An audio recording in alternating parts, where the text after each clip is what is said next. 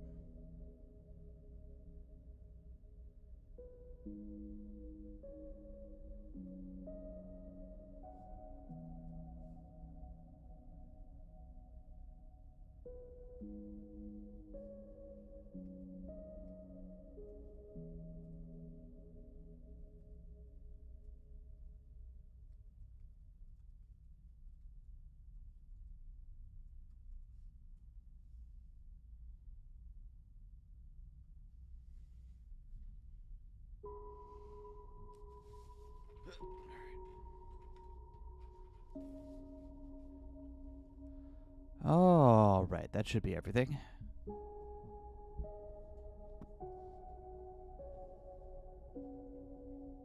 What's up, Viv? I love you too, Vivian. You want to say anything to the people about Citizen Sleepy? If you awake, you are fake. True! True!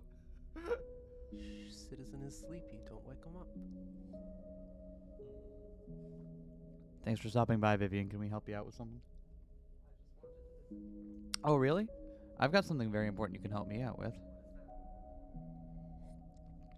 Want to get your streamer wife another cup of coffee? You still have a quarter of a cup. I have, like... That you've been trying to power through in time for me to make you another cup. I know! It's because I forgot it was there, but I need it. And I'm like, why am I still sleepy? It's because the sleepy juice is still in the mug, you silly bean. Wait, if it was sleepy juice, would that make me more sleepy? The unsleepy juice. You know what I mean. It's all nap time here.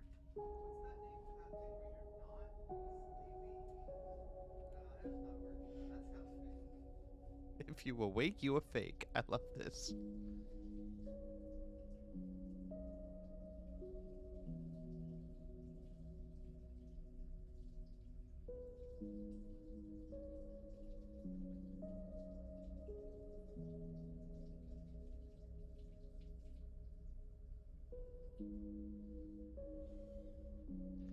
Anyway, can't wait to almost die by space capitalism again. I honestly can't believe we survived through that. It was a little rough going there for a few moments, but hey, we're here.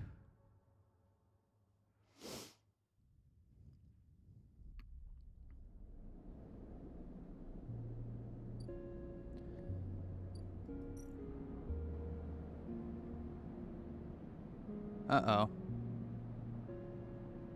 Out of office, huh? And it's got a red lock on it? I don't know what to make of that, though.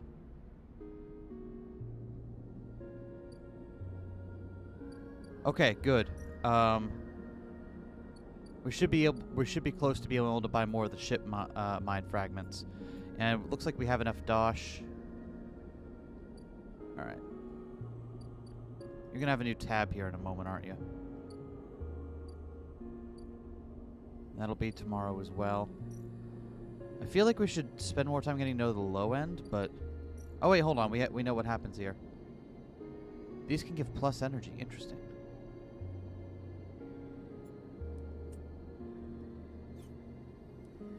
I do want to see what there is in here. But we also kind of need the money, so... I don't know. Let's wait until after we have the ship mine fragments, which are the big things on the to buy list, and then we'll. In the meantime, let's just keep making dosh.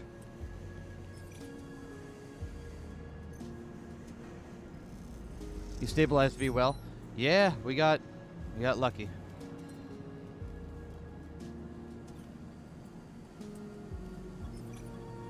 Give me that cryo.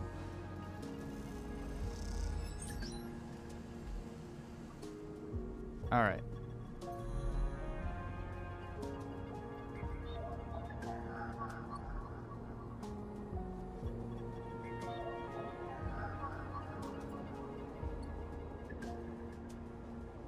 Guess we could hack this. Spend these rolls hacking still. I guess that's what we'd have to do, right? I don't want to, like, use these on.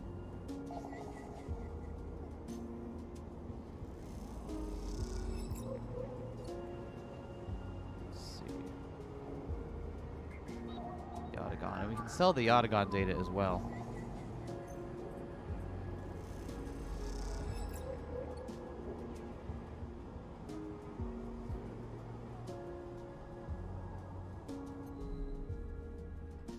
Okay, let's get some food. Yo, Henri. Wonderful escapist fantasy. Always wanted to not have rights.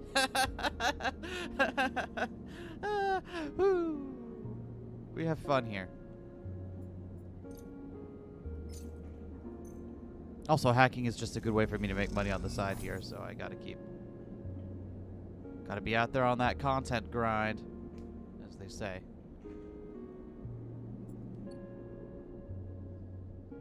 Nap time.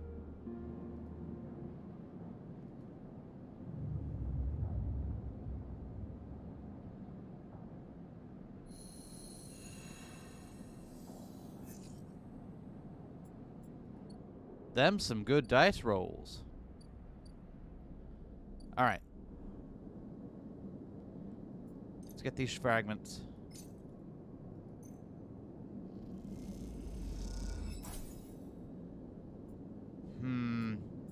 How long do we have here? We have a couple days because we're gonna want to spend this on. Oh, Ethan's still here. Okay, maybe we should see what Ethan wants before I spend this money on drugs. What do you want, Ethan?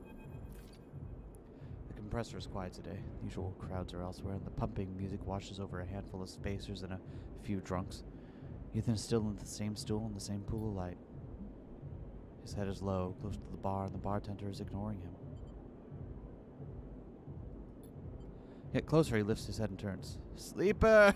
Time to be up again, is it? Come here, take the chits. No more, Ethan. Ethan doesn't even look at you. He props his elbows up on the bar and holds his head. Sleeper, it's been a long cycle. Enough. Ethan lets out a long sigh. He rapidly rubs his eyes with his palms. You're right, he says quietly. This isn't fun anymore. He reaches towards his holster. His elbow slips and the gun tumbles out. Clatters on the bar and falls to the floor, bouncing onto the ground between you. Both of you and the bartender look at the gun, stare at it. Butterfingers, says Ethan and puts out a hand, beckoning for you to give him the gun back. If you would. Ah, no option to just keep the gun?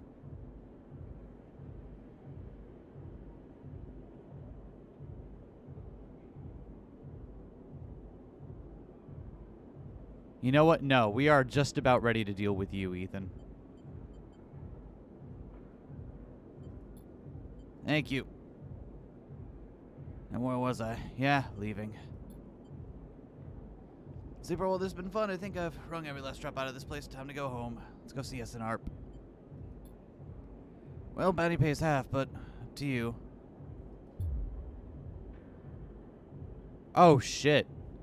By now, all the attention in the bar is on you and Ethan, who looks at his gun with a bemused expression.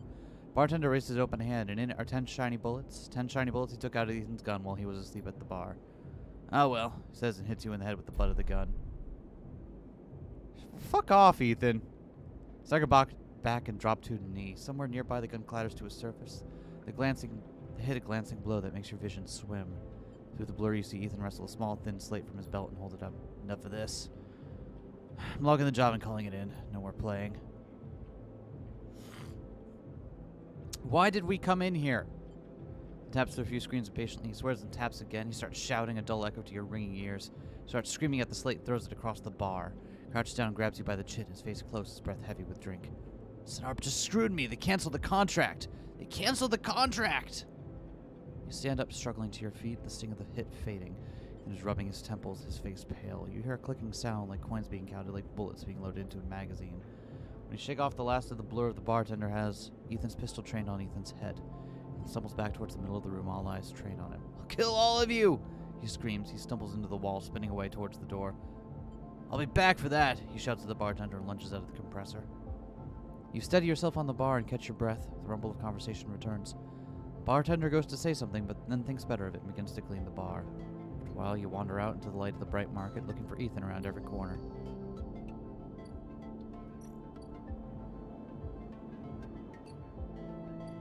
Interesting. Okay.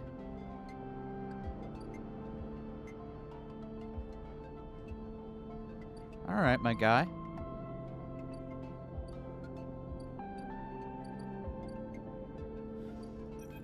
What do you got, Sabine?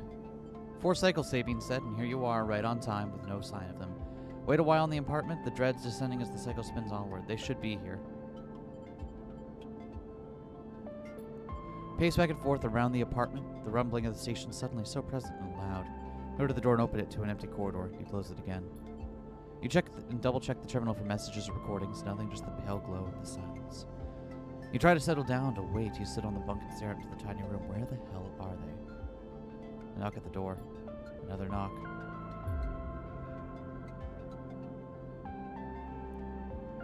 A figure stands on the door, and immediately you know it's not Sabine. They are taller, sharper, and something in their face glints in the half-light. A dark shape like a stubby baton hangs loosely from her hand. My local sleeper, good to finally meet you. What, may I ask, are you doing here? She fixed you with a steady, unwavering stare. It's be much more pleasant if we remain friendly, don't you think? We set them up here, you know. This place is one of ours. People always seem to forget who put them where they are. Suppose you're here to help? Where are they? Let me be able to help with that. We have a problem, you and I. Seems our friend has disappeared, left without even saying goodbye, which means they are in a little trouble now. But it's the kind of trouble that you need help for, so I thought I'd come down here and take a look at their hidey hole. And here you are. The help. And what help? A sleeper, no less, which I have to admit is a little surprising. It suggests to me that our friend hasn't been very honest with you either. Sorry to report that before we set them up here, Sabine was working for your owners, SNRP. Oh, fuck. I'm sure that's resolved. Oh, yeah. You blink hard at the news, unsure how to take it. Rabia looks away, waiting for a response. Prove it. Happily. She crosses into the next room and you follow silently. She sits at the terminal and touches her baton on one of the discrete access ports. A spark, then the terminal screen skips encrypted folders emptying themselves before your eyes. In the flicker of files, you see SNRP letterheads and code forms, reports laden with medical data marked with the corporate logo like a sigil of some cult. Rabia steps away from the terminal. Look all you want. Some of your files may even be there. The volume of documents is overwhelming, but they seem to be mostly reports on early emulation tests. Surveys with sleeper candidates, reams and reams of usage data. If Sabine was an SNRP employee, why did they help you? Rabia reaches over and places a vial of stabilizer on the desk, breaking your concentration. It shimmers in the screenlight, its vicious, clear liquid crystalline within the glass. We will, of course, keep up the supply. We are more than able to dispense important medicines even without the doctor. You hold it between your fingers, and for a tiny moment you have the urge to crush this object for the power it has over you. I'll ask Toshiro to make those a little cheaper for you. He'll be running the surgery now. Rabia closes up the briefcase lab and holds it at her side. We have to retrieve our assets, of course, but I'm sure you understand. There's no reason for us to be enemies, Sleeper. Come see me. I keep an office nearby. We have good work to do, you and I. Meet me there in a few cycles. She slips out silently into the corridor. You look around the apartment and feel the fear drain out of your body to reveal the tiredness beneath. Well, hey, they gave me one on the house, so that's nice at least. We got an upgrade point. I'll take it.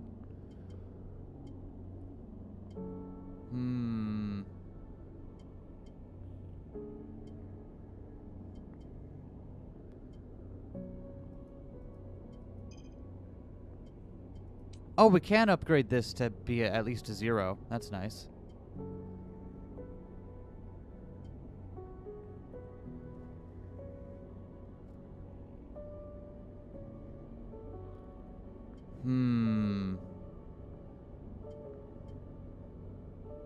Ooh, re-roll all your dice once per cycle. I like that.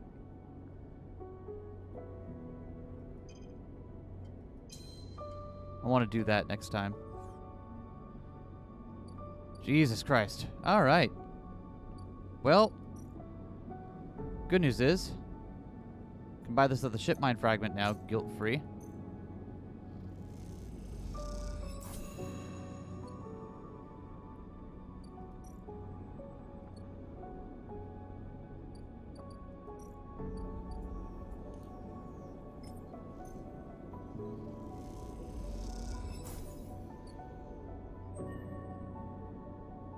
We just got an achievement that says Mindcraft. Love that. Love that. All right. All right, Neovend. I helped you out. You helped me out.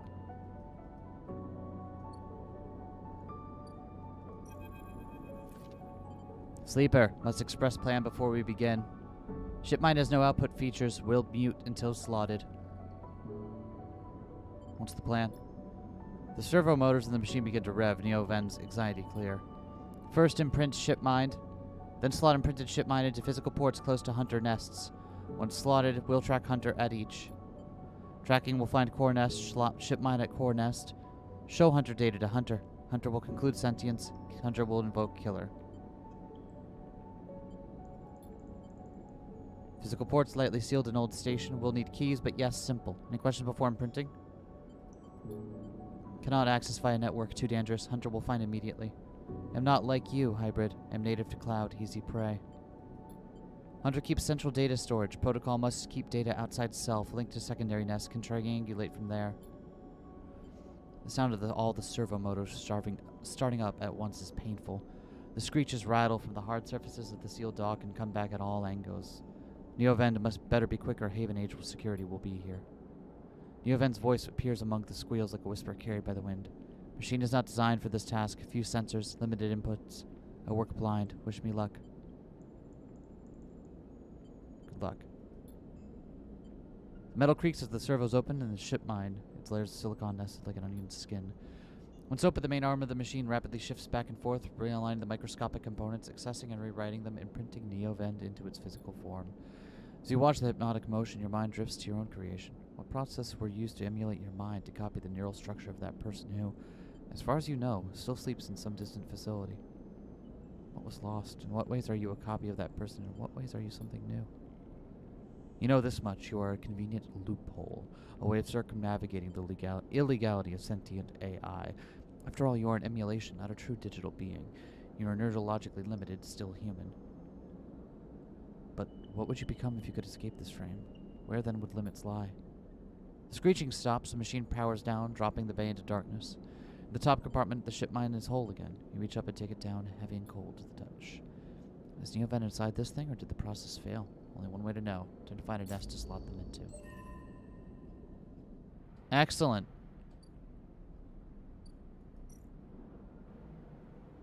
Oh, good. Finally, we have a use for all these keys we've been collecting.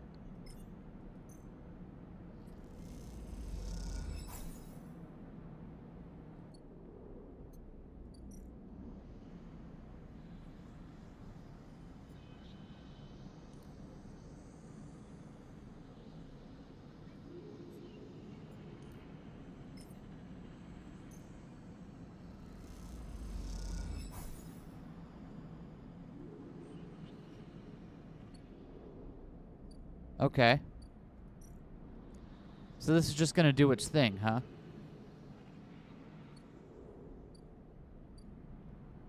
Okay, well. Here's another one. Look at this. We already have all the keys we need. I am so smart. I am ahead of the game.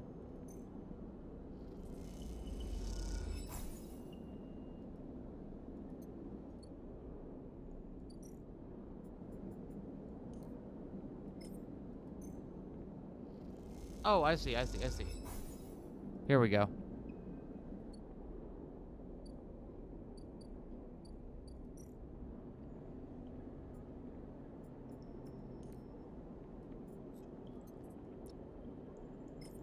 All my hacking is starting to pay off.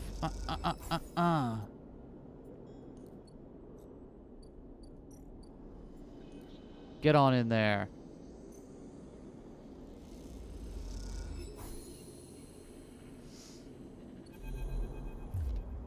As you leave the nest, something flips. You find yourself inverted, floating, dragged by one arm through the cloud. The threads shift and realign as if they are leading you somewhere. You look down, expecting to see the heavy cylinder of the ship mine in your hand, but in its place is an orrery, a sphere so bright it burns your eyes. Surrounded by rings and orbits, other spheres tracing silken lines through space. And as you look closer, you still pick out 1,000 sigils of 1,000 stations and ships flowing like smoke, like dust. You look up and see a corridor, a canyon, a street in the low end. On either side, buildings flicker with markers of activity, sigils showing network access, data transfer, download, upload. Between them dance ghosts, protocols carrying or mirroring or shadowing data, sometimes silent, sometimes chaotic. This place moves unlike any digital space you ever imagined. Something strange is happening here. And then you see it below the stacked rooms, the units and apartments, the wires and the pipes and the buzzing systems that run through it all. In the warrens beneath the low end is the hunter's core nest. That is where you must go.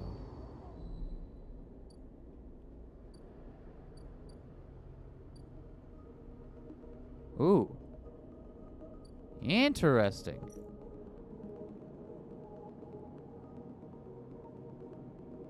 Ah ha ha ha ha ha ha.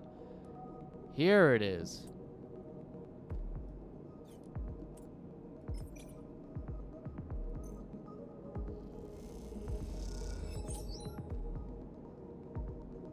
Yeet.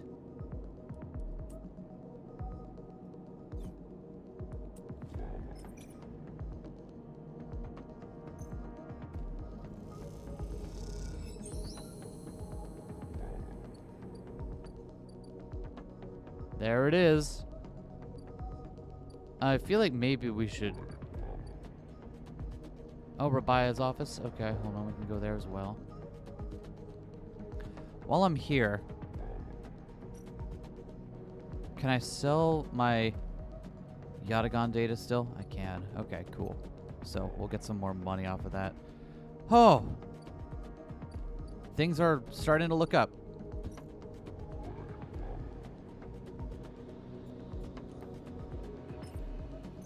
Alright, let's do this, my friend. Nothing has changed. Has something gone wrong? Sleeper, I am here.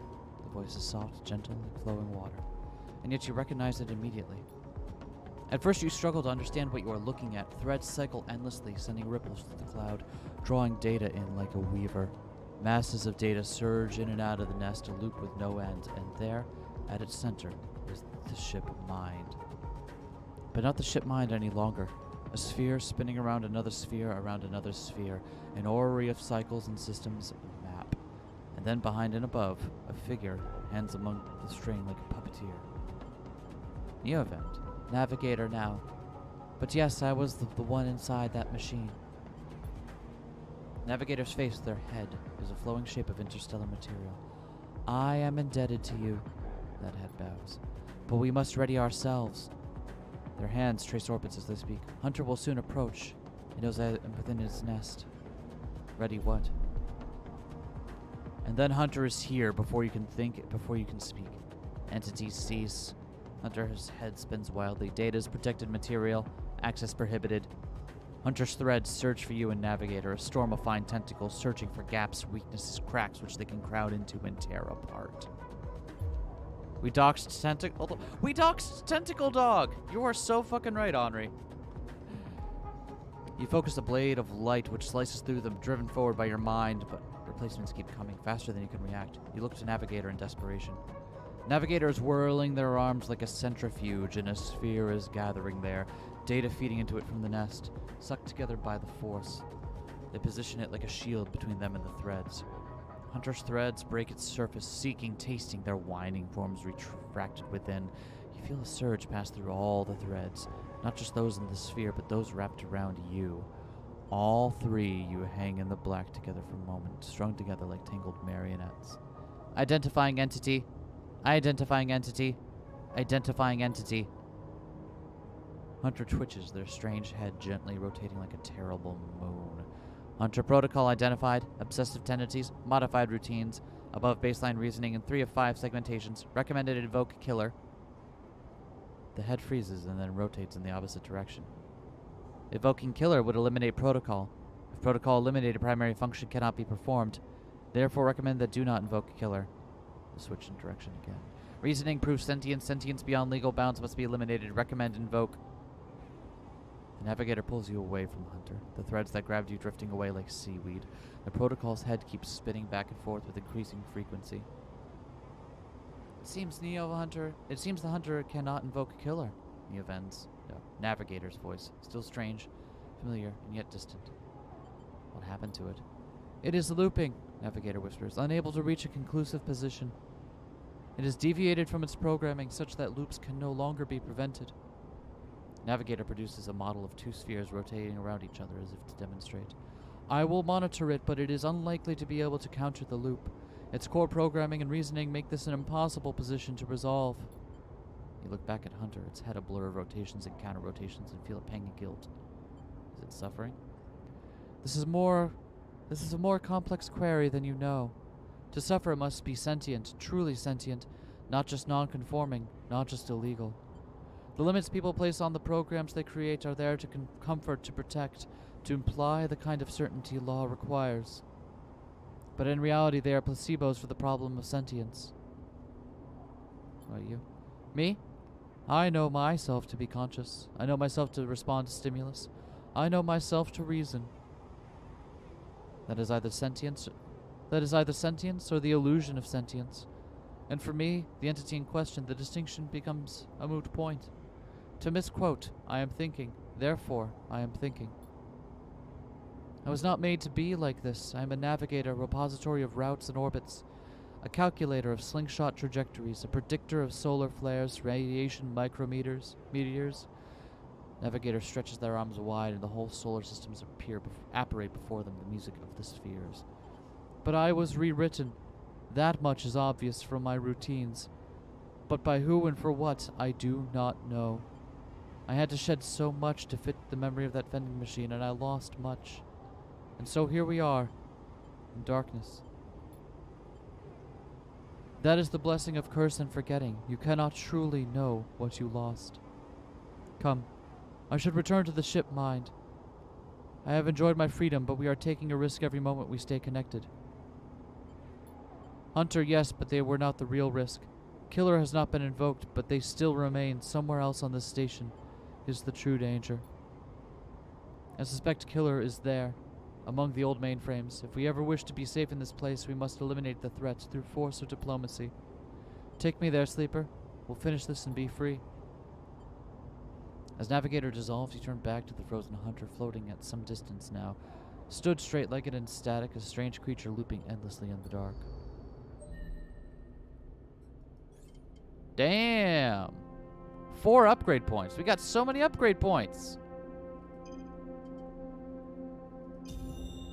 Yeah, we'll do that. Since we seem to be doing this so much, yeah. Double data rewards means more dosh coming in. Hell yeah. I'm so glad we had everything to go for that already. That was great.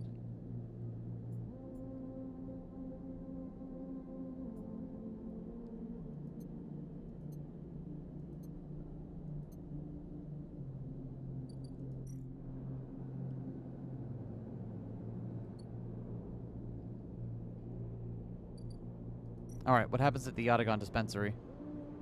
Oh, it's a little bit cheaper now. That's nice. Speaking of which, we should take stabilizer so we don't go below 3 dice. That would be awful. First we dox them, then we mind break them. Savage. Okay. We have an appointment with Rabaya in a few days. Makes sense. In the meantime, let's make some extra dosh.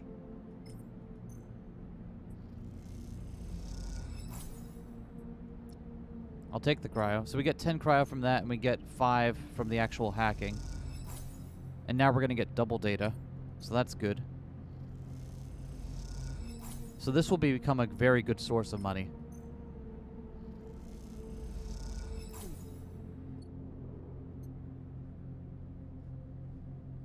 Look at that. Already enough to pay for another stabilizer. That's exactly what we needed. And we can't haggle. Can't haggle.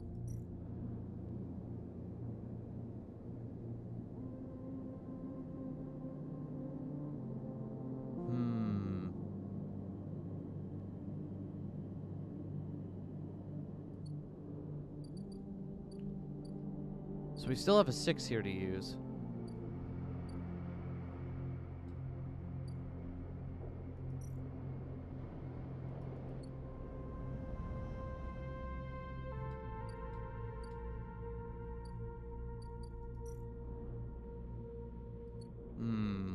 Okay, so we can't gather scrap out there. The commune.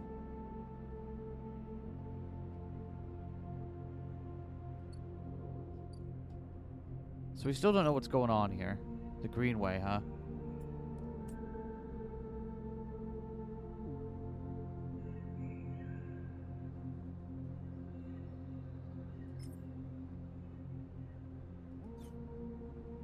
Oh, we have a chance to get +3 going green over here.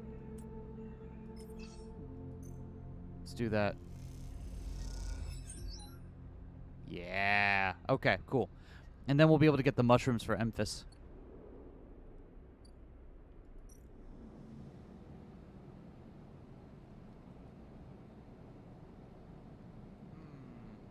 Oh, we can steal the harvest, huh? Oh, interesting.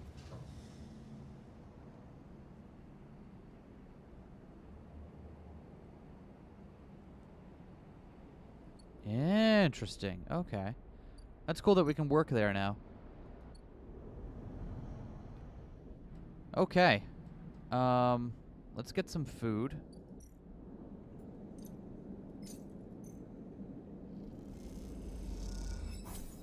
Excellent.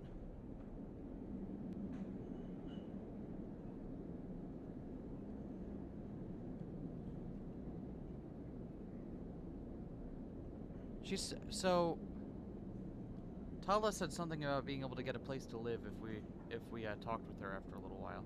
Maybe we should try picking up bar shifts. Yeah, it looks like we make money doing that still. Okay. Let's stabilize ourselves.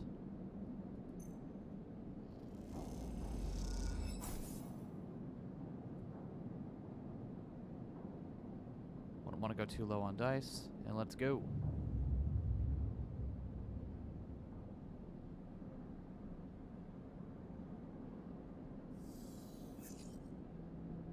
Some decent dice. Nothing to complain about here.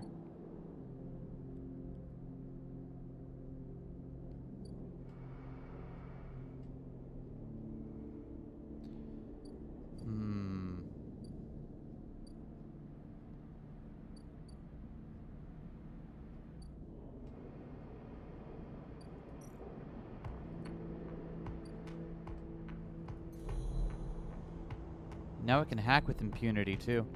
That's nice.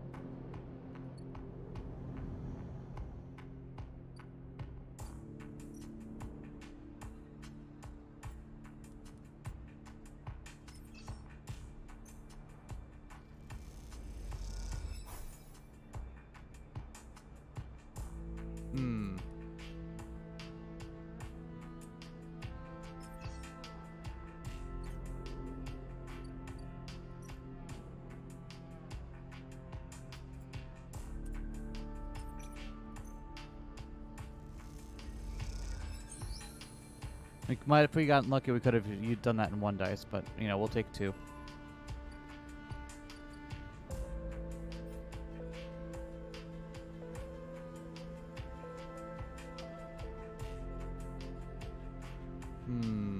Grow mushrooms, huh?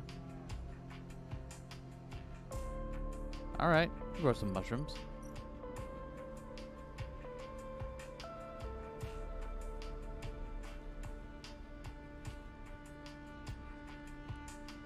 Collect spores.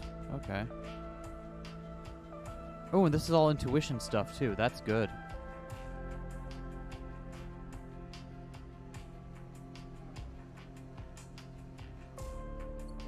Okay, but that's just gonna help us.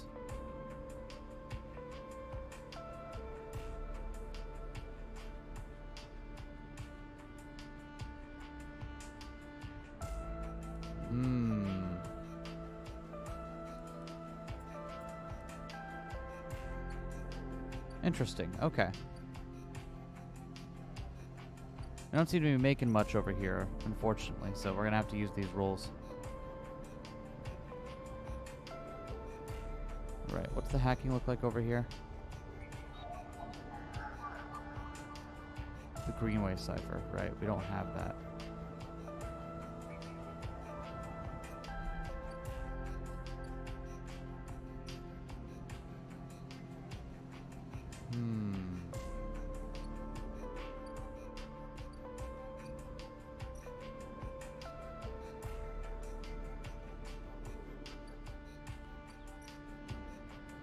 Make some money here.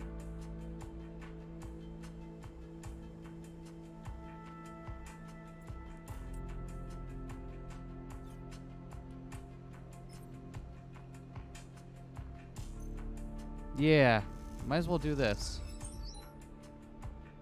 Okay, well that's just volunteering. Okay, so we're not getting anything.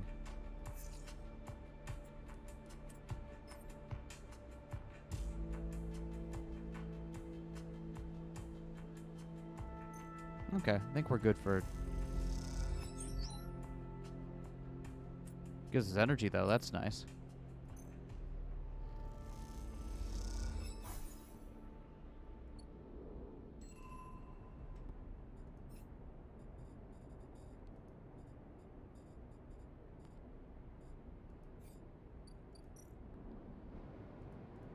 All right.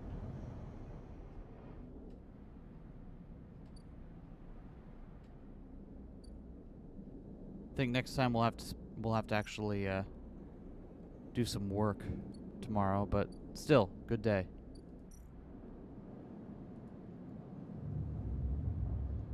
We're learning.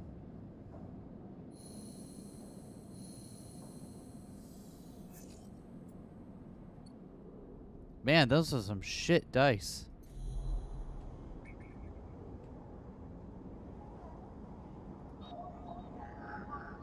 It's a Haven Age agent.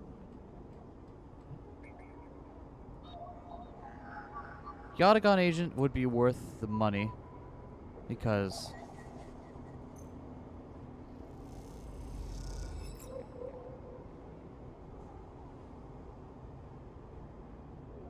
we got 2 Yatagon data and we got a little bit of cryo just for doing that, so that makes us a decent amount.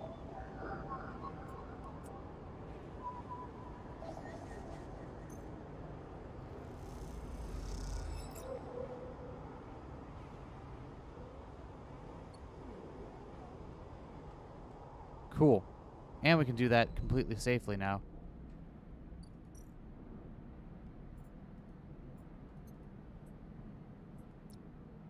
So let's see, how much did we make for those 2 dice? 40 cryo. Because we got double the data out of it. That is a good use of dice. That is a good use of dice right there.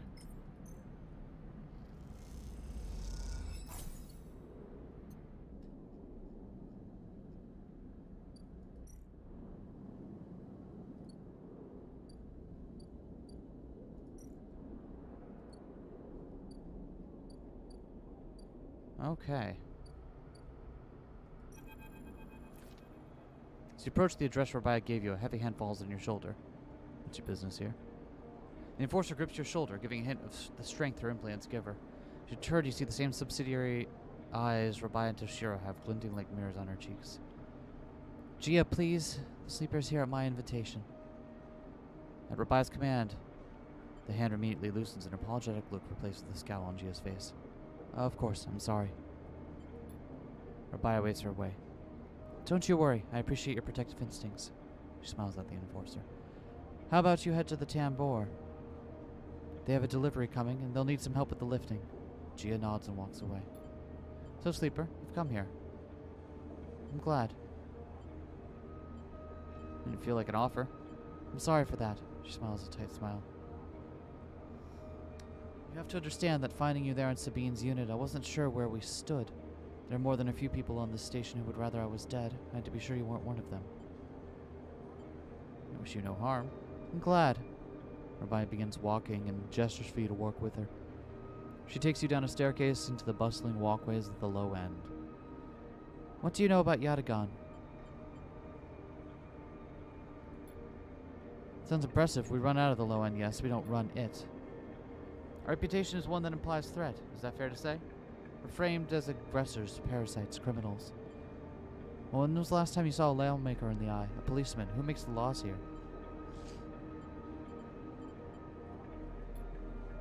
Indeed, you understand the history then. That is good, but Erlin is long dead, Sleeper. You're wrong about that. And his rules were little more than Optimist's manifesto. The Eye has changed so much since then. If you had spent your time in Low End, maybe your opinion of us would be different. This is our place and our people. The Low End was empty in Erlin's time. They didn't need to house thousands, and keeping the yards and the rotunda safe was work enough. No, the Low End was reclaimed later when the refugees started arriving. The collapse didn't just happen here on this station. When Solheim collapsed, the entire system felt it. Colonies were abandoned. The moons of Ember and Cinder suddenly gained independence overnight. Some took advantage, some tried to hold it together, and some fled. The Eye became a refuge, and Erlin, to his credit, extended an open hand to everyone. But many within his organization disagreed, and those new arrivals weren't as simple to corral as they'd hoped.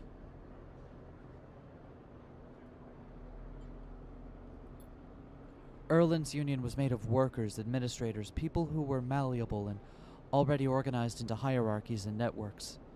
The refugees came from different factions and families, were scared, injured, desperate. Conflict was inevitable. Yatagan is a child of that conflict. A child born out of need for us to stand up and claim our future, to provide security and strength. People call us a gang, but we are a community. I take my position as lieutenant seriously, and from my birth I have worked to earn it. Rabbi catches herself before she raises her voice any further, and you both walk in silence for a while among the smells and textures of the Low End. You start to wonder if this place could be a home for you, too. So then where's Sabine? Told you, Sleeper, they have gone, and we do not know where. I understand Sabine must have told you about their debt to us, but that was an agreement entered into willingly, and that benefited them greatly. I will be honest with you, Sleeper. I was never comfortable with having Sabine as part of Yatagan. An ex-corporate employee? It goes against our nature. But their deal was with Yannick. I kept my distance, made sure Sabine had their surgery, and kept it supplied, and that was all. But I cannot allow people to go back on... had their surgery has a completely different meaning. Like, I know they mean, like, the surgery, her building. That's what they're referring to, but still. But I cannot allow people to go back on the promises they have made to us. Yatagan has not lasted this long because it is a charity. We will offer and ask for support. Any betrayal will be treated as an attack. So who's Yannick? Yannick is one of the heads of Yatagan. They guide us. He is the newest to be elected. He is an elder. Please. I do not want to hear their accusations. They only wanted to escape their debt. They would have said anything, but where are they now to stand their claims? As will we. You realize Rabbi has led you in a loop, and together you both come back up a staircase to the walkway where you met. You are free to go, Sleeper. I have said what I wish to say. I would protect this place with my life, as it has protected me. I want to make that clear. However, if you too wish to come under its protection, I can help you. Return here if you wish, and there will be tasks for you to complete. You'll be able to see Yatagon, the low end, with your own eyes and not others frame us. As for Sabine, I will not ask you to betray them, but if they contact you again, consider their motivations carefully. With that, Rabia leaves, slipping back into her office, while you stare out at the countless units, each a home, each with a story that make up the low end.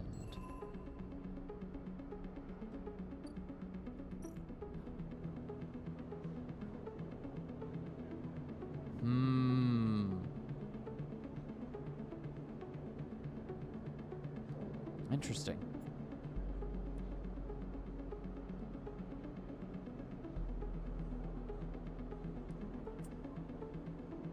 So we won't get any dosh for doing this, but we made a fair amount of dosh from selling information on them to Haven H. Try not to think about it. And we got energy from doing this too.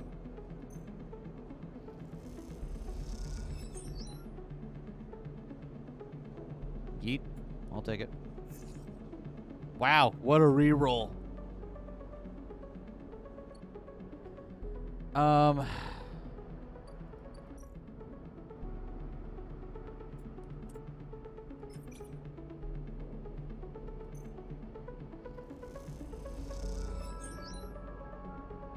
Yeah, I feel like we should be making progress here on this spoke as well.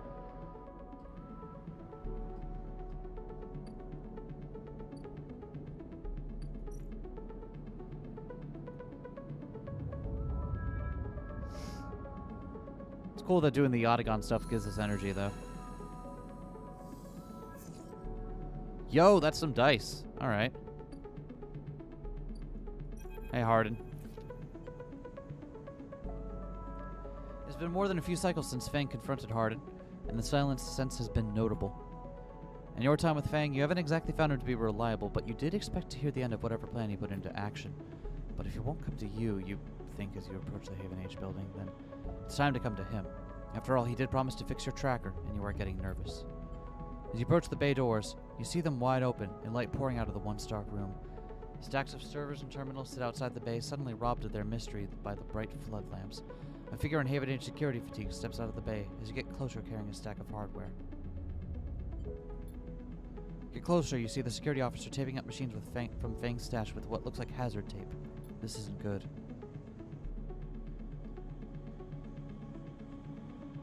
Oh, you again.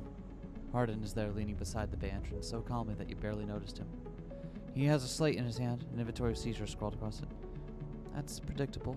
Further evidence of Fang's collusions. See another security officer come out of the bay and take notice of you. Hardin?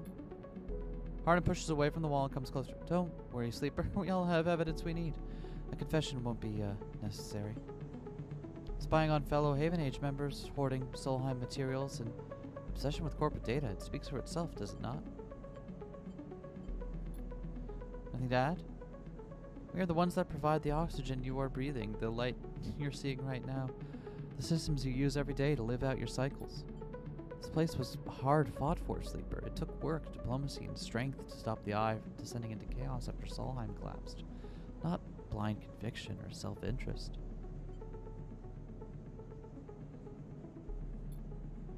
I know all about the background of our mutual friend, Sleeper. Don't you worry about that. His parents would be sickened by the damage he is trying to do to the institution they helped found.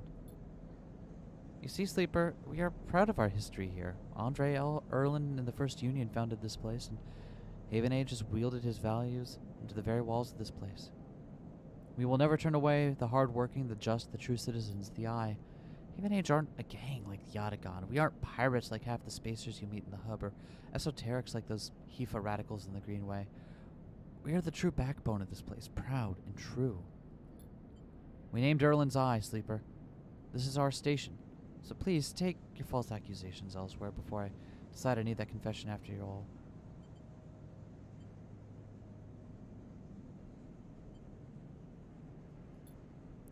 If you have any pride, you'll give up Fang the moment he contacts you. You know where to find me. With that, Hardin turns his back and walks back towards the security officers, ordering them to continue the clear out. As they do, something catches your eye among one of the server stacks, a crumpled hand-printed box of synthetic chewing gum, a penguin character grinning from the brightly colored card.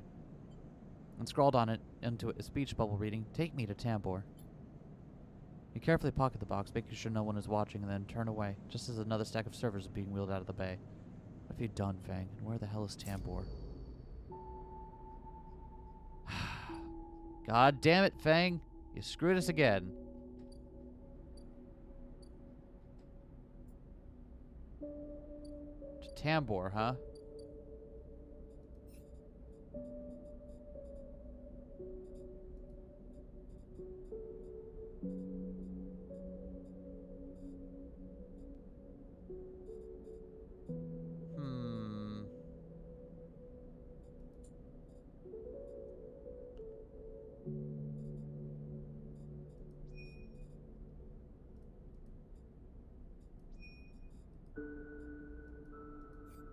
Okay.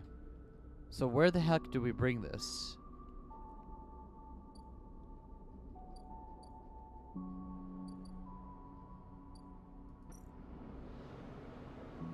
Spoke Transit Center, huh? Oh, we can steal shipment. It's one diverted package. You have no idea what you're stealing, but that's part of the fun, right?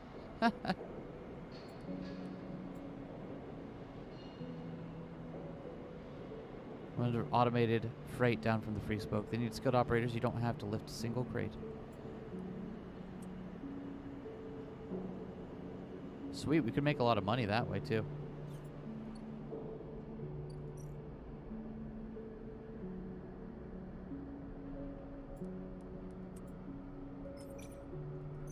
Got some good dice to use on this one, so let's do that now.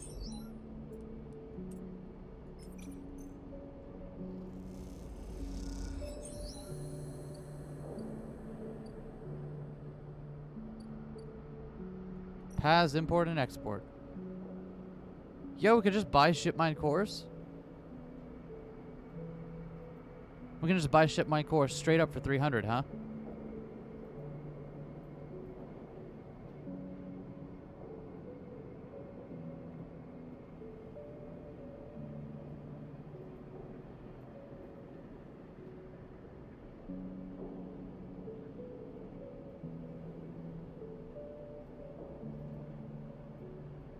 Oh, and we can sell our mushrooms this way, too.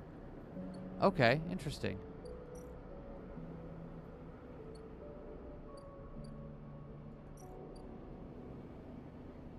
We can go to the central hub, huh?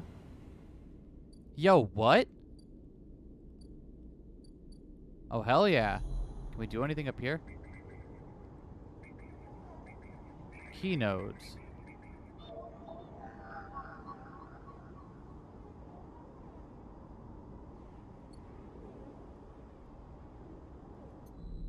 There's someone else up here, though. The hub. Ooh, the manifest will help you get your head around this place. Okay.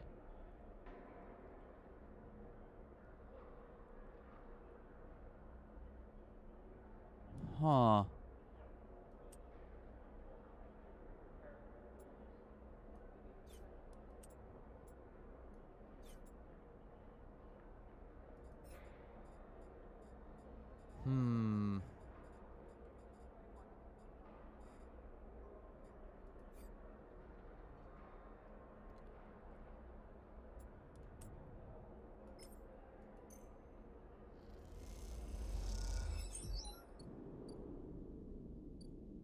The Gimbal Lounge. The mainframe.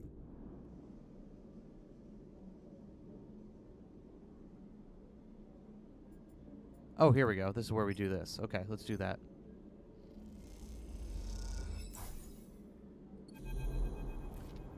You slip into the cloud as easy as blinking.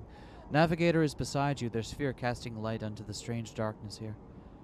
This is not how a mainframe should look. A center, a point of connection. The object in front of you is severed, cut off, a rootless, branchless tree, only the trunk remains. It's dead. Quiet, Navigator hisses, and then you see it, like a blade in the dark, an edge slicing through the void. It glides along in a distance and wings out. Then it appears again elsewhere, gliding more, searching. For us. The moment you make a sound, the edge leaps closer. You see it now, it is not an edge, but a bridge of a long, sharp head like a shark. It glides past closer now, and you see into the voids where its eyes would be, where it should be. You and the Navigator exchange looks, both thinking the same thing. It is blind. Killer then crosses between you two, smooth as a razor, then disappears. It flickers back in, further away now, and you move close to Navigator to talk. You saw it too, then. Killer has been blinded. Unclear. This protocol has been running for decades, well past its operational limit. This may give us an advantage over the protocol. You flinch as the silent killer appears closer and glides past you, its empty sockets open wide. Turn to Navigator, notice something strange. Their aura spheres is collapsing. The orbits, usually round and even, are decaying. The spheres are following spiral paths, condensing on a central point. Navigator is noticing it too. They go to shift their position to better direct the spheres, but they cannot. Whatever is drawing the aura together is holding them in place. They look at you, suddenly desperate, frantic. You go to speak, but Killer appears between the two of you, gliding through the gap. Navigator freezes as you see them framed in the empty socket. You realize now if Navigator cannot move, then it is only a matter of time before one of the killer's sweeps brings them directly through the Navigator. And time is not a problem for a protocol that has been running for decades. You look desperately around for a solution, for a way to extract the Navigator from the mainframe. And then you see it. 3 branches, the last 3 thin and spindly, feeding the mainframe a thin diet of power and data.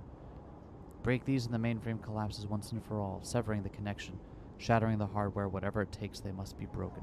But they are encased in something, a glassy layer of protection. You'll need to unlock access before snapping them back from the mainframe for good. Look at Navigator, trying to reassure them without speaking. Then you blink back to reality. Their expression of fear and after image that slowly fades. You must act quickly. Okay. So we need more encrypted keys. Got it.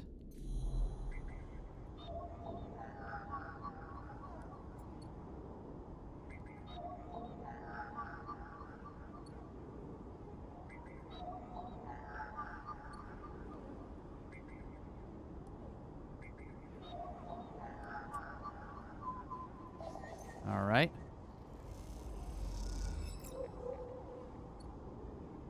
There's one. Big money, no whammy. Big money.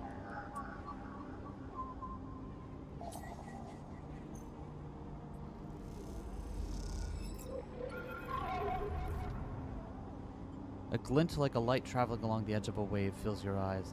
Then the blade follows, a long head with 2 dead sockets slipping towards you in silence. You freeze, hoping it'll pass you by, hoping that it will not simply slice through you like air. The blade head nears, slices past you, almost. It nicks you, grazes you. You're desperate to cry out, to call out, but you hold your silence, simply watch the blind eyes of the killer glide past, empty of all thought. And then the blade winks into the dark and you are alone again. Now you cry out. All right.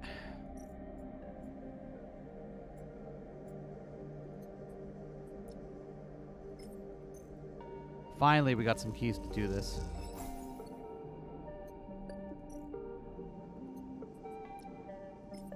Okay, so we're gonna have to come back tomorrow with to get our last key in there.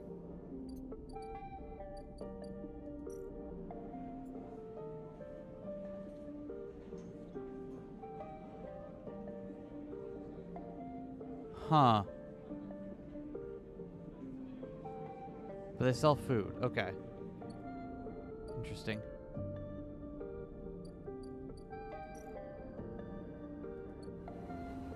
Okay. So we'll have to come back tomorrow for the rest of that.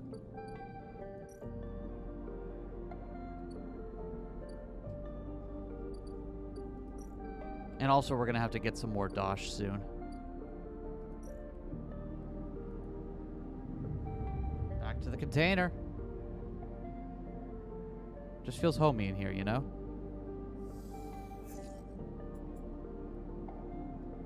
There's a 6. A couple of 3s. Okay, the 3s we can use. Anything new happening around here?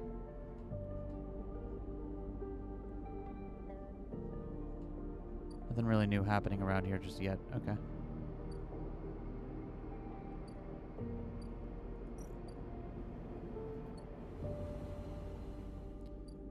So, that 3. Here we go. Yeah.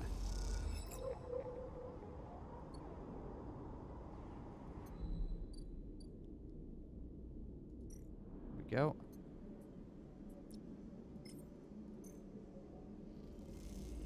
Like butter.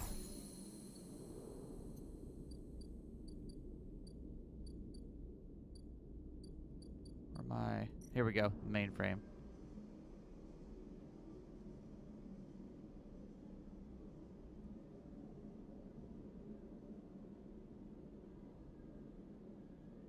Interesting.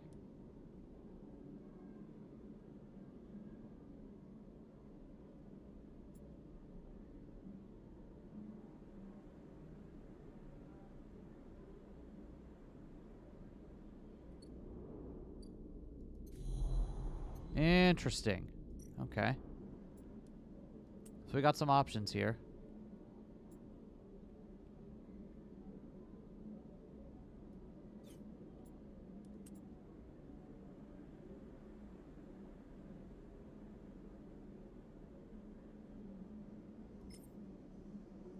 Why would we want to isolate it without being sure? A loop of connection would lock it into a closed system.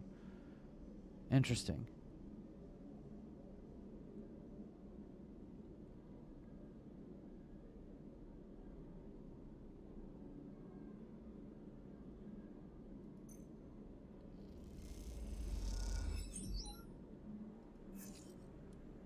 Ha!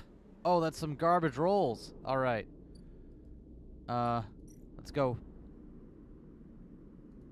hack some things we can at least make some money today.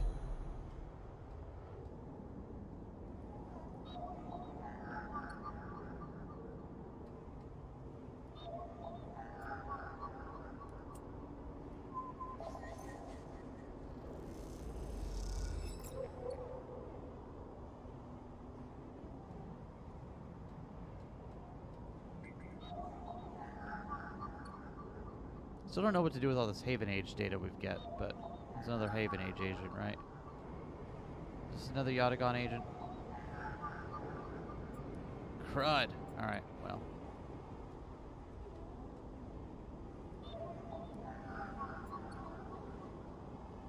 We could try to use this roll on...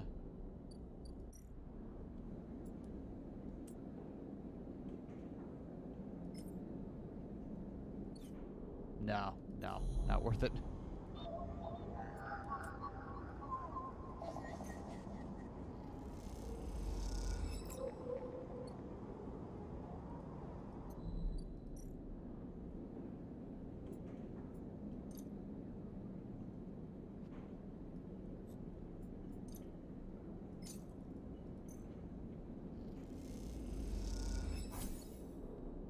All right, let's...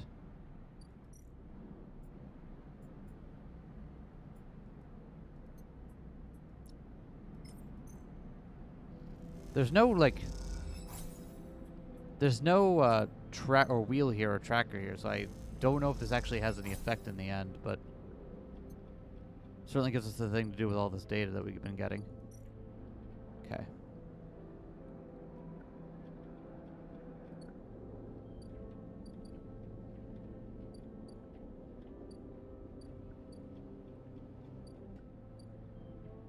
Alright, let's take a nap. Nap time! Woo!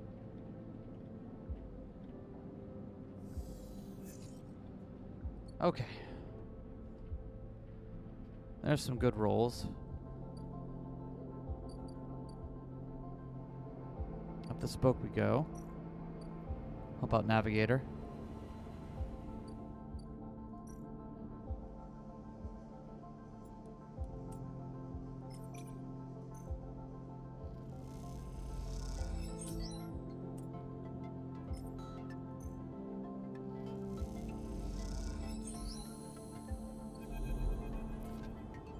As you blink into the cloud, you see the last flickers of life from the mainframe.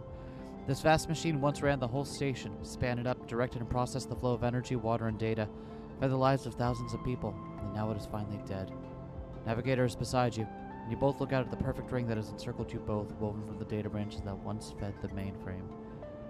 You see a glint along its edge, and that familiar blade-like head rises to the surface, like the cresting fin of a shark, and then slips into the loop again. All that you can see of Killer's body after that is the tightening of the loop, and that thickening begins to travel around on a long and slow sojourn that will last forever. I am surprised at you, says Navigator, drifting faintly around you in a lazy orbit as they shake off their imprisonment. killer had been wandering blind for so long, did you not think to end them forever? I don't want to kill another being. Is the killer a being or a system? The question remains. This place was their domain and prison, and they had followed their directives for the many decades they roamed here. They cut the threads of the mainframe, executed its administrators' AIs, and then kept slicing. At some point they cut away their own ability to see, to sense, to taste, to speak, and yet they kept cutting, until only those 3 threads remained for millions that once thrummed here. Only their blindness and chance kept them from making those final 3 fatal cuts. There is a ceaseless violence in the kind of system that creates beings like this, those that will execute commands endlessly, even to their own destruction.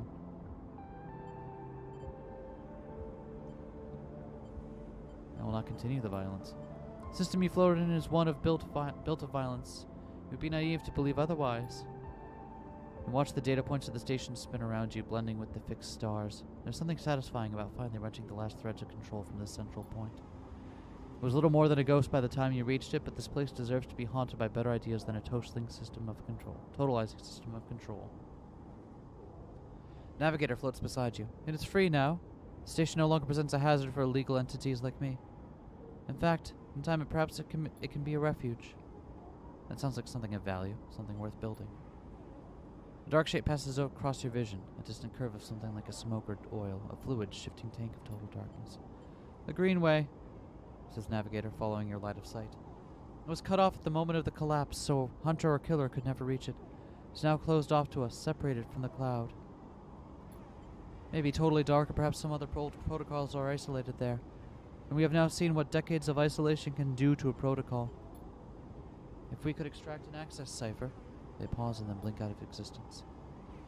You freeze, shocked, but a moment later they reappear with a glowing polygon of data. Here, the cipher you need. You take it, still shocked. I'm not used to being free, to being able to move and explore and extract without fear, without limits. This will take some getting used to. Thank you for this gift. The entities of the station will always be friends to you, Sleeper. It is true that mutual need is required for friendship, but I must admit I had not considered the value of offering assistance without personal gain. I will think on that. Navigator loops around you rapidly, suddenly eager to test their newfound freedom. But first I will explore. Perhaps there are still intelligences that hid themselves as if I did, encased in simple systems, cut off. I should like to free them. And with that they drift away, flickering, glowing, and then shifting so rapidly you lose sight of them among the glittering rim of the eye.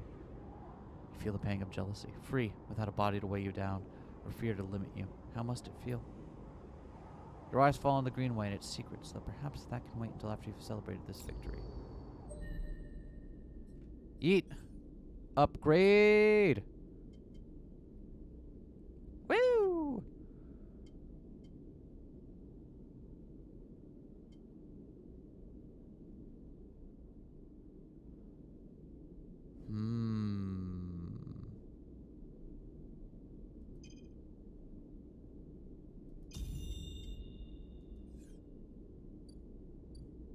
Let's go check that out.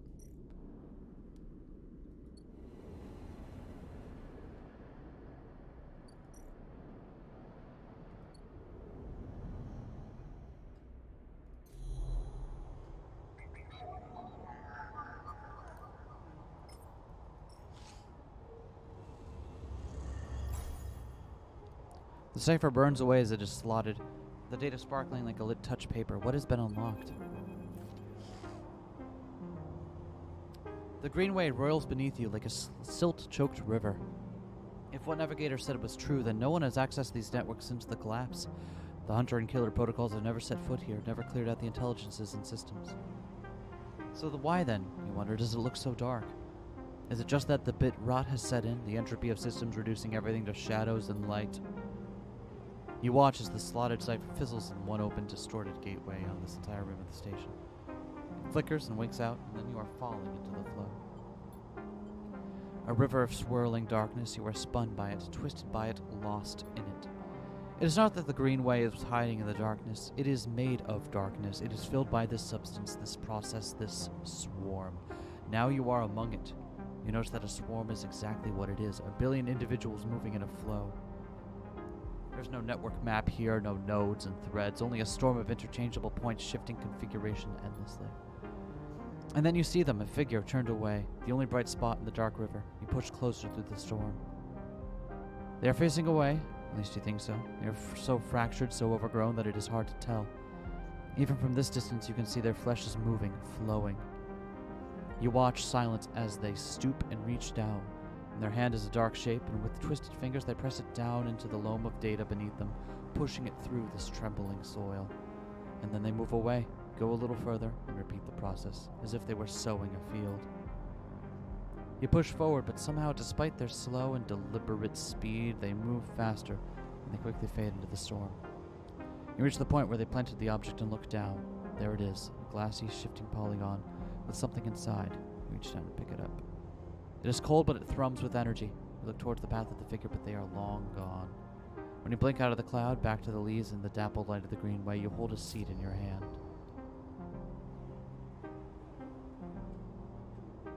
We got a seed, huh? Somewhere to plant it.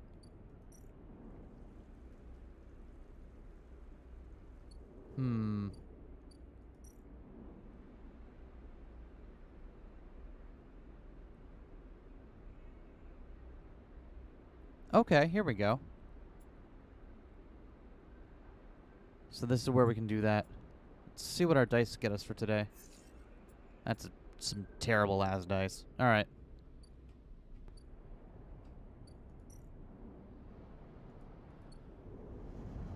Well, we've got a 1 in here. Can we hack a Yatagon agent? There's some money. So I don't know what to do with all this Haven Age data, but...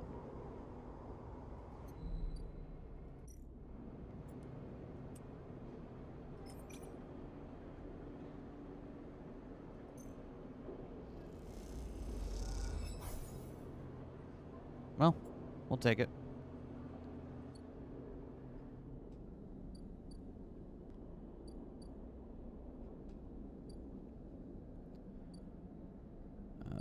Speaking of which, as long as the left hand doesn't know what the right is doing, right?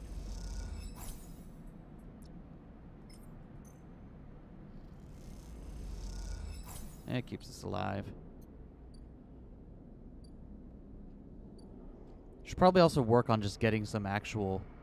We've done a lot of questing and stuff, but we still need to be able to save up some money, like just buy the raw shipmined core here for 300 cryo, which I feel is worth attending to.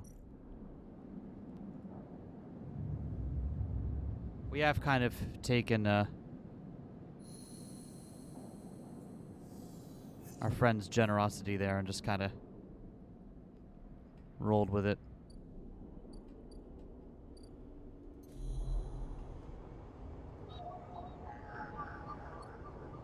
Oh, only 1s and 3s, huh? That's fine. Oh, hold on. That's a Haven Age agent. Okay, that's why.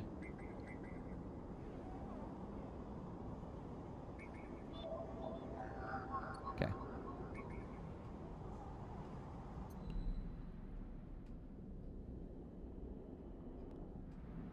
How much should we get for working over here?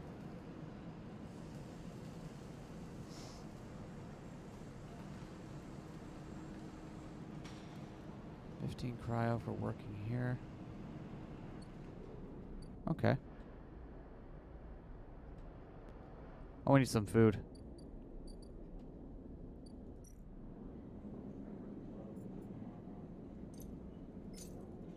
Food we've got. You get money by working here too. And this seems to also lead out to okay, give me something better than that. God, these rolls. Alright. Tambor. We still don't know who Tambor is. Ankita. Yeah, so we gotta keep making money for Ankita here. I feel like we owe it to her to buy that ship mind, whether it's in pieces or otherwise. Regardless, I think our best money-making thing right now is to sell money on yachts to cell data on Yatagan. So we're gonna do that.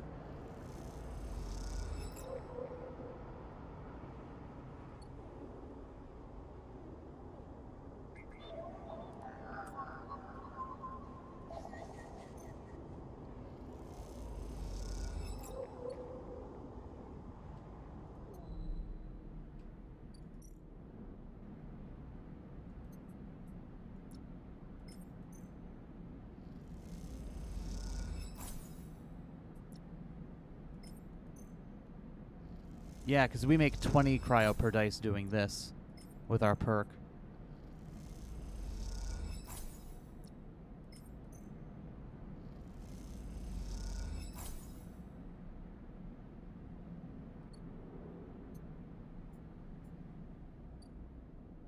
What can we do with this too?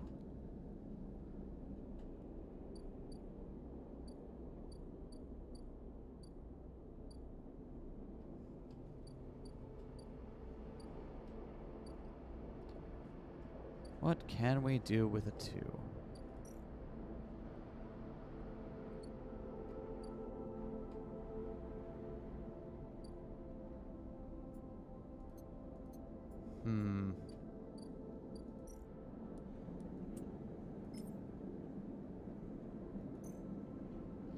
Take a risk. Whatever, we'll take it.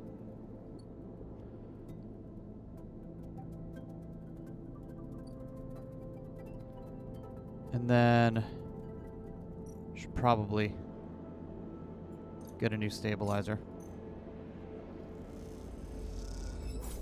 There we go.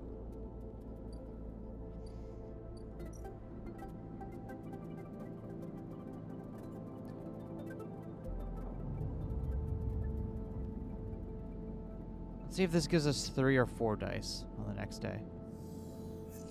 Only gives us 3. Got it.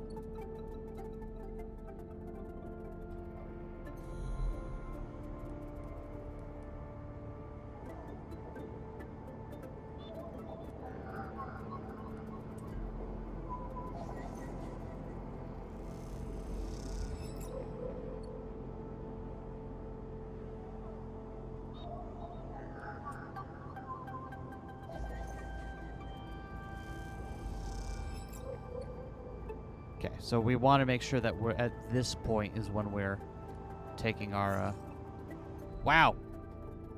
Some fucking dice, huh?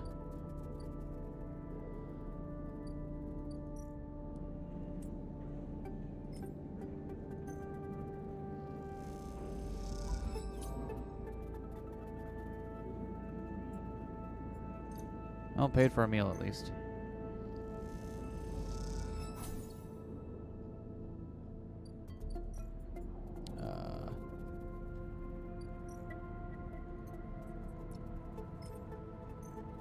Still, making bank off of the low dice rolls here.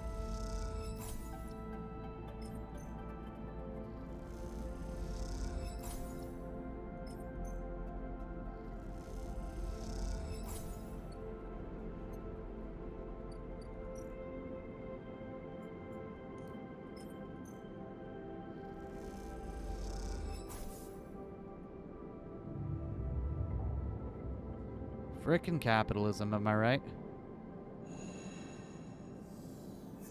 What sucks most is that this exact kind of framing of it as that, like...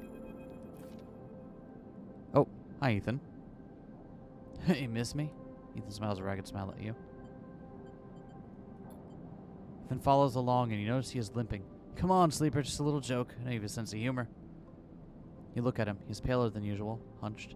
He's sporting a black eye and more than a few cycles of beard growth. That's no way to greet an old friend. Well, colleague? It's big, really big stuff about you. He seems more jittery than usual, on edge. Bro, SNR canceled the contract on you? Contract I was going to collect? I remember. You were pretty happy about that shit, overjoyed. Me? I lost everything, but let's not worry about that.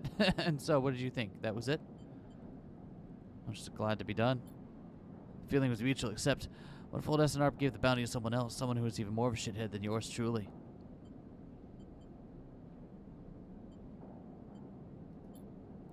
It's a question, isn't it? I've been speaking to some friends, you see, some colleagues about what went down. Turns out SNR canceled all their bounty contracts, the whole lot. Seems they bought someone in-house. Some guy who did such a good job on their last contract that they got offered a job. Apparently he made a hit on the ship called the Winter Wonderland or something. Ooh. Was that our ship? Smuggling sleepers out from under SNR's big corporate nose. Killed the crew and blew the ship. Called him Hemwick or Maywick or something. I forget. Why are you telling me this? Your friend and friends help each other out. And new information I brought to light. Seems like you were in need of protection. I, meanwhile, am in need of assistance in kind. Turns out I outstepped some people at the compressor last time we were there. They say they'll space me unless I work off the debt. Seems they're that kind of businessman. I'd pay them, but, then work it off. Should be glad that I came here and told you this. You think anyone's looking out for you? You are a contract to name on a list. I'm sorry for being a shit and trying to kill you and whacking that thick skull of yours. Think I want to go up against this guy, but us, we don't have a choice. Keep me from getting killed and I'll do the same for you. Help each other. Straight 50-50 deal. Just think about Maywick. Think about that cold-eyed SNR shit on his way here from the core systems. Just give you the motivation you need. Can't wait to be working with you.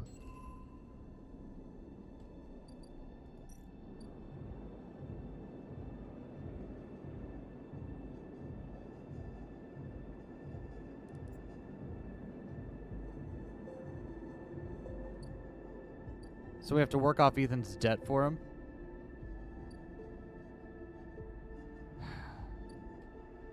Yeah, sure, buddy.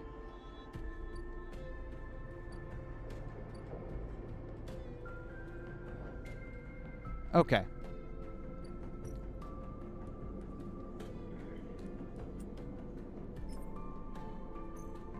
We can get some money working the bar here.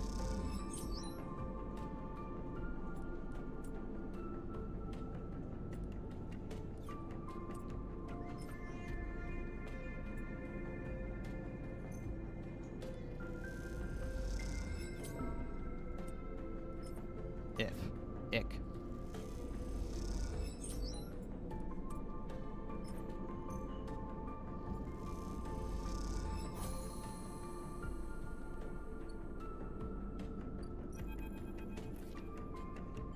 The girl slides from the bottle into the lumpy recycled glass, a pale grassy yellow under the overlook's warm lights. The spacer nods and takes the drink, bringing it up to their face in both hands like an offering bowl. It's the good stuff. The stuff Talis says is aged in wooden casks stored in some closed-off part of the old station, among corroded wires and softly looping systems. Though sometimes it is hard to tell if Tala is joking. Either way, you like pouring this stuff. It gets on your fingers and you rub them together and you can smell the mossy drink cut through with anise, mushrooms, wood, as the alcohol evaporates. I like those who order it, too. The aged girl is kept beneath the bar, open to order only by those who know it's there, like the quiet spacer sitting at the bar right now.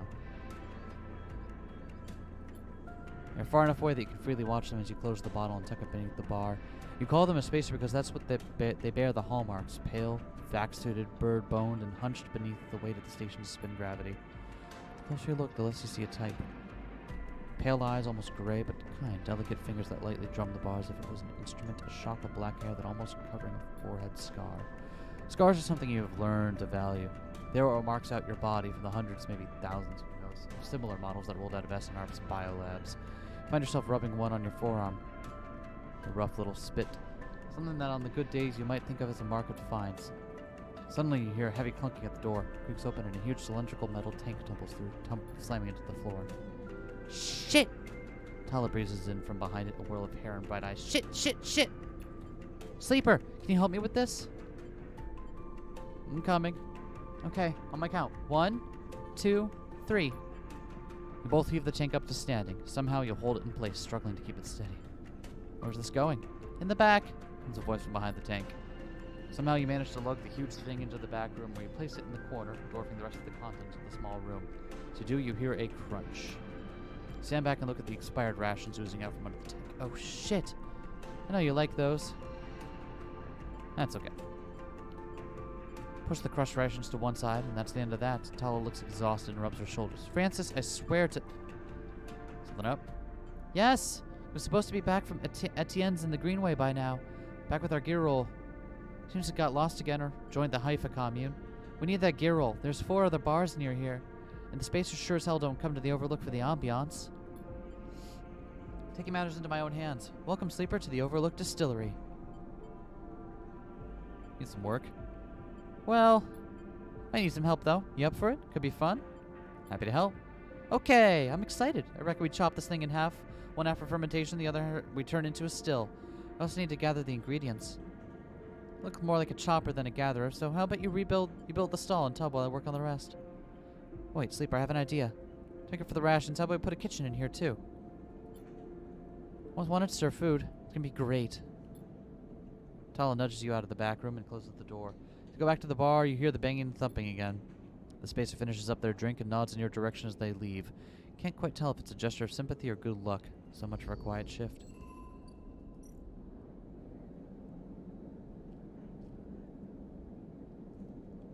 Build the still, huh? That's cool.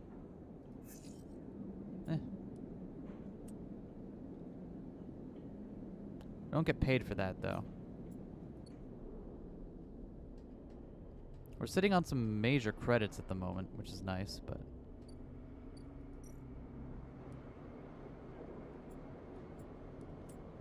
I do want to find out what's up with Rabaya over here.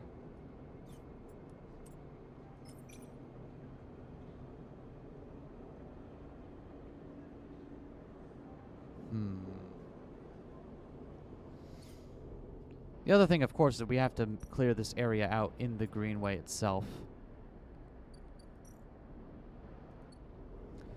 So maybe we should keep working on that. Oh, that's a -1. That's we're at there. Ooh, okay. We're gonna have to wait till we have a point. Do we have a point? We don't have a point. Let's wait till we have a point and we can at least make that into a 0 rather than a -1, and then we'll start in on that.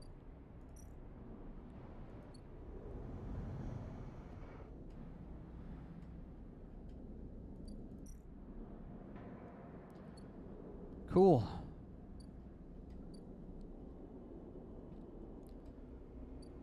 In the meantime, there we go.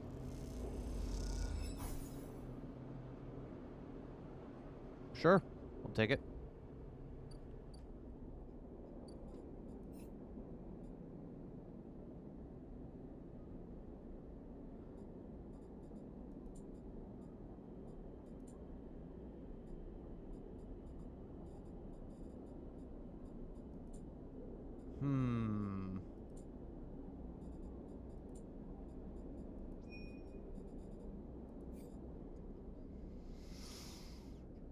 All right. Say a successful day, all in all.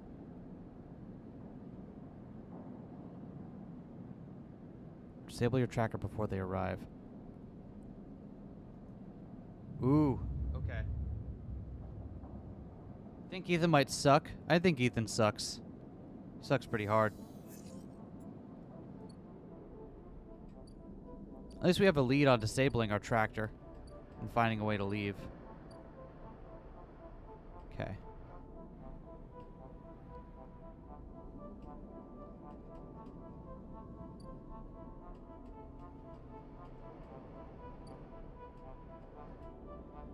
What do I want to do with this? Alright, we gotta wait till we have a upgrade point in order to do that. Okay.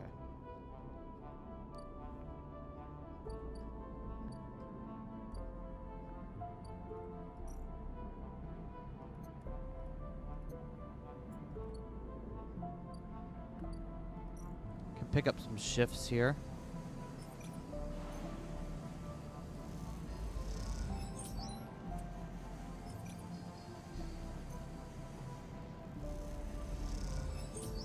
A lot of dosh in the bank right there.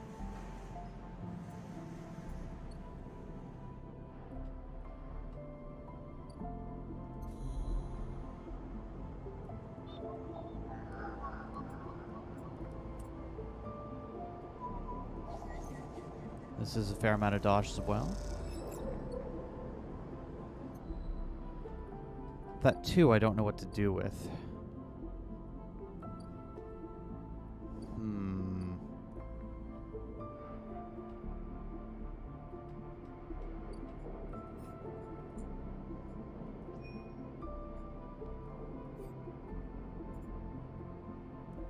Tambor.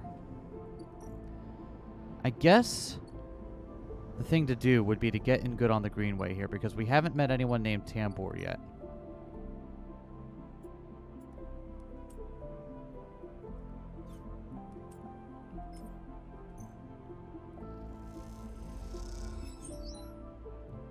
In fact, the corporate transhumanism of the robotic variety tends to come or be implied to come with thousands of identical models, such a bit of existentially uncomfortable feeling. And that attracts you to transhumanism, the concept used as a form of self-actualization, becoming human. Yeah, I definitely get that. Oh, yo.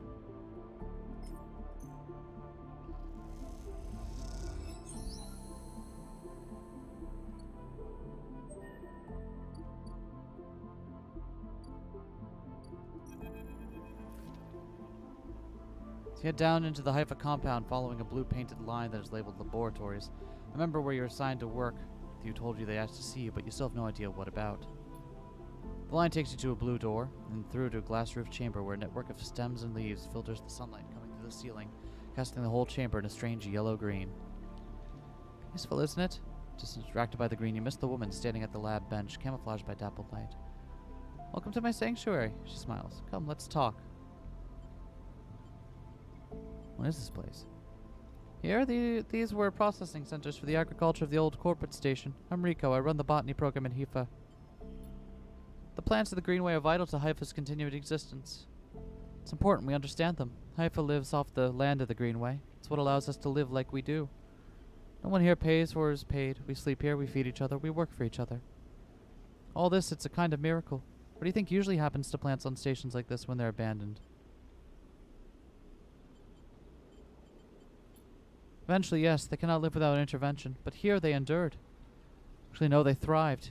You look at the bright tendrils wrapped around the metal frames of the corridor. They look dominant, strong, like they're taking control of this place. Of course, Solheim tried to create a stable biosphere here, patchworking the surface with gardens and algae tanks that fed into a network of microbial reclamation systems, but the Greenway has always envisioned as extractive, a place from which the harvest is removed and sold to those living on the station, not a closed loop. For this reason, when the collapse came, the Greenway should have gone with it. Erland himself was so convinced of it that his first colony never even came here to try to reclaim it. The Eye instead relied on outside favors and influences, shipments from the inner system, and small-scale agriculture systems like kelp and fungal farm stacks. And yet here we are, among growth and decay, biosphere flourishing. When Haifa came here, we expected to find only vacuum, dried stalks and leaves, perhaps some fungal colonies hidden in the mulch. But we found a jungle. There's every kind of green, from the pale algae tanks to the dark vines that surround them. It is wet, too, a rarity on the Eye. Condensation and clouds, the light from a high glass roof, and gathers on the shiny broadleaves of the shrubs. How? That is exactly our question. It doesn't make sense, but in many ways the system has stabilized. Unlike the farm stacks closer to the gap, who need input and to support their meager output, this place runs itself. Perhaps Solheim managed something new here. Perhaps they tweaked the plants or built new systems buried deep below us, or perhaps their collapse caused some fortunate cascade, an unlikely chemical reaction within the biosphere. That's what I'd like you to help me find out. Aren't you the botanist? Astutely noticed, but I don't need a botanist. These halls run deep, Sleeper, and I'm getting old. Whatever's causing this is bound to be found in the groves deep in the Greenway. Haifa won't spare anyone for an expedition, so it's too dangerous and unnecessary, they say. I can make the case, but I can't get the votes. You Sleepers are hardy beings. I know that much. You could speak to the Eye, uncovered secrets in ways I never can. Bring me samples, spores, seeds, and blooms. I can grow them in the lab and study them. The deeper they are found, the better. Thank you. Rico leads you back out of the huge chamber up through the passages. She is a little slower now and stumbles on the steps. You help her where you can. It's good to have new blood in the commune. Many of us have been here a long time and few come through. Come back if you find something, Sleeper. There are discoveries to be made. Interesting. I was kind of assuming we'd find something else here, but...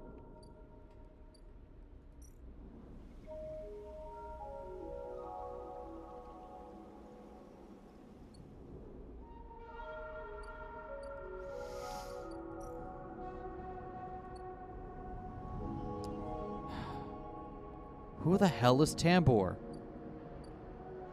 Have we met a Tambor and I just don't remember? Okay.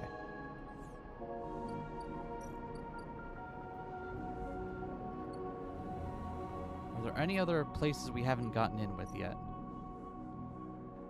The hub. Okay, maybe up here.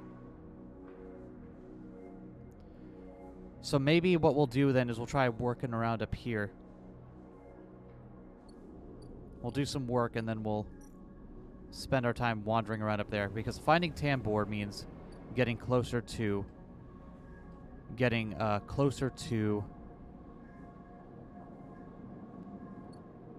does it change if we sleep over in the commune?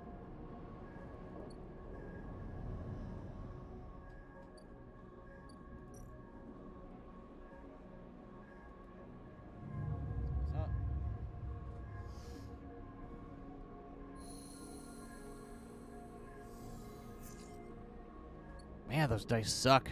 All right.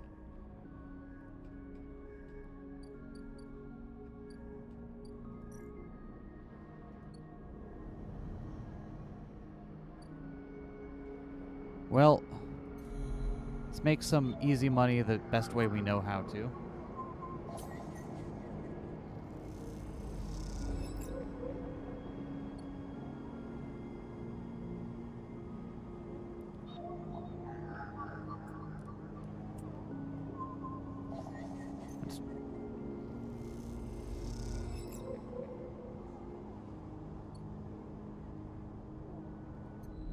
Okay. Give me some better dice. I can work with that.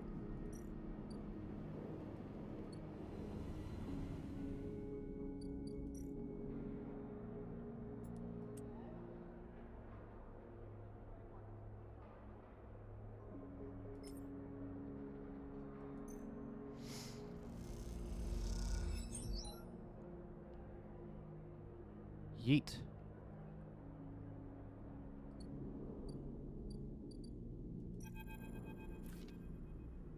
No way, Moritz. You take those substandard filters back to the shit heels who sold you them. You hear the voice echoing out of the bay as you pass, and moments later, what you assume is Moritz drifts out with it, dragging a pallet of filter set cartridges by a tether. Hey, you there! Looking for work? Just need a hand. Get in here. The voice is coming from someone shorter than you expected. She is floating in the microgravity of the docking bay beside a half-deconstructed life support unit that looks like it might have exploded at some point. She points a wrench in your direction. You know anything about these things? She doesn't wait for an answer. Scratch that. Just help me with the casing. All right, then. She definitely moves around the unit, making space for you beside the central seam in the dented case. Just take a grip here and lift it out and up, and I can get in and unbolt it. Whole thing is twisted to shit. You dig your fingers under the casing and lift it away, the metal squealing with the force. She slips her hands under, spinning the wrench to slip out the bolts, catching them in her other hand when they spiral free. All good. The casing lifts off, revealing the ornate piping of the unit's interior. By the way, everyone calls me Bliss. Pats you on the shoulder, offering little in the way of explanation. What do you do here? Repairs, fit-ups, tear-downs. Bliss starts pushing and pulling at the ductwork, looking for fractured pipes. We haggle for contracts, but the good ones get snapped up quick by the bigger bays, so here I am trying to get this M2 unit running again for one of the freelance tugs. Small-time stuff. Hold this. We turn stuff around fast and neat, and we can get a chance at landing something bigger. Something starts hissing in the unit, and Bliss quietens it with a precise whack. To be honest with you, the way things are going, I can already see the other crews licking their lips, ready to take this place over. I'm almost out of luck. Long story. Some people just can't keep promises. There we are. They must have overloaded and popped it half itself out the side. Grab me a replacement converter from the racks, will you? Kick off from the unit and drift over to the wall racks, where a catalog of parts sits secured in clamps. Colored tape and scrawled notes flutter across the wall, a complex organizational system of Bliss's own design, or just a big mess. You try to pick out the right part. Grab the part and push it back to the unit. Perfect, you pass. As if you want work here. Truth is, I need a hand here. My partner skipped out on me and left me with the whole mess. Seemed like you might be at least better at spotting clean air filter than Moritz. Wait. It's not all of it. My old business partner, they rinsed the place, emptied the accounts to bid for jobs. We need to put down deposits, bring in parts, pay tug fees for that. We need shits. You want me to pay to work? I think that would be partners, straight split. These look pretty stupid. Here I am asking a random passerby to be my business partner. No offense. I get it. Appreciate it. Look, it's no pressure. You find the money or you find someone who has. You just forget the whole thing. It's up to you. I'm going to wrap this one up for now, but if you're into it, come back and we can bid on a new contract. Something to get our teeth into, something that pays. Trust me, I don't say this stuff lightly. You kick away from the bay, propelling yourself back to the handholds of the entrance. You slip out with a wave, and as you do, someone slips back in. Wait, I swear to God, if those filters aren't clean. Interesting. Seed money, huh? Interesting.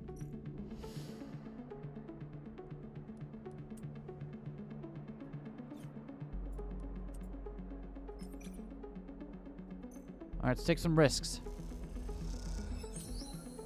Yo, never punished.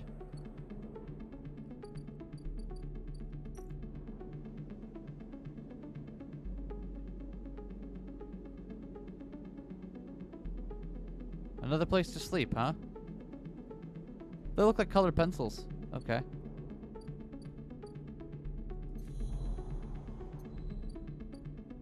Where the fuck is this tambour? Where the fuck on this station are you?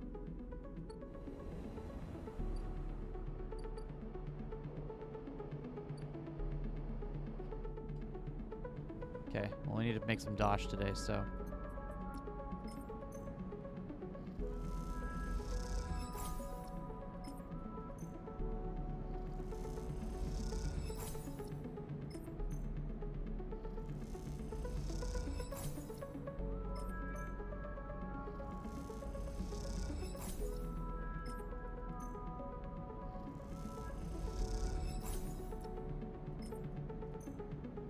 Okay, we can just raw buy a ship mind now.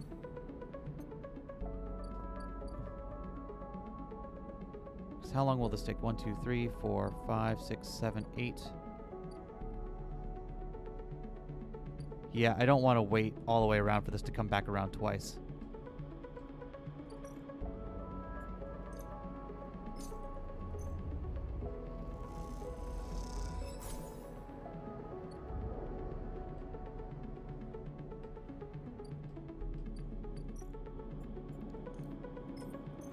There you go, Amber.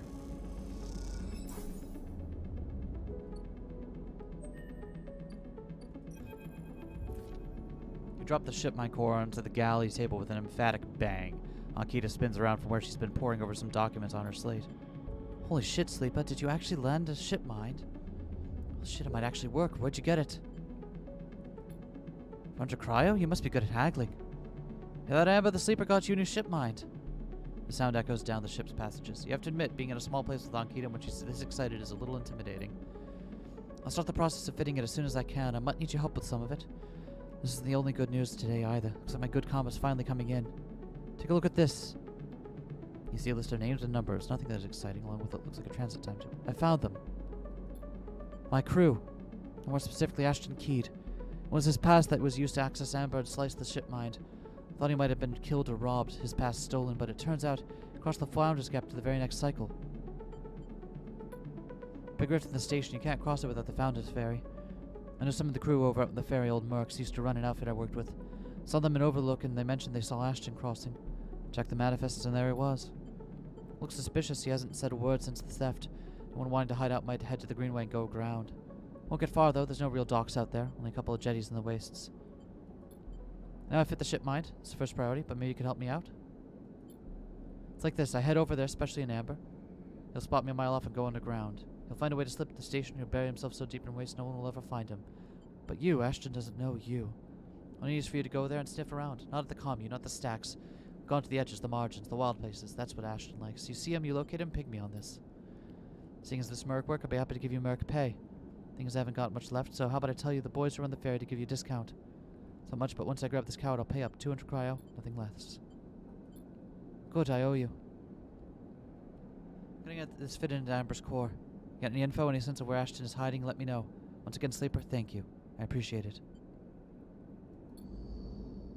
Interesting. Got upgrades. Woo! Point.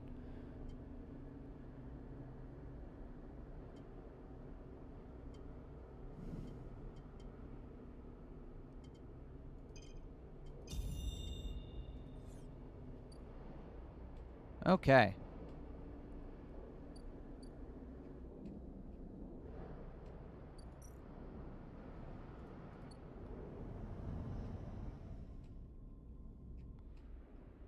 Yeah, because they'll want us to find...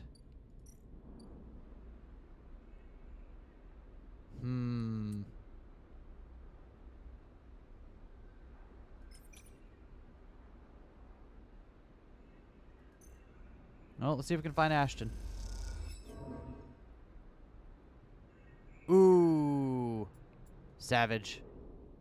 Oh well, we tried.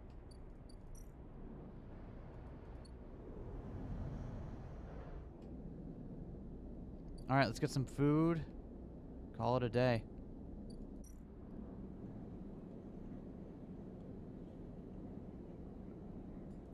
I don't know where to... It says it's a tracker, and it's supposed to be telling me where to find this thing, and it's not giving me anything to do with that. So I'm like, where do you want me to look?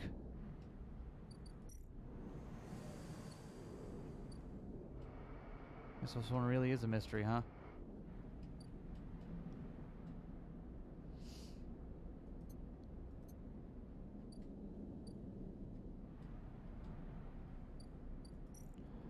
At least we can end the day here.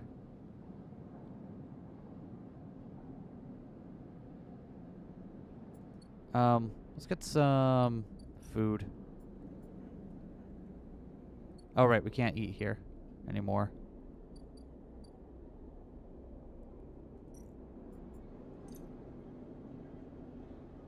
Oh, give me the fungus. Yeah, thanks, Emphas. Back to our shipping crate. I swear, I'm chasing down like 17 different leads, different quests on this thing, just trying to find one dude.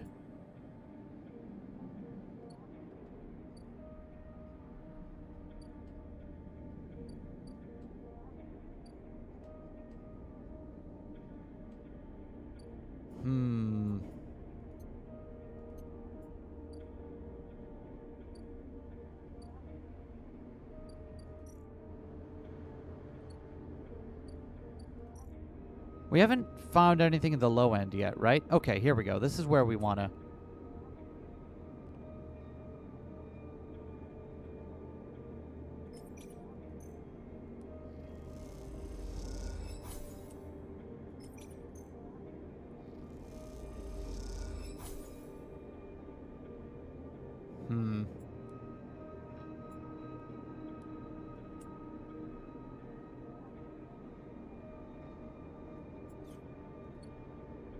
Well, I need to make some money today, otherwise we're going to go.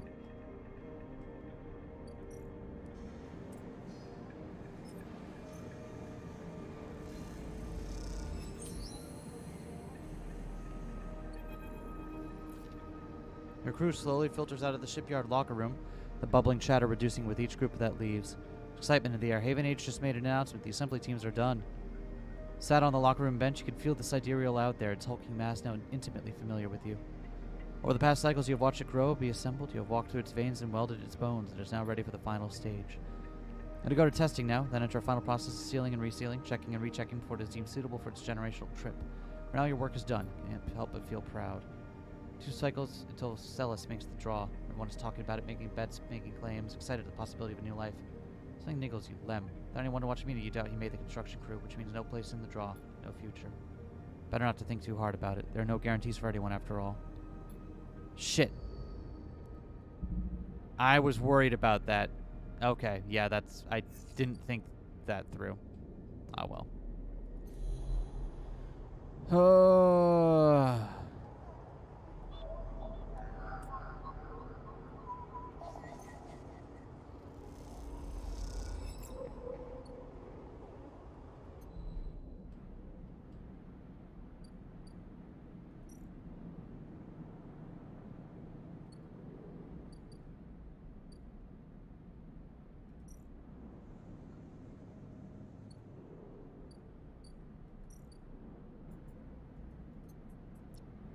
Sorry, Lem.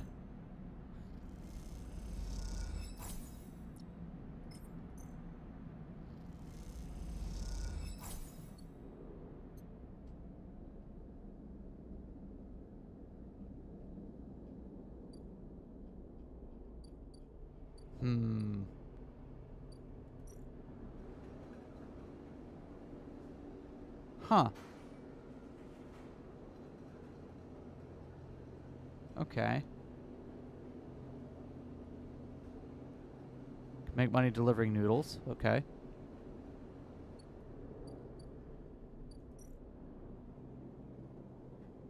You know what they say? Fuck them, dude. Apparently. I feel like shit, but also, like, I am frantically searching for this one dude in the middle of the ship somewhere that I can't seem to find. The hell is Tambor?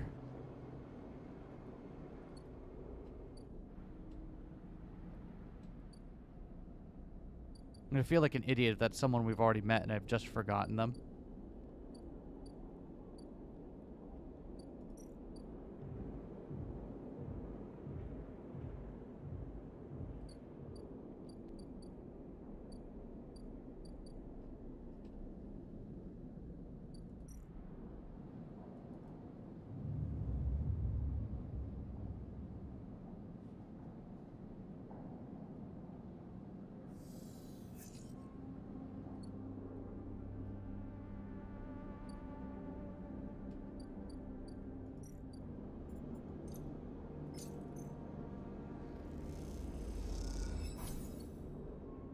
All right.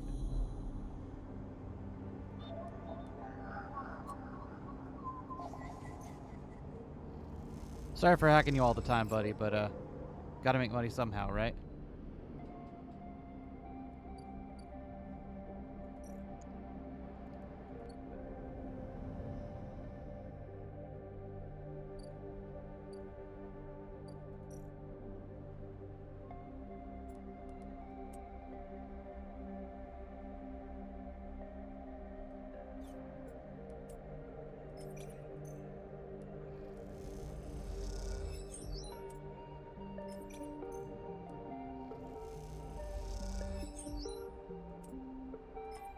Alright, let's find this Ashton dude.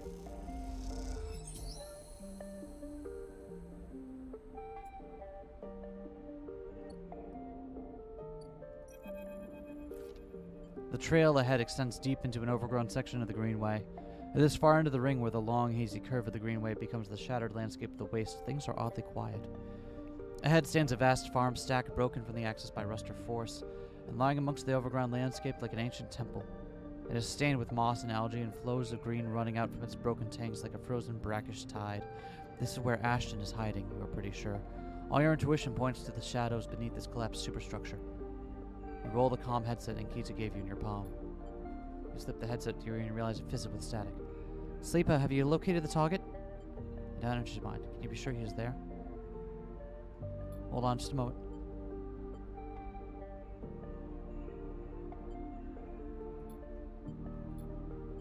Right, we gotta confirm he's there.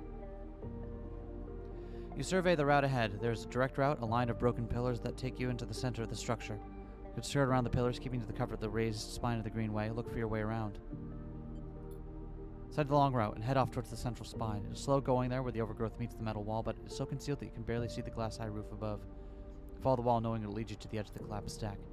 For the final part of the journey through, you have to work your way through the dense undergrowth, pushing aside branches and fronds. It's exhausting, and you stop on a small rise to rest. It's been hours since you began, and you desperately hope Ashton hasn't moved on. Just ahead, a soft glow is coming from somewhere within the farm stack. A glow light, still on after all these years, perhaps? You follow the faint glow of the stack. You find a broken tank and step through the opening, trying to avoid the broken glass that sits among the moss and algae. You work your way up the slanted tank, carefully, quietly. Somewhere water drips, and you swear you hear a birdsong. Hanging plants catch the light, coating the place in pale and sickly green. As you approach the edge of the tank, you hear something, an echoing hiss like a hydraulic piston. Click and move up to where the tank opens into the central drum and look over the edge. The vast drum is like a cistern with plants growing on all sides, wet mossy islands at its base. And it's beautiful, and for a moment you can't see anything but tones of green. Then you see the sleeper. In a faint circle of light descending down through the drum, the sleeper lies slumped at an odd angle. They are surrounded by crates, and beside them on one of the mossy islands there is an object, a cylinder set on a tarp, connected to the sleeper's head. You flinch. They one of the others? One of the ones that escaped with you? You squint, trying to recognize them. You're twisted, broken, wrong. You look away. Push yourself to the edge and then awkwardly drop onto the mossy islands. It is further than you think, and you fall flat onto the soft green, that smell heavy in your nostrils. You make your way towards the sleeper, slowly, carefully, the soft moss covering your footsteps. Before you even gone 2 steps, the first shot rings out, passes so close that you feel ripples of air radiate out from it. Drop to the ground as the sound echoes around the drum, blanking out all noise. That's close enough. The next one will end you. Ashton, you assume, is somewhere on the wall of tanks on the opposite side. What'd you do to them? I'm saving them. Their body is dead, but with the ship mind. Look, this is none of your business, so I'd appreciate if you just went on your way. I'm gonna start counting soon, so you know I'm serious. I don't want to kill you. That moment you hear a sound, a soft hiss like a hydraulic piston. You turn and there's Ankita slipping into the drum behind you. Of course she was tracking the headset. You suddenly feel stupid, tricked. She makes your eye and shakes her head. The gunshot breaks the silence, blanking out all noise. It hits Ankita's shoulder piece, the ceramic armor crackling but holding as she braces into the impact. Yo, Will Baron. Welcome to the stream. She then launches herself forward, the now activated armor launching her across the drum. Another shot goes wide before she reaches the cover of the crates beside the sleeper. Shit. You hear the shout from one of the tanks on the far wall. Ankita reaches over and wraps a hand around the thick connection between the ship mine and the sleeper. What is she doing? You better come down here or I'll rip this right out of their head, she screams at the wall of tanks. You shiver at the suggestion.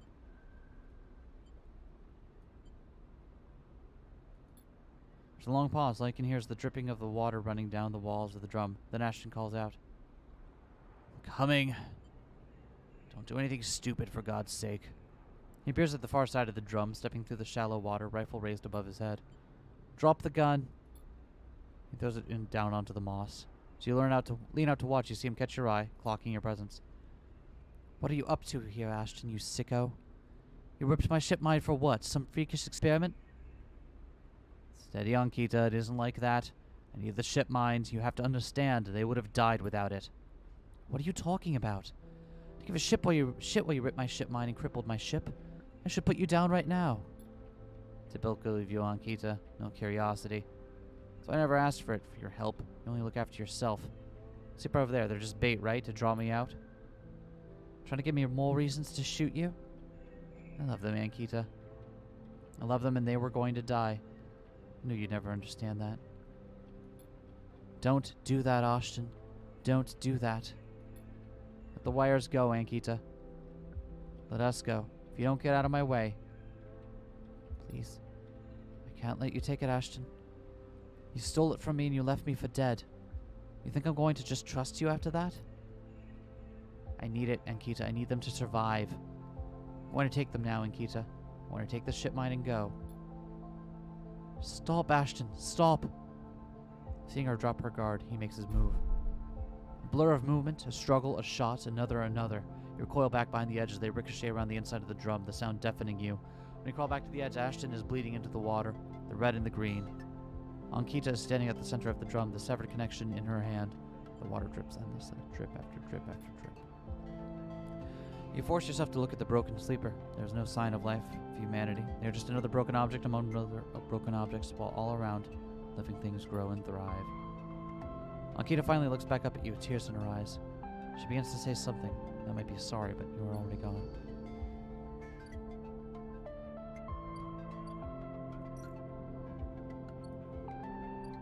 Oh!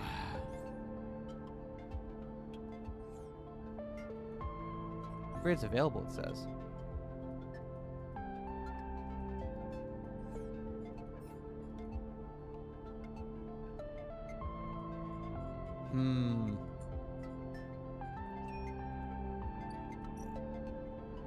Let's go back and talk to Ankita, huh?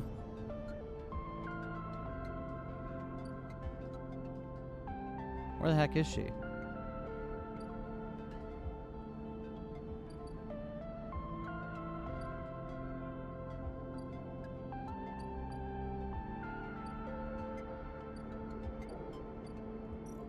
Where the heck did she go?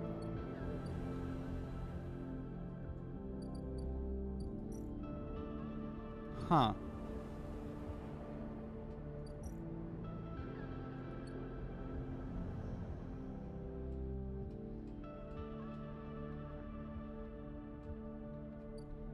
Well, regardless, don't have anything else we can do for the day, so. Yo, Raymu, welcome to the stream. Hope you're having a good day.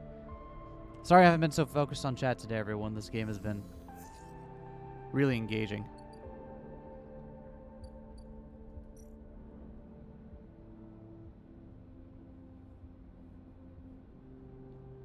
I'll be ready soon? Okay, so she'll be back in like a couple days. Got it. So that could be our ticket out of here, our last ditch effort. If everything else fails and we don't find this other guy we're looking for.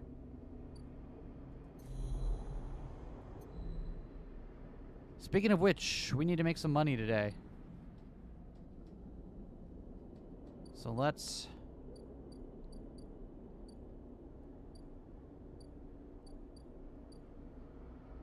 do some work.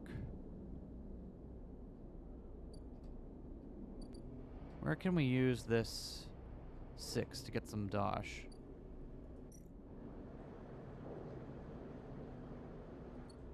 The Autogon Insider stuff won't pay us.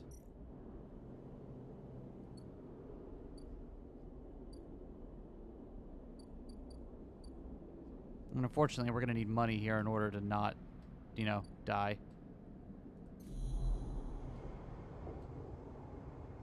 And the Autogon agents that we usually hack for money need a 1 or a 3, which none of which we have at the moment, so that's unfortunate.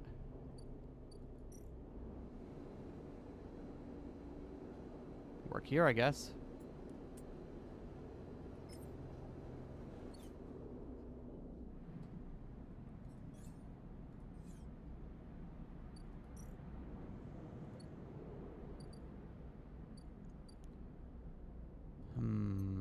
Oh wait, we have Yatagon data to sell. Let's do that. Writing in this is really, really good. Yeah, it is. It is very, very, very good. There. There's some dosh.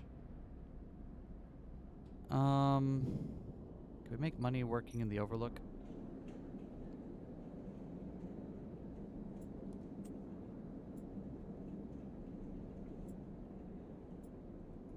Can, and doing so won't increase anything else.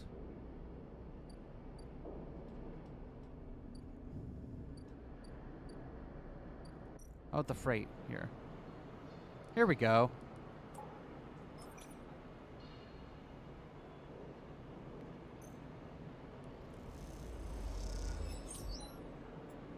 Cool.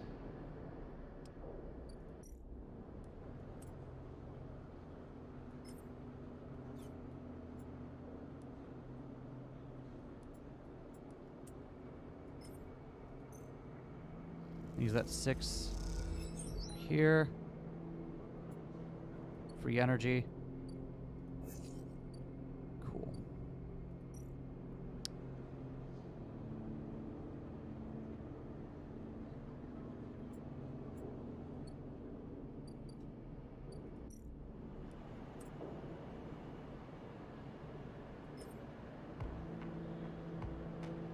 It's a good amount of cryo to make here. I guess we'll do this.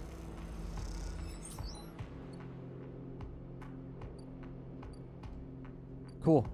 Now we have enough for stabilizer. We won't need that today, but we'll need it tomorrow. Let's get that out of the way.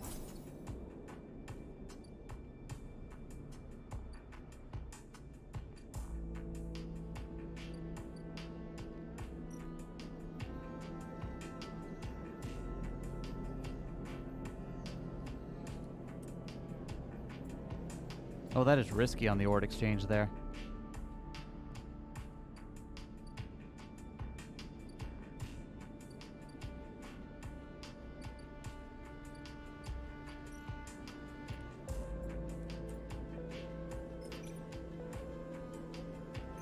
There we go. Keep building up our low end. Cool. That's fine.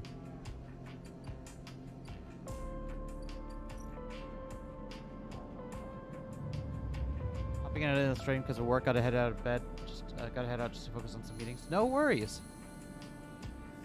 Speaking of which, it's after 2. We should probably take a break here in a moment.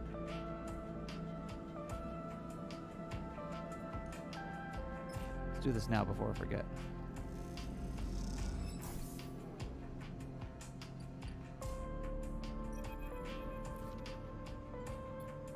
The crowds have already gathered by the time you get to the shipyard, and you recognize faces among them, people you've worked alongside on the sidereal. Intervening cycles have turned their excitement into anxiety, and few of them smile at you. Instead, the nervous energy of the crowd fills the space, creating a feedback loop of growing tension. Then you spot them at the fringes, Lem and Mina. They're standing, Lem carrying Mina, staring across the crowd to the entrance of the shipyard. Lem? Hey, sleeper. Waiting for the work assignment. You know what is going on? I didn't make it. Looks down at Mina, he yawns sadly, clearly bored of this place after so many days of working with her father for a work assignment. Looks back at you and opens his mouth to speak, then thinks better. We better go. Thank you for telling us. We pick a spot towards the middle, out of the crush at the front, but close enough to observe. Sounds of an argument behind ratchet up the tension. This all starts to feel like a very bad idea. So Astra Handguard at the Celis Foundation. Sorry I can't be there to meet you all, and thank you on behalf of Sandra Celis for the work you've done on Sidereal Horizon. Sandra wanted me to pass on her personal thanks for your commitment and belief in the Celis Foundation's mission. We chose the Eye for this project because we knew we would find like-minded individuals here, especially among the higher ranks of the venerable Haven Age Association. Like most of the Corps, we can neither believe Erland's Eye to be a threat nor a rogue state, but instead an embryo for a formation of a new decentralized social structure, one where each citizen might master their own destiny. You are pioneers, just like those core citizens who the Sidereal Horizon will carry, in cryogenic sleep to the planet that will become the foundation of the first frontier world, Celis 1. There, our citizens will be able to create their own innovative bottom-up economic order, aligned with the principles set down by Sandra Celis herself: freedom, resilience, and self-sustenance. It's all thanks to your tireless efforts in the Haven Age Yards. We now know we're offering a select group an opportunity to join the caretakers of this vision, the staff of the Sidereal Horizon, who maintain the vessel during its multi-decade transit through interstellar space. The straw has been performed at random by the central AIs of the Foundation. It's final and binding. Please note only licensed contractors of the Foundation are eligible for this draw. We've only been eagerly waiting for this day, and without further delay, we'll now read the Celis identification numbers chosen for this great honor. Celis identification numbers? Licensed contractors? Never even heard the term mentioned.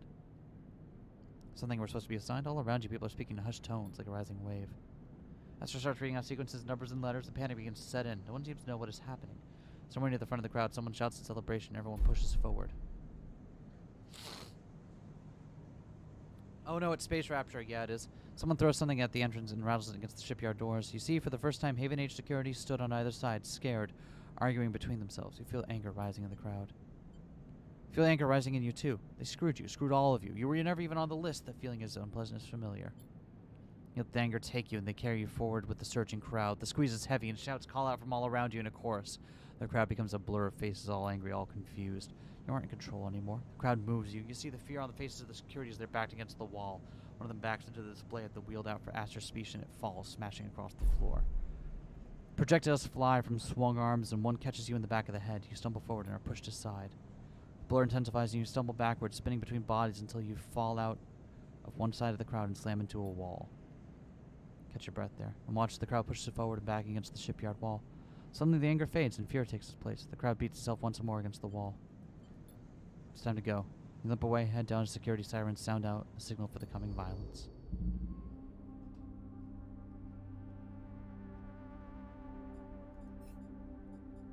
Oh.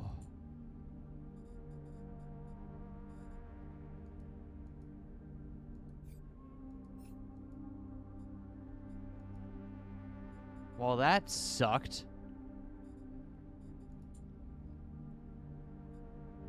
In fact, you never even had a chance.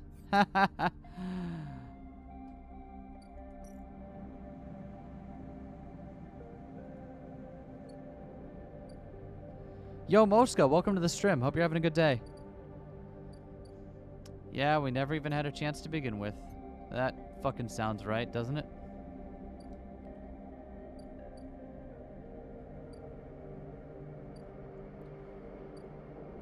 Well, let's make our...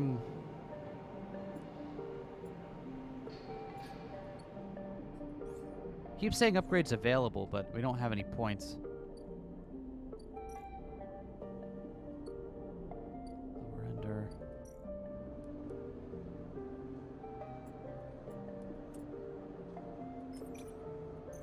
There, can get some energy doing this.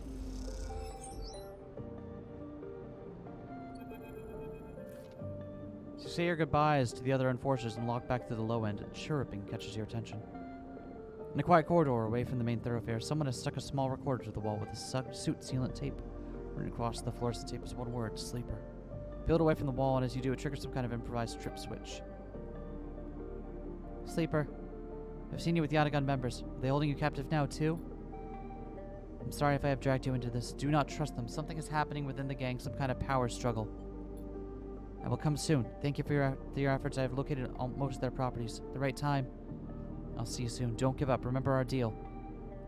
You stare at the recorder, processing what you have just heard. Hearing Sabine's voice again opens up something inside of you, an SNARP employee. Do they know that I know? You struggle with a mix of concern and distrust. You throw the recorder into a nearby waste chute as you leave the corridor, still and still, who to trust, and head quietly out of the low end.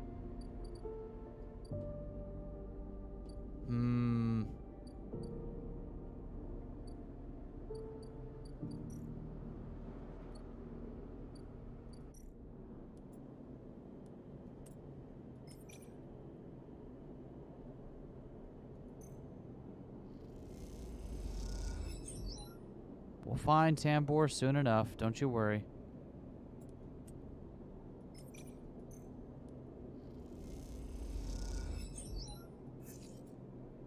Okay, we got a 3, so let's...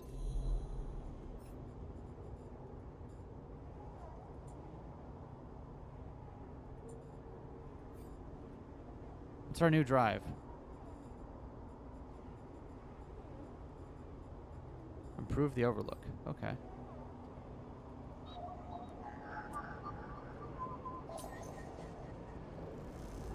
Well, it kind of suck, but they're still paying us, so.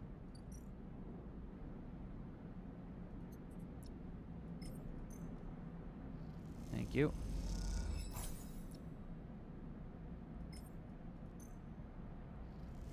Also, up Lemon. You never helped. If you also. Oh, also even worse if you helped Lemon Mina. Yeah, you don't fucking say. Because then you're like, all that time spent and it never meant anything, right? Tambor Tea House. There it is. Oh, yo, suddenly all this Haven Age data starts. Okay, here it is. Let's turn in all this data first.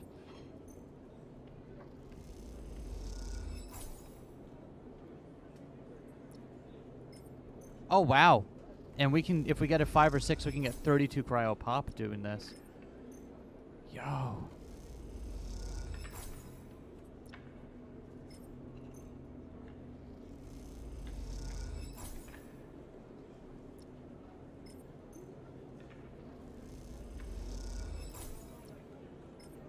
Finally, the payoff for all this stuff.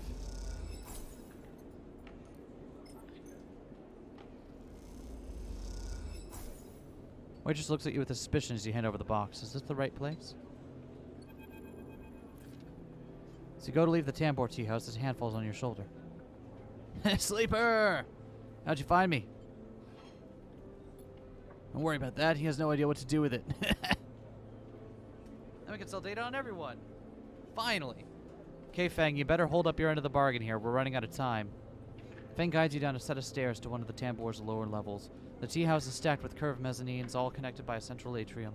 The levels are filled with makeshift booths and bars, and conversation bounces busily off the metal walls. Feng sees you looking around. This place used to be a fuel tanker's main drum. Hence the name. Tea house part is a bit of a misnomer, though. You can get anything the eye offers from this place. Real tea isn't exactly readily available. He picks a booth, itself fashioned from some old salvaged tank or container, then lined with spongy insulation foam, and collapses into it. Looks on furtively. Don't suppose you've seen any Haven Age types? Don't usually come out this far. What's going on? Well, I'm suspended, first thing. Second thing is I'm pretty sure Arden wants to drop me off the rim of the eye. Doesn't bother me, though. Shows we had our nerve back there. What are you drinking? And what's the plan? Plan. Let's order first. Feng is right. The menu is ridiculous. There's at least 10 different infusions, most of which you can't make out, but the paper is dominated by an extensive complement of esoteric alcohols and cocktails. Black tea is listed without a price as a seasonal specialty. Testament to someone who can disable your tracking, someone you can barely track, I suppose. Yeah, fair. Ran into Harden? Was he pissed? That snake is so self-righteous he might actually believe that Erlen would approve of this meritocratic bullshit. If Haven Age was like it should be, Confounded me. They would have shouted him down at any council meeting he dared to mention true citizens, but that's the kind run his place now. Your order? Sam Barrera. And to you. She begins looking at Fang. But she sees him, she suddenly stops. What the? Fang shrinks a little. Supposed to be working. This is your shift. He grins sheepishly. Look, Jenna, let's just say this is my break. My friend here's been through a lot. Fang doesn't look pleased. 2 minutes, says Jenna, pointing at Fang. And only because I don't want to get dragged into whatever this is. She gestures at the table and walks off. What? You know what it is. We all have to eat. Plus, best place around here to find a person you might be looking for. Remember that web of connections that Hardin pinged the moment we confronted him? Those are his collaborators, and if we want to understand what a Solheim executive might be getting up to in the eye, those are the people we have to find. A couple of them I suspect are in the low end, and while most of everyone in the low end comes to this place at one time or another, set it up so anyone with the network signature I'm looking for comes into close proximity to mark them. So marked who break through their access protocols and get a good stuff on the inside. Just have to find them first. Wait, I have an idea. Look, I can't cover enough of the low end on my own. So far I've had no matches in this place. With 2 of us we can cover more ground. Need to get you out and about in the low end. Proximity to many people as residents as possible. Turns out my friend Min G needs some help with deliveries. Kelp Noodles. Best low end has to offer. Connects to my slate and runs the same marketing protocol. If you get near any of our targets, what to do is take on some delivery shifts for old Min G, and soon enough we'll have the place covered. Don't give me that. You don't think I like working here? Thought you could use the tips. We're in this together, right? Are we? You haven't held up your end of the bargain yet, my dude. Are we? Yes, you think Arden is happy to have you wandering around the place? He might have to let you wander off for now, but I'm sure he has his eye on you. This is on you, too.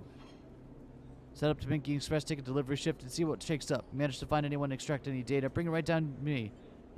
They have me on double shift, so it shouldn't be hard to find. Think she's bringing your drink. Think it's time to call this meeting to a close. See you soon, sleeper. Stay safe.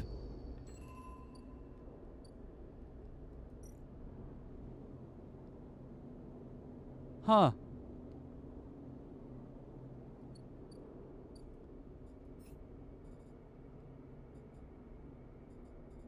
Build a home, huh?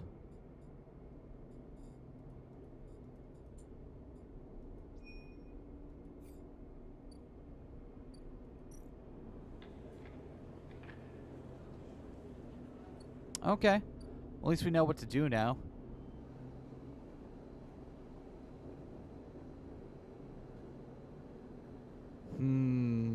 Well, I guess this is what we'll be doing, and at least that makes us money to do. And helps us, Ooh. So many characters in this game? Yeah, there are. Let's take a break. Because we're a bit over 2 hours in, right? And yeah, the streamer needs to take a moment here. Y'all know the drill. Stand up and walk around for a bit. Drink some water, eat some food. Do those little things you gotta do to take care of yourself today. I'll be back in about 10, and when I come back, we will probably start running noodles for money. If Fang doesn't disable our tracker at the end of this, I'm gonna flip my shit.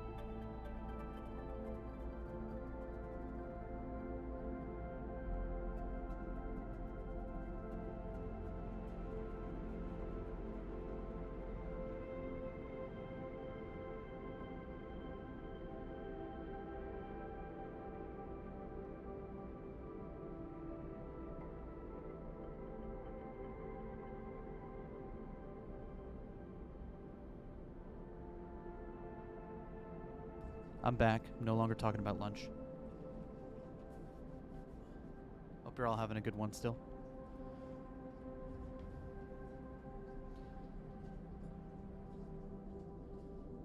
Alright, so we gotta help Fang chase his leads down and he might disable our tracker for us.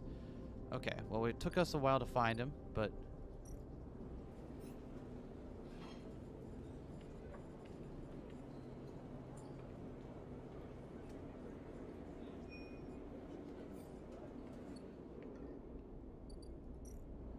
So I guess that's where we'll be working for the next little bit. Do we have upgrades? Do we actually have upgrades? It's lying to us about upgrades available. I want you to know that. I hope we didn't waste too much time. I really want to disable our tracker before they get here. Because obviously, otherwise we are a little bit screwed. Hey, look at these dice.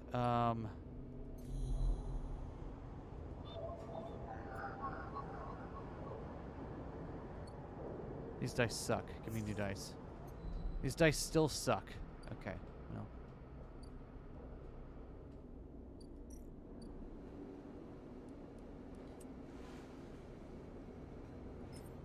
Regardless, I think we have to... Yeah. We'll, sell Yatagon data.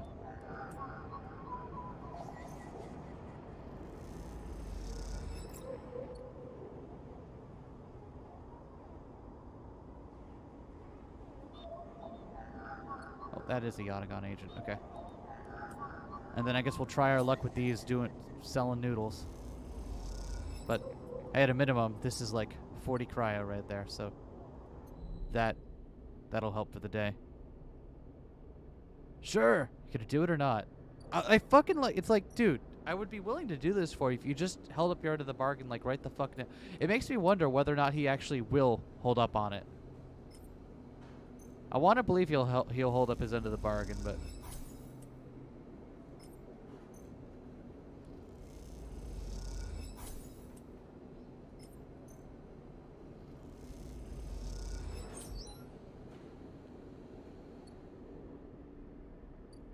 I want to believe, but, you know, do I?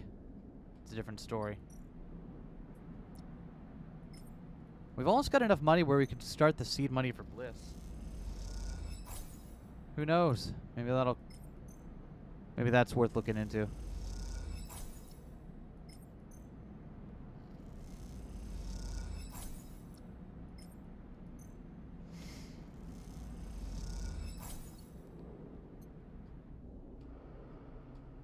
Well, let's call it a night. Shipping container. Oh wait, there's scenes still? Oh right, we have to talk to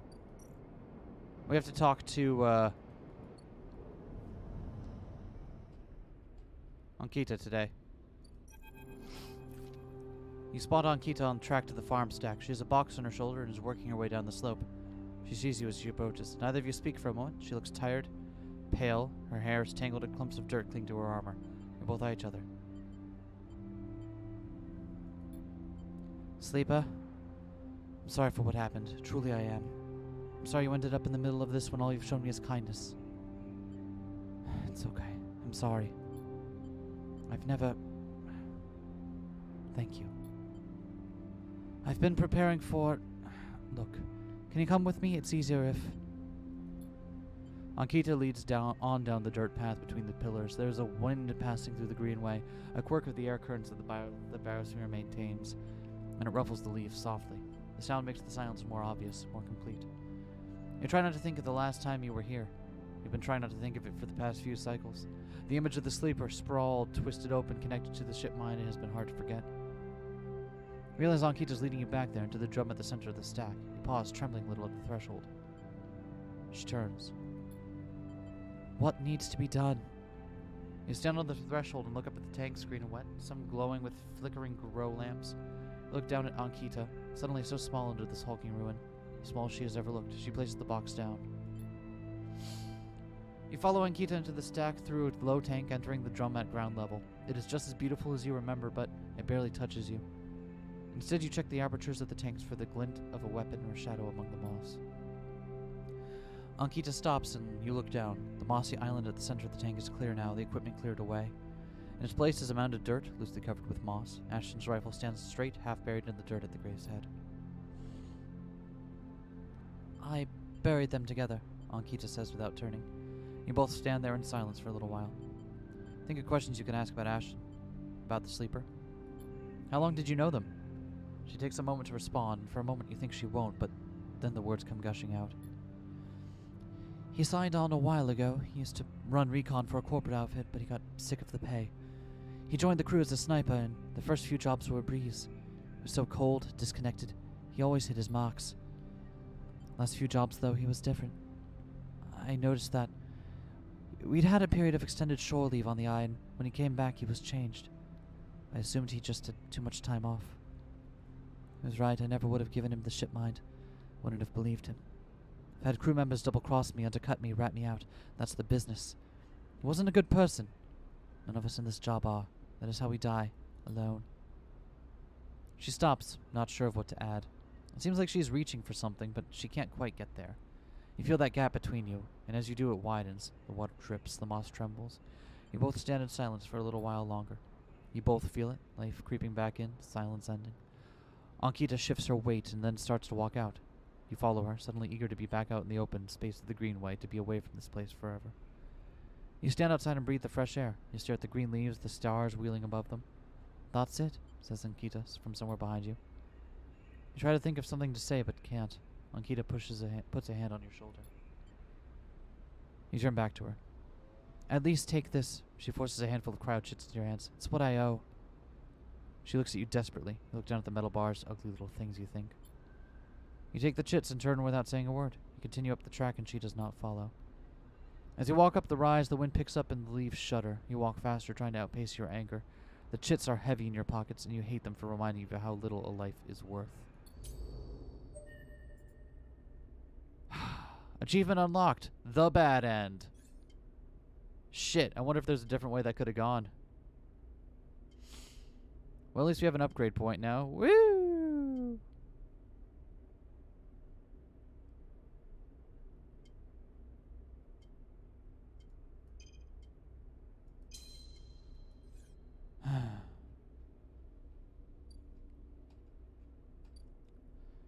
That's fucking awful.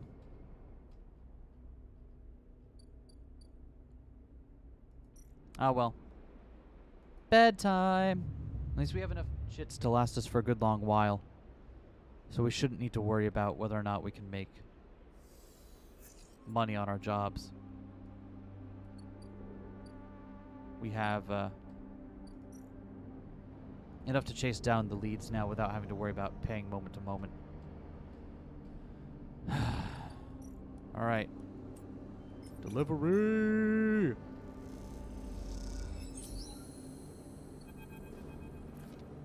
Sleeper! You see Fang come up from the corridor as you step out of Mingi's, the kelp noodle smell still clinging to your clothes. Comes up fast and stops close, looking around suspiciously. I don't have long. Take these. Palms you a couple of those metal thumbnail-sized drives, ripper worms. The slate's been buzzing like crazy. It seems your delivery shift to turn up our 2 targets. Knew you could do it. You never nailed those stakes. Hardin's boys are connected all by some kind of closed network. You break the access protocols on both of them, you should be able to gain the location of the nearest network ports. Slot the ripper worms into those ports, 1 each. They'll feed me anything and everything stored in Hardin's shadow network. Can't wait to see what juicy plans they have in there. Hey! You hear the scuff of boots as a group comes up the corridor, likely on their way to place an order with Mingi. You turn for a second, and when you look back, Feng is already halfway down the corridor in the opposite direction. He raises a hand in farewell and is gone. You run your fingers over the tiny ripper worm drives in your pocket and smile to yourself as you wonder how mad Jenna will be at Feng for this little excursion. Time to slot some worms.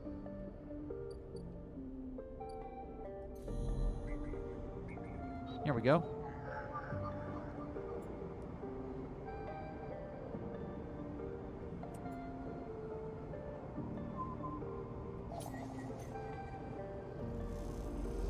There's one.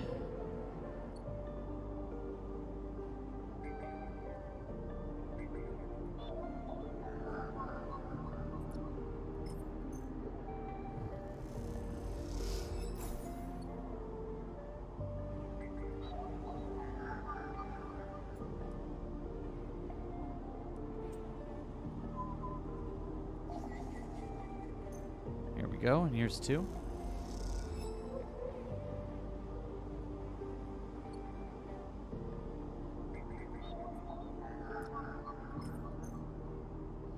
Cannot get enough of how good this looks. Yeah, it's I love it.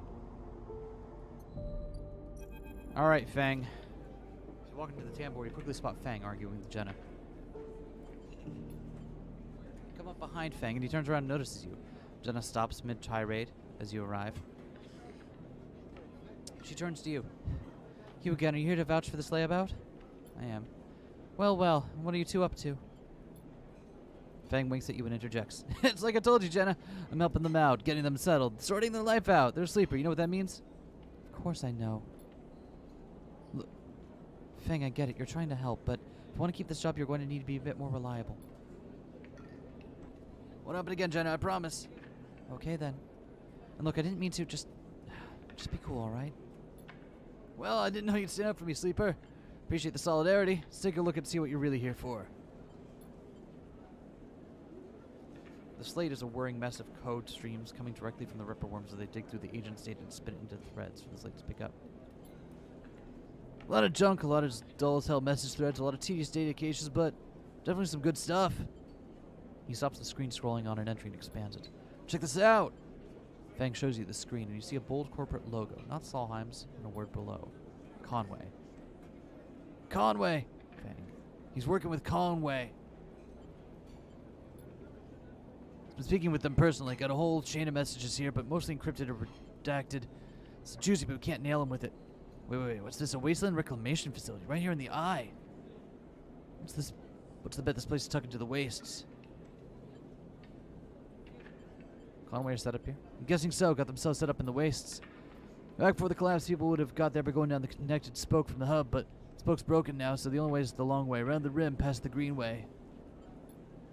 Conway have been making moves on the system ever since the collapse. Heard they took over one of Solheim's old belt colonies a while ago. Moved everyone out and reclaimed the whole rock.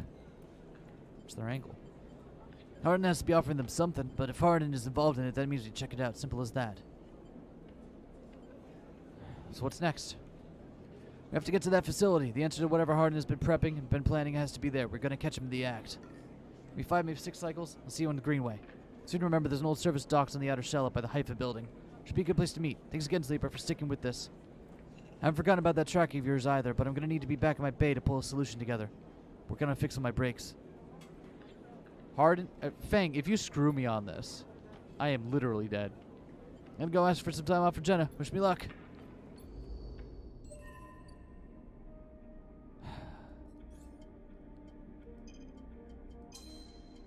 Well, we got +1 to everything now. That's nice.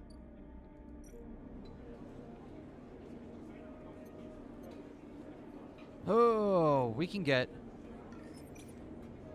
32 cryo by playing in the Tavla room here. That is a lot of money per hit. Okay. I will do that. We've got enough dosh on hand now that I think we can give Bliss some seed money. I'll pay it back every chit, I promise you. Guess you two are partners now. Got an achievement for Bayview. Okay.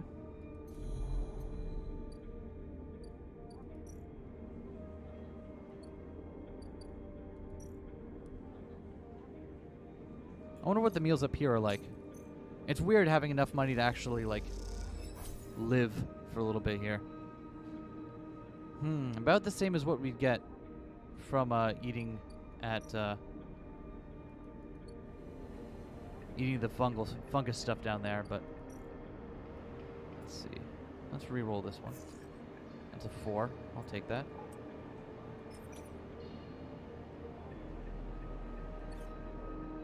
Okay. Where else can we start making headway here? Patrolling the ward, huh? We can do that. This also leads into... Oh, wait. We don't need the energy, though. We need... This could work, though. Okay. Sure.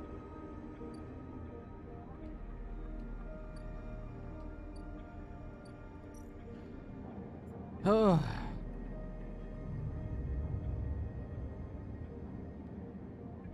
I swear, Fang, if you drag it... So far, every single thing we've seen through to the end has wound up turning back on us in the worst way, so...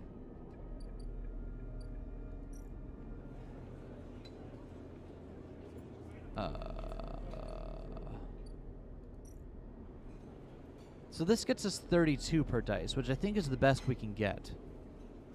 Right? Because hacking the Yatagan agents gets us 20 or possibly 25 per dice.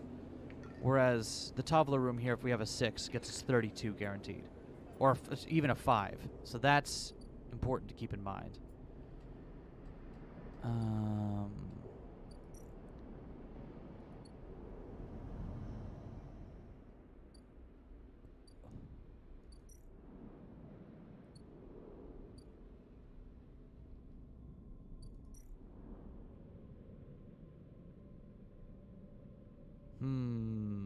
Okay. In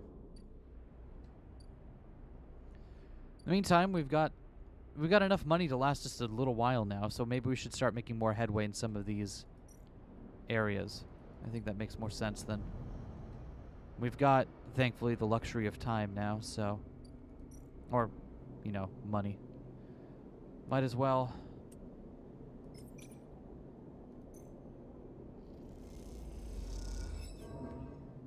Oof.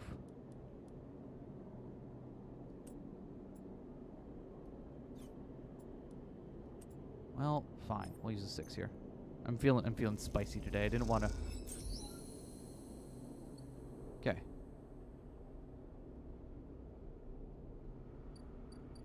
Caster. You cross between two walls of units, one of the cavernous streets at the center of the low end. The pressurized bridge is full of the clack of Tavla, the shouts of children, the whir of air filters. Sleeper. Turn to see a man sitting at a Tavla table alone, somehow untouched by the hustle and bustle of the people around. He gestures to the stool on the opposite side of the table. Sit. The luxury of time money, right? It's the weirdest thing because, like, in the way this all shakes out, right? You have more money, you then have more time. Existence costs you money, so if you have more of the money, you have more time to do with what you want. It's fucked up. I hate it. It's like I made an entire game about that concept. Who knew? You sit at the metal stool and he starts setting out the board with counters, or at least the filter caps low under just typically you lose in their place. Caster, this is by way of introduction, looking over his glasses. Night or day? He asks, gesturing at the caps, crudely sprayed white and black. Rotates the board so the white caps are in front of you. Let's begin. Both take a plastic die each, pitted and worn, and roll to determine who starts. Caster rolls a 6 and you roll a 4. I lead. Smiles and begins to move his first cap precisely along the board. It's almost as if you plagiarized me. No, that's not what I... I mean, yeah, right? No, but no, that's not, obviously not what I'm saying. It's a common enough theme.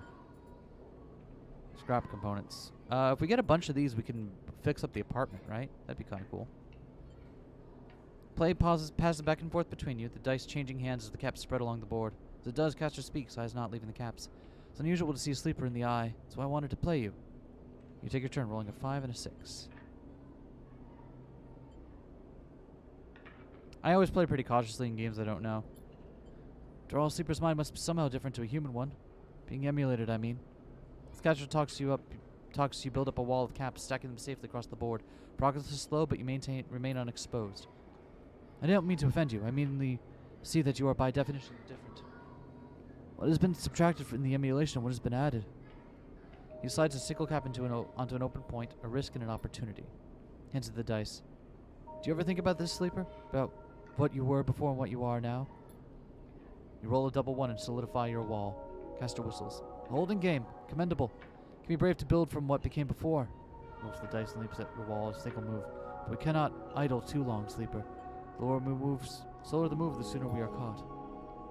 The past you is not just an idea, a concept for you. It is a living, breathing person. You split from them like a shadow splitting from its caster. They may be sleeping now, yes, but one day they will awake and carry on with their lives, unaware of your fate, no matter what yours is. You are a branch severed from the main trunk, an offshoot who refuses to die, so to speak. So what I'm curious about is how you see yourself in all this. What does this tinkle of truth mean to make you? That much is obvious, Sleeper. I see it in your eyes. You're eager to make this all count for something. But driven towards what? Is there an end here or just endurance? You try a few more rolls, attempting to get back in the game, but Castor clears his own board with the sense of the inevitable. He's known he was winning for a while. I feel I may have pushed too far, decides another cap for the board. I apologize, my curiosity has a habit of getting the better of me. You roll to return a cap to the board, but all the spaces are blocked. Castor clasps his hands apologetically. You play well. Really, your weakness is not your game. We have much to learn from each other. I feel we could even share knowledge, perhaps even data, to our mutual benefit. I'll see. Please, I don't want to make you uncomfortable. My intention is only to help you endure here, and if I am, able to feed my curiosities. The game over, you notice the bustle of the walkway once more, the call of the children, the deliveries, the arguments, reconciliations. They wash over you as you stand and leave, Castor nodding goodbye as you do. Crossing the walkway, you replay the moves of the game in your mind, looking for an opening you are sure was there.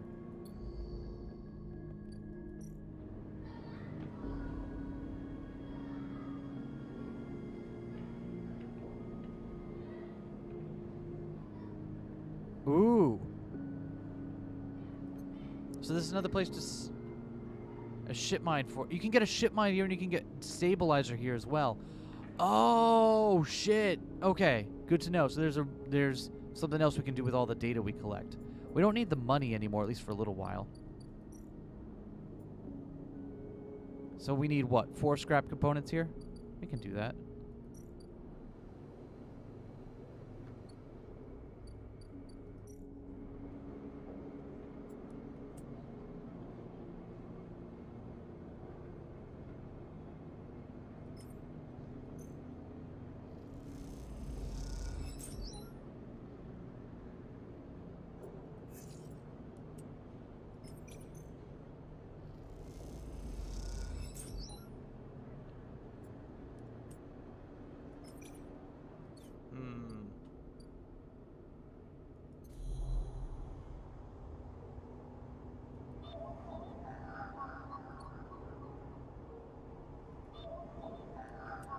Not having to pay for stabilizer anymore would be nice.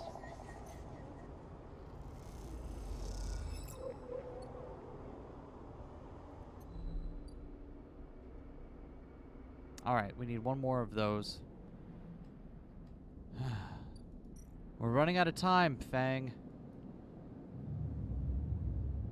That was worth it? It absolutely was worth it. Yeah, I'm mentally like making notes of places where it makes sense to expand faster and sooner and next time I play this. Because oh yeah, there are more options than I thought.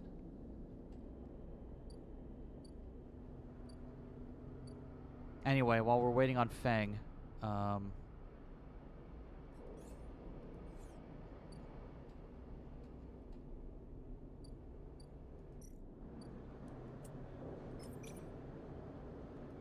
might as well keep working at stuff like this, right?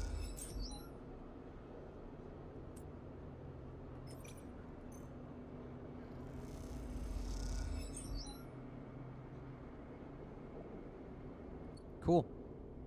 Let's fix up ourselves an apartment.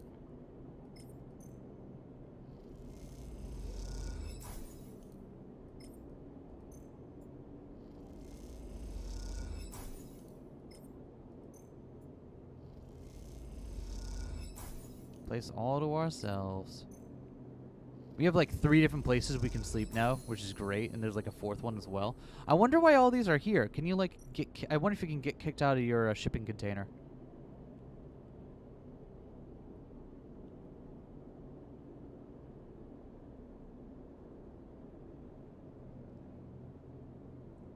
Ooh, okay. So this is risky.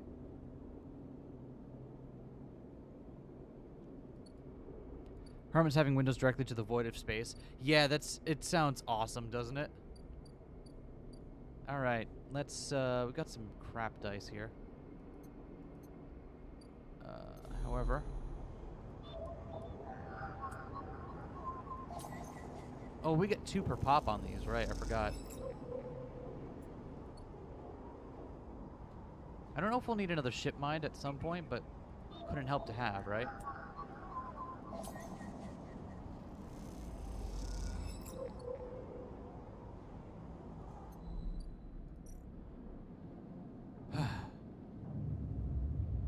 Sounds awesome and also intensely existentially terrifying. Hell yeah, that's what I'm about.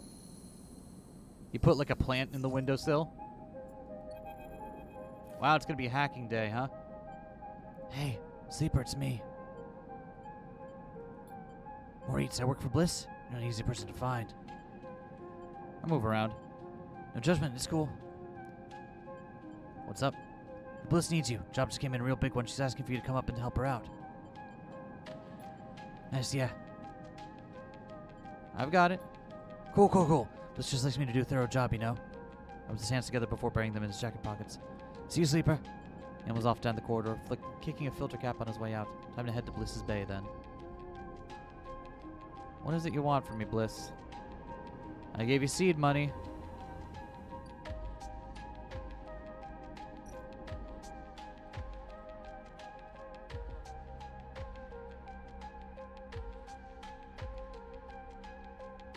Ooh. Oh, shit. I wonder if that'll actually wind up paying off.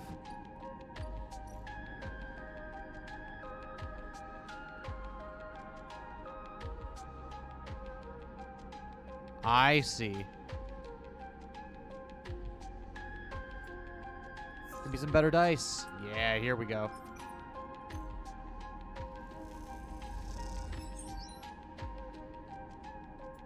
Is there time? There's always time, game. Don't you worry. Just need to come back with a 5 or... Oh, wait, hold on. We need more. Okay. I see. We've got, what, 3 days to do this? Yeah, we'll have time.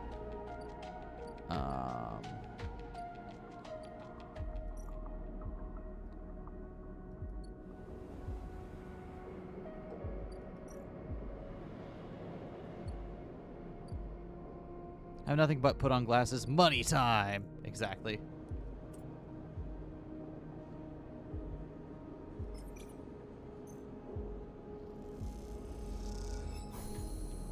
Cool, we're an insider now. This time we meet inside Rabia's office, although now you've seen it, office seems like the wrong term. You find her stood almost bare, shadowy unit midway through a sequence of stretches. There are 2 low stools and a terminal in the corner, but it seems that most of the space is taken up by a heavy punching bag, rubber matting, and stack of weights. When Rabia turns to greet you, you realize she's missing an arm. The prosthetic she usually wears is in a cradle near the terminal, a web of colored wires running to it. Updates, she says, noticing you looking where her artificial arm usually is. Nothing to worry yourself with. Of course. Sit. Gia told me you have been doing the rounds, collecting ties, patrolling the ward. Some of the enforcers are impressed, and I hear you handled a few difficult circumstances. Nicely done. I wanted to see for myself. See for yourself? If I can trust you. I see. The conclusion? Still deciding? Thank you. Hope you can see how things work here now. A strong Yatagan means a strong low, and both are woven into each other. The few left in the eye has been a struggle, but I hope we can do something about that from here onwards. Though some of our members may not see it this way, I know you are too a refugee. That's why you've come to us. Enough, Rabia. Sabine's voice cuts through the conversation. I'm tired of listening to your affected nobility. You cross the room with Rabia's baton in their hand, and they end lit with sparkling electricity. Suppose this ambush was another cooperation between you two? Huh. We gotta pick a side here. Are we with Rabia or are we with...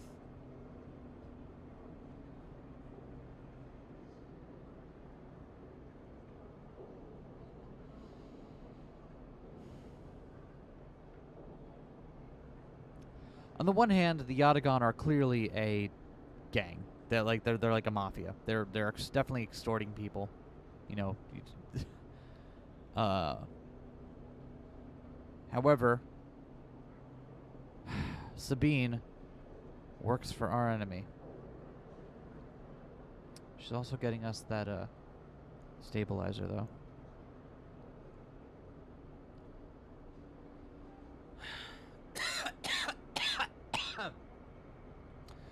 I'm gonna trust you, Sabine. I'm gonna trust that there's a reason you're doing what you're doing. Sabine reaches Rabia as she rises and whips the baton to meet her throat. Both freeze, Sabine holding the baton out, the end shaking a little, and Rabia fixed in place in front of it, leaning away from its sparkling tip. Why should I? She believes she holds power over both of us. Sabine nods, steady. Now I can finally show her she does not. Your debt is with Yannick. Don't be a fool. This crusade will end you.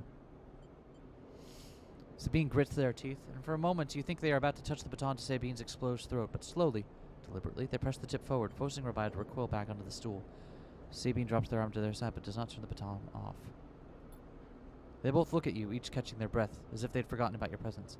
What is the point? She does not listen to criticism of the great Yatagan project. Speak. Sabine takes a breath, organizing their thoughts. They go to start, pause, and then decide on another approach. Eventually, they say it. Yannick is a traitor. Rabia immediately flinches, her eyes going to her prosthetic arm, her muscles clenching, but she rides it out, more eager to prove Sabine wrong than she is to hurt them, at least for now. When I came here from Essen Arp, they glance at you, gauging your reaction. It was Yannick who was the one of the first to support me, to look after me. I should have known then, but I was naive and afraid. Sleeper, I know that I should have told you I worked for Essen Arp long ago, but thought you would abandon me and you were my final friend. What you should know is that I left Essen Arp because I was running for my life. I leaked documents on the Sleeper program, on the illegal and immoral practices it relied on, to the press. Essen Arp wanted me dead, and I fled as far as I could, to this refuge at the edge of the surrogate systems. What does this have to do with Yannick? The Sleeper knows you are Essen Arp, I told them. And while you hide beneath the cover of being a whistleblower, you and I both know you worked on the Sleeper program. Yannick told me as much. It is true. But it is Yannick, not me, who is in the pocket of Essen Arp. I can prove it. He made some kind of deal to keep me here, to tie me up in debt, to lock me away. In exchange... Just tell us, for God's sake. In exchange for those, Sabine finishes, nodding towards Rabia's prosthetic arm in its cradle. He's been using Yatagan enforcers, using you as test subjects for Essen Arp technology. I have the data to prove it. He's been bringing them in under the guise of stolen shipments and having me fit them, knowing each one is capturing data and sending it back to its makers. Rabia's fixed expression has started to fade. Sabine produces a slate. It is all here, thousands of hours of usage data.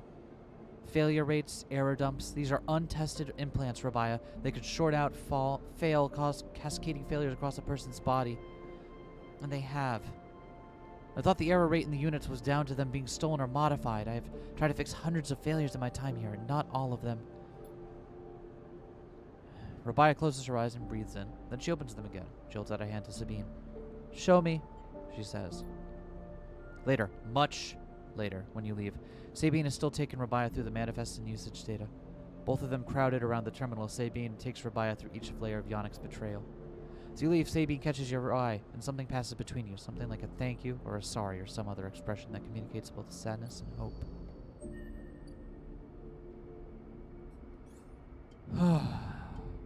Fun! Oh wait, we need to have 2 upgrade points now. Okay.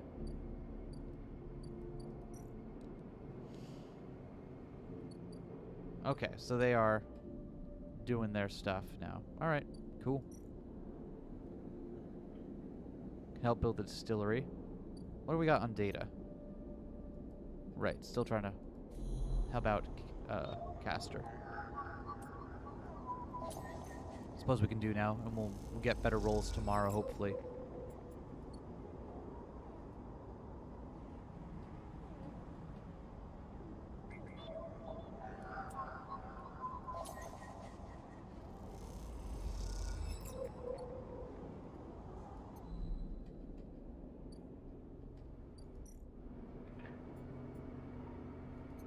All right.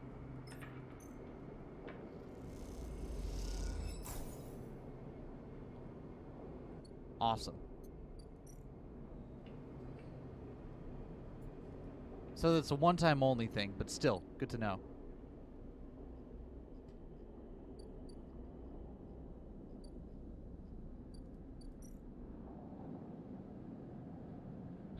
Fang, you better come in. You better pull through, my guy.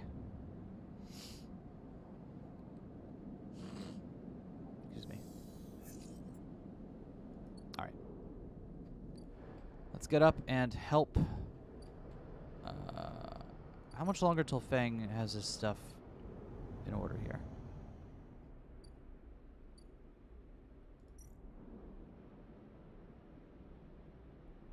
When is he going to be the one waiting for you? Yeah, exactly. Okay, 2 more cycles. We have time then. Let's go finish with the ship up here.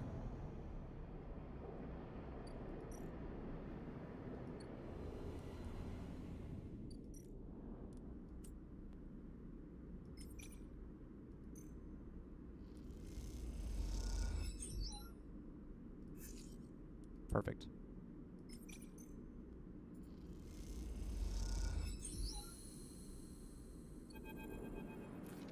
As you both wait in the airlock for it to cycle back to the bay, Bliss thumps you on the arm. Nicely done, Sleeper. Cleared that contract, no problem. Once we're back in the bay, we can check the payment has come through and divide it up. Feels good! The airlock clunks and the lights flicker, and a moment later you're back in the bay where Moritz is at the racks trying to figure out where the mess of tools Bliss left in her wake should be hung. Hey, Moritz. Sleeper? Looks clean work out there. You look over at Bliss, who is already gliding over to her management console. She twirls a little as she crosses the cavernous bay. No wonder you've ever met moves as well in zero-G as she does. It's like she was born in it. Shit! Shit! Shit! Shit! Can't even... Come here. Look at this. Just look! Spins to the terminal screen and you see the details for the bay's account. You see an entry for the Ember's Wake, repair fee paid in full the moment you finished up the job. Then directly after the whole amount was transferred back to an unknown account. What the hell? It's work of my ex. She punches the terminal. He must have coded a backdoor into the machine before he left. There's no way we can... Reach, throw me that wrench. This. Bliss brings down the wrench on the terminal hard. You flinch backwards as the hail of computer parts spill up into the bay in a glittering arc, fragments of screen memory, sections of the casing. Try backdooring your way into that, you shit. Bliss, you want me to... No, I've got it. You go get me a new terminal, cheapest you can find. Cobble one together from pieces at the Ord Exchange if you have to. Good. Good now. Don't worry, one of the first things I had installed when we spec'd out this place was a cleaning sweep. Watch yourself. She hammers the button and a row of laser emitters unfold from the bay wall. They start crawling their way across the work area, frying the debris as they do with pulses of burning light. It's that or just to space the whole bay every few cycles. You okay? Not really. Just don't seem to be able to extricate myself from this shit, no matter how hard I try. That account wasn't everything. I'm not that stupid. Once Moritz gets back, I'll secure it and I'll flush everything else. Clean break. We take another contract, and that's it. You want the cryo back? Well, I want it, but it's gone. He could have transferred it anywhere. And even if I knew where he was, the last thing I wanted is to ever see him again. Sorry, Sleeper. I know you worked for this one too, but next time it won't be the same. See you in a few cycles. Moritz will let you know. So glad that we're, I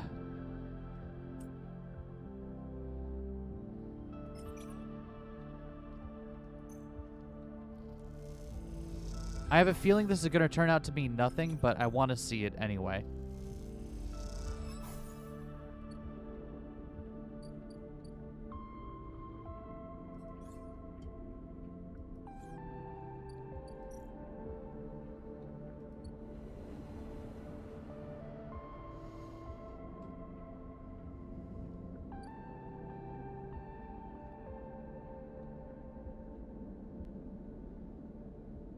Do you tell of her being microgravity because she's closer to the axis of rotation? Yeah, it's cool. It's now that we want to use the thing, right? If we want to keep at 4 dice, because if we wait, that'll flick down to 3. Right, so we want to use the stabilizer tonight. Fang! I swear to God if you screw me on this. I really think that the colony ship thing is just going to be a bait for your dice, but you know what? I kind of want to see it nonetheless. Oh, right, we can't eat here. Let's go. Let's go eat at Emphasis.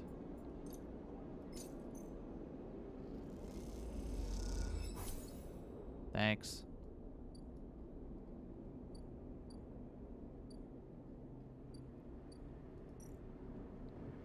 Okay, they're still working.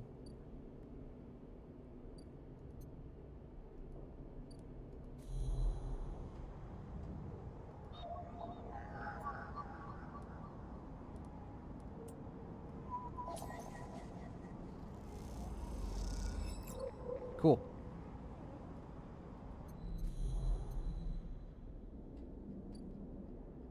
All right.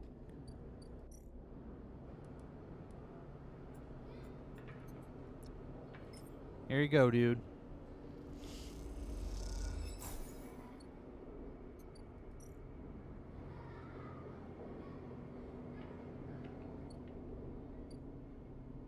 Okay.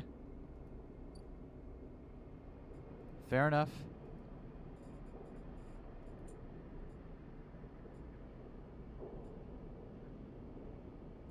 We can get Ethan's protection still, huh? That is an option.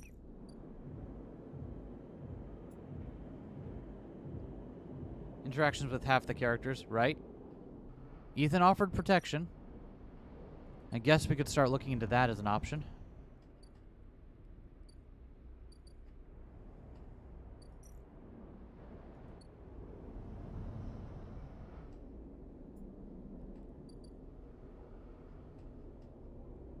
You know what? Fuck it.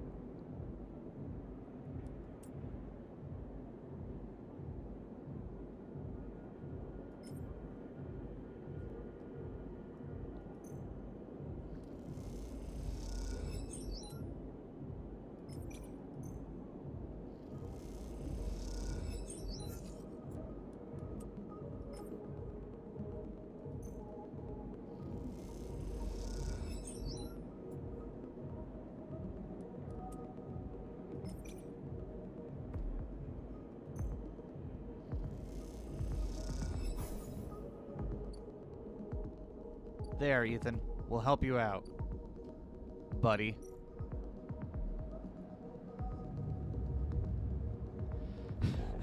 Interaction with half the characters being, I swear if you fuck me over. Yeah, it's the fucking way of the game.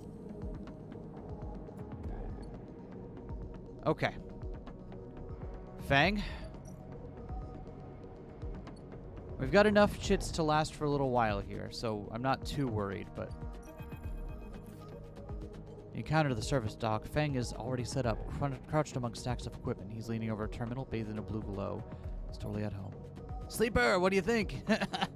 Turns out not even everyone at Haven Age is against me. A couple of my old system pal managed to get me some of my old gear. Nice kid. What are we looking at? One massive smoking gun. He raises his eyebrows. Fang beckons you over. He has a set of scans on the waist on his terminal. Heat maps of activity overlaid. A chunk of the derelict rim is blotchy with bright red and orange marks. Does it look like a wasteland to you?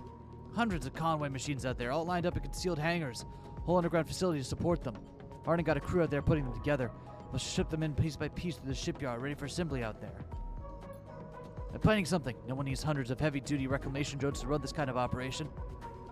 Maybe Hardin masked this whole thing as an effort to clean up the waste, but there's no way this is about pulling scrap off the eye. That's why Conway in the mix. Why is Conway in the mix? I bet no one in Haven Age knows a corporation setting up on the station. You aren't stupid either. These scans are the best info I can get. The waste is cut off from the eye's clouded networks, and the greenway is total dark zone. Did it come in or out? You mean we can't hack into almost all the information we need? Can't from here, so I'm gonna pay him a visit. Forget Haven Age coming in and out of this there all cycle. I should be able to get in, as long as no one I know sees me. Need you on the outside to help disable security systems, cut me a pathway through. There's no cloud access, but if I can get inside, I can open up nodes in their network and we can work in tandem. It's a massive facility buried deep down there, miles of corridor and ventways wrapped around cargo bays and hangars. It'll take more than a few cycles to work through it, but as long as you can keep them off my back, I know I can rip what we need out of there. So the last of my little helpers I managed to salvage, so make them count. Modify them slightly, this time to feed the data threads back into the system that they're tunneling into, creating a nasty little feedback loop. Run it just like we did with the agents. Hack the nodes, I ping to locate the ports of the security system, slot the worms in those systems and let them go down.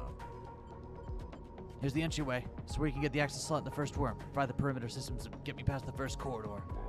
What I need from you is to keep your eyes on the facility after you kick things off. See me pop up a security system, a server bank, break in and slot a ripper, disable it as soon as you can.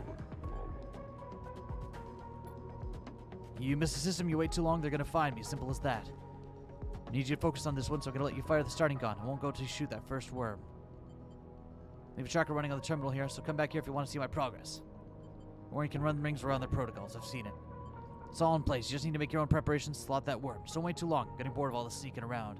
Once I'm inside, I'll get the proof we need to end this whole thing no matter what. Can't take longer than 6 cycles on this thing. Remember that. One last thing. If I get caught or you can't reach me and run out of time, there's one thing I need you to do.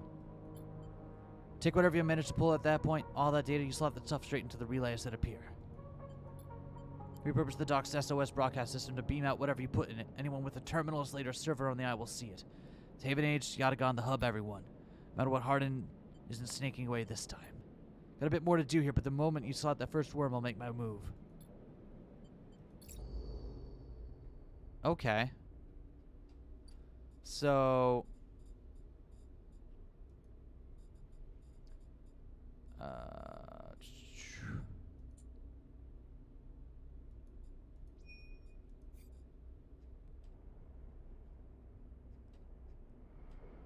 Where do we slot this in? The wastes. Okay. They are jacked in space.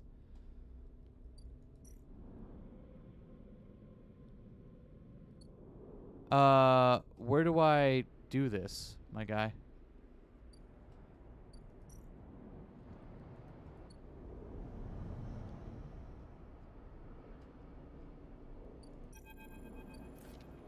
As you enter Rabia's office, you hear voices. That's Sabine. You push open the door. Sleeper, what good timing. Wanted to introduce you to someone. Meet Yannick. Sleeper? Been hearing good things from Robbie. Likewise. Now, Robbie, where were we? Actually, the sleeper was what I wanted to talk to you about. Okay then, go on. I'd like to recommend them to your ward. They have shown themselves to be a capable ally here on the spoke side, but we have more than enough to run our territories. I hear the main block is proving more difficult. It's a mess, Robbie. Can use them. Good to hear. I can immediately. 1 second. You here to work, Sleeper? Question. Nothing new for you. I conclude it, Sleeper. You can come work in the ward. Time they like. Good. I know you'll be happy with their work, Jan. Sure, Abby. Now please, let us old friends get back to it. You look to Rabia, but she's deep in conversation, so stunned and confused you leave. Okay.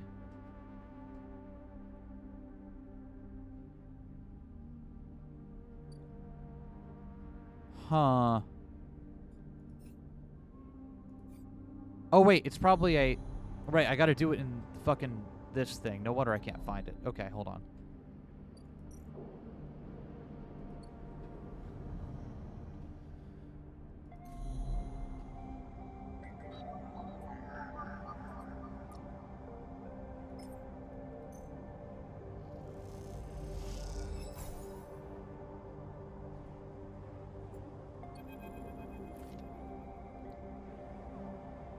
Love when people talk about putting me into good work without giving me any actual information. Yeah, me too.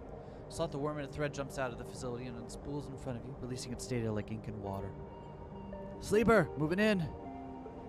Notice them ports. Slot the worms. Timer starts now. Stay safe.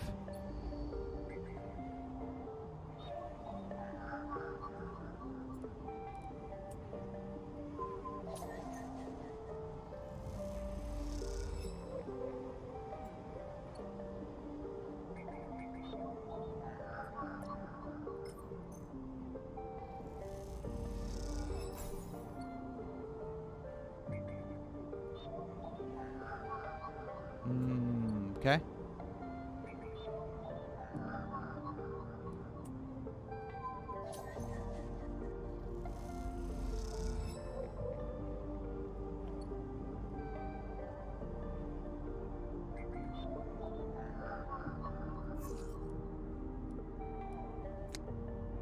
No luck, my dude.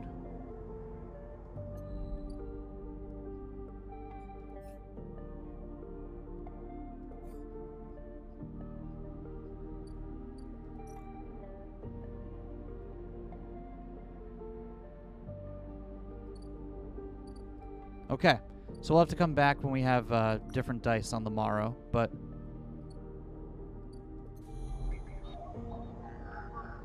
Yeah, because we just didn't get the dice we needed. That's how it goes, I suppose.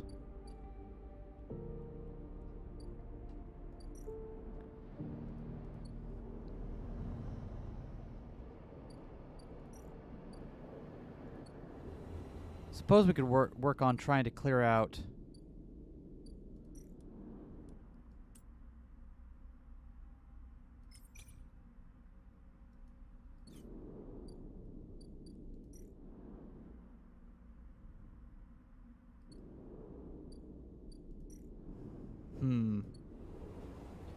Okay, we got some 3s. Where can we use these? The Onyx Ward, huh?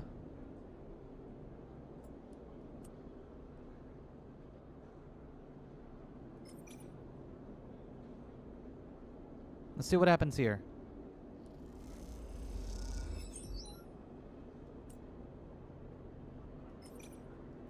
Yeet.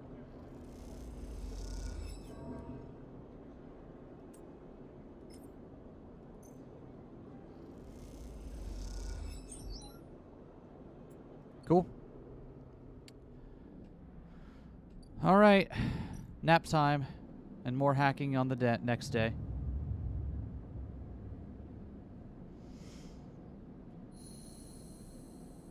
Guess we could also be trying to pay off Ethan's debt.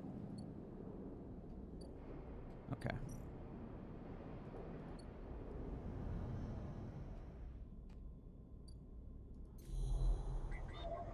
Honestly, yeah, it might be worth trying to pay off Ethan's debt as well, just so we have a backup JIC.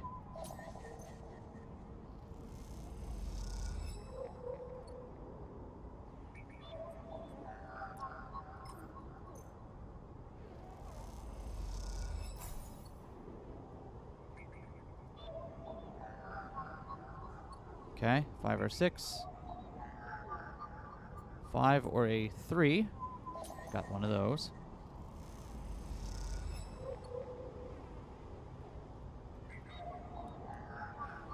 Six or a 4. There's one of them. Okay. We come back the next day with... What do we need here? A 6 or a 4. Got it.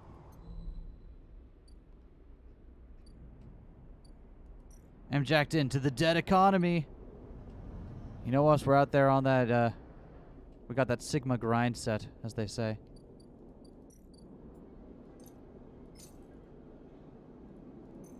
Memphis, I need some of that fungus. I need some of that fungus among us, if you know what I mean. And I think that you do. Speaking of which, let's make some money off this.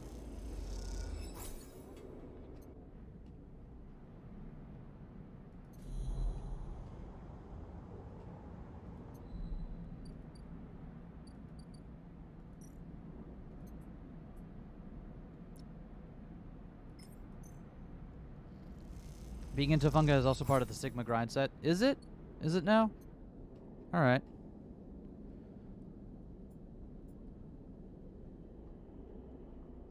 Where can we use a 1?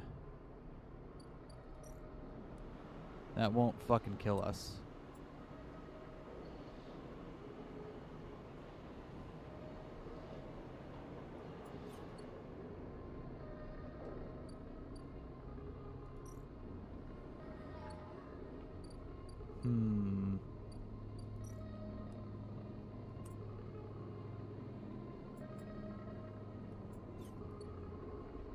Can we use this to help pay off the debt somehow?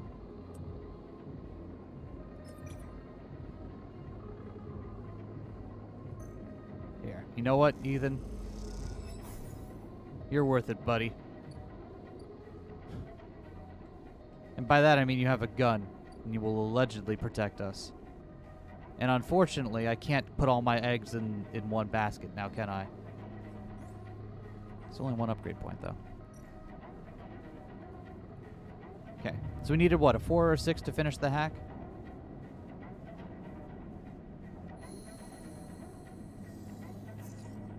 Perfect. Sleeper, how you been? It's a struggle. Been meaning to ask you, what's it like? I mean, you know, what does it feel like? If you don't mind. That's good, really good. I want to say I have a lot of sympathy for it, like having to find a place, having to survive, having no future. A lot of people around here understand that. Maurice looks away, and you notice him for the first time, not just as Bliss's assistant, but as someone with their own worries. Their own struggles, their own life. You feel bad for not noticing earlier. Anyway, got a message for you. Bliss sent me down. Got another contract. She needs your help. That's the message. Payment last time didn't come through, but you did good work. Bliss knows that. Okay then. Showing your best, you know. See you up there. Okay. Let's finish this big long hack here. Oh, whoops. Thoop.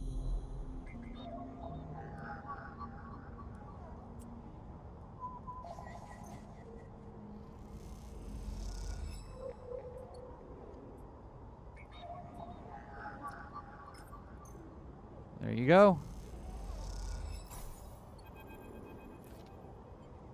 A thread from the facility cuts through the cloud like a hairline crack of light. That's it. The final layer of security broken. Somewhere buried in the depth of the station, Fang is in control, slicing into the camera control circuits and piping out the result. The thread flickers and unravels into an image as seen, two figures in a room, one sat, the other pacing. The pacing figure resolves into Hardin, the unmistakable superior posture, the shock of gray hair. The second figure's features don't seem to resolve. They are vague, unformed. A problem with the data, perhaps? You look closer. Then you see it. The figure is a proxy. Perhaps you should have expected it from Conway, corruption whose very existence is owed to automation. The proxy is a machine designed to be piloted by remote connection. Someone elsewhere in the system puppeteering it with their own body, speaking it so it may speak. The proxy sits impassively, or the Conway executive that is piloting them does, in the distant safety of some ship or orbital colony, perhaps. We can move forward, there is no doubt. The reclamation teams are almost ready. After that, I will make the declaration. Nothing has to change. But things must change, Hardin. We need further assurances. I've been informed of a breach in one of the closed networks in the low end. You've been careless. We have been stretched. Breach was detected, yes, but no data value was lost. Our board is concerned, Hardin. Dropping our value would be unwelcome at this time. If the reclamation of AE-1 is contested, then we would be drawn into compromising legal position. There will be no contest, not from Solheim, who cannot muster a defense, not from Haven Age, who will fall into line below me. And the people of this station? Gangs, refugees, spacers, all either opportunists or degenerates.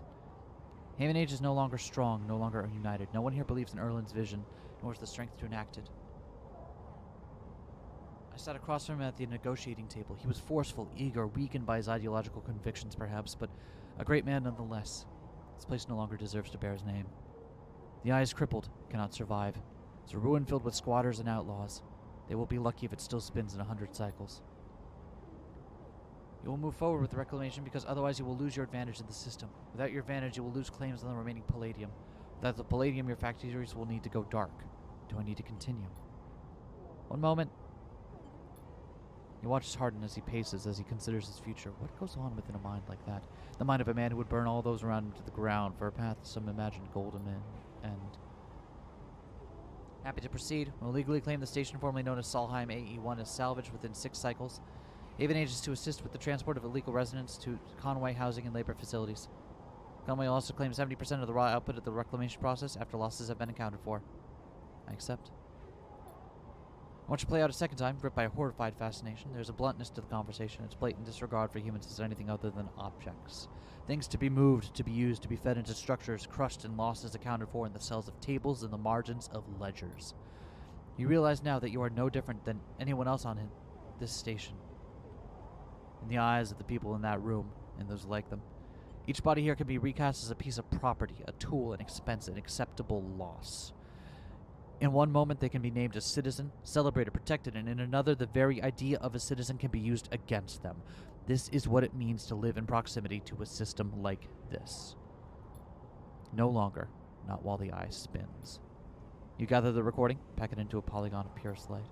Then you drift down to the service dock like a falling leaf and find the relay. It only takes a second for that placed a polygon of the data, that recording into the relay system Fang prepared. And then you watch it as it bursts out, a web of threads heading out into the black to every network device on the eye. Let them see what power makes of a man. We got an achievement for that, by the way. It's called Icebreaker.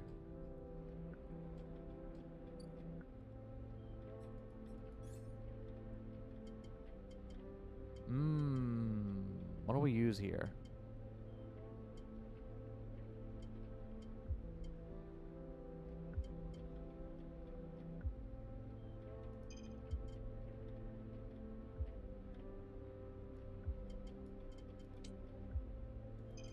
Give me that +2. Yeah.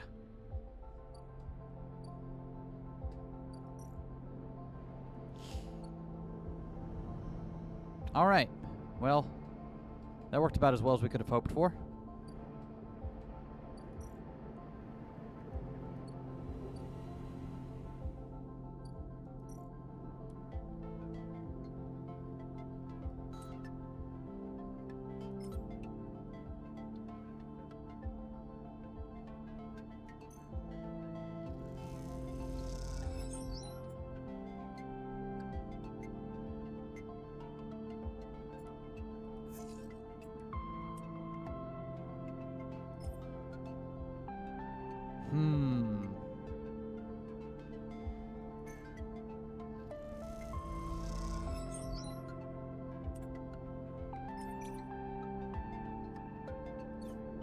Okay, so we're only going to want to use dice in here when we're absolutely sure we're going to pass this.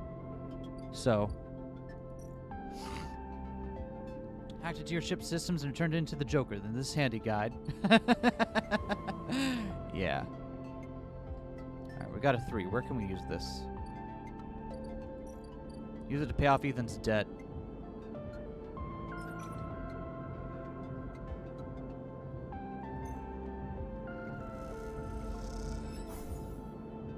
There you go, Ethan.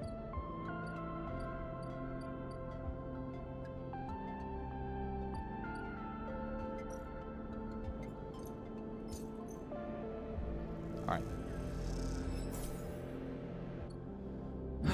And we want to use it tonight because we'll lose 2 and then we'll be down to 3 dice, and that's no good. Oh, hold on. Most of it is total lockdown. I won't give you a straight answer about Fang or Harden. Okay. So we have to wait 2 days to hear from Fang, I guess.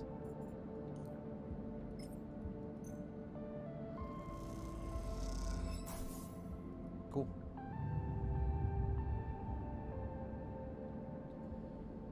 Alright.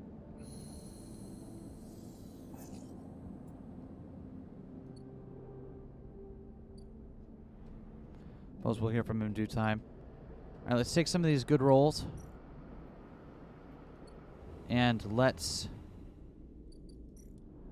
help with the sycamore seed here.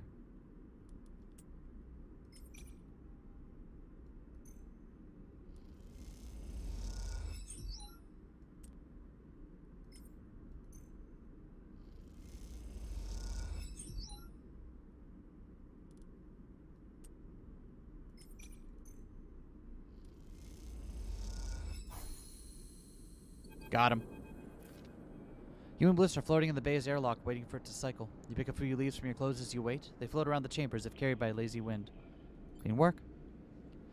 Thank you, Sleeper. You didn't do so bad yourself. Seems like we're getting into a good rhythm. Another familiar sequence of chunks and rattles sound out, and then the door hisses open. The moment it does, you know something has once again gone wrong. What's all this? Bliss asks, confused, looking more. Beside him are a set of crates anchored to the bay floor. He has clearly just brought them in through the bay's freight lock. It's payment. He runs his hand along the crate. The Sycamore Seed crew just brought them over. And we're very thankful. Bet they were. What the hell is inside? Moritz leans over and struggles with the catches on each side of the top crate. As he does, Bliss turns to you. And say it. Don't you dare say it. Don't. This isn't my fault. Moritz finally catches for you. The lid floats off, drifting off into the bay. As it does, a small brown lump floats up with it. Is that a mushroom? A damn mushroom. Not just mushrooms. Produce. Goddamn Haifa communes should have known they didn't have shit to rub between them. Stop, Bliss. These are good, fresh. We can sell them. To who? Moritz. Are we running a grocer's now? We need cryo, otherwise this whole bay will be shut down. We can't pay for parts with leafy greens. What, 4 whole crates? Even you can't be that hungry. You can take few, but the rest will sell. At least Moritz will sell them if he's so eager. It isn't that bad, Bliss. It's a step in the right direction. They'll sell well. Looks like I went into business with a couple of wannabe farmers. Prove me wrong, then. Show me this is a windfall. Until then, I'll be working on how to keep this place open.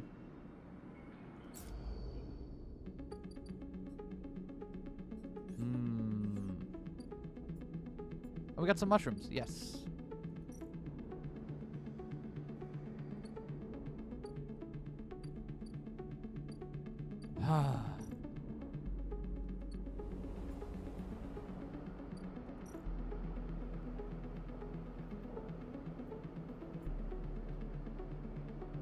So, are these the ones that Emphas needs?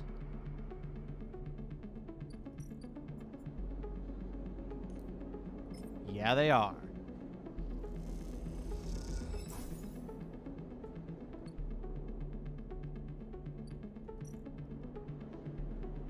Emphas is working on gathering the ingredients and preparing the mushrooms. He doesn't like to rush these things. Alright, good for that. Okay, what else can we do that'll help us probably survive when Mayweather gets here? Actually, you know what? Hold on. Let's not starve. First of all. Can I not eat at Emphasis stall while he's... I should have eaten at Emphasis stall first.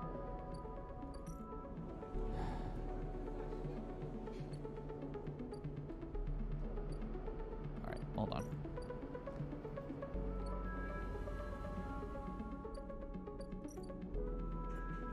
Help me not die, please.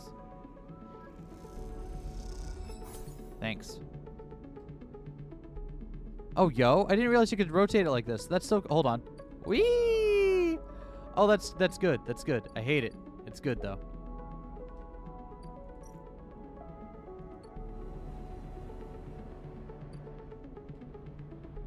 Okay. Pay off your fucking debt for you, Ethan. Better be fucking grateful.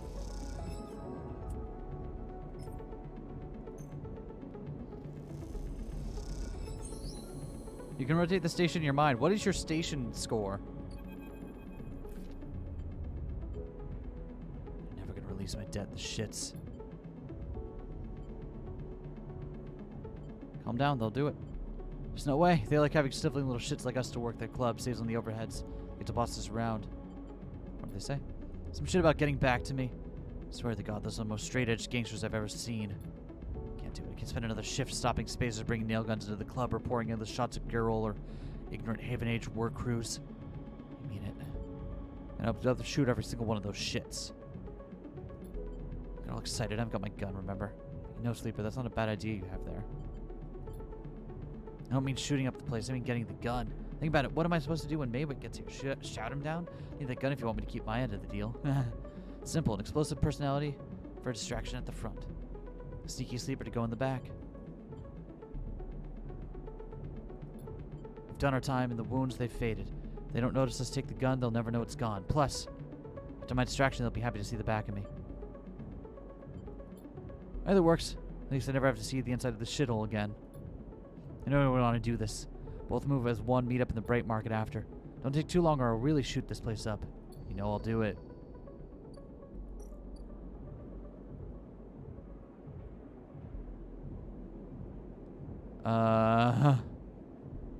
Okay. Okay. Ethan. Worried about you, buddy. God. Okay.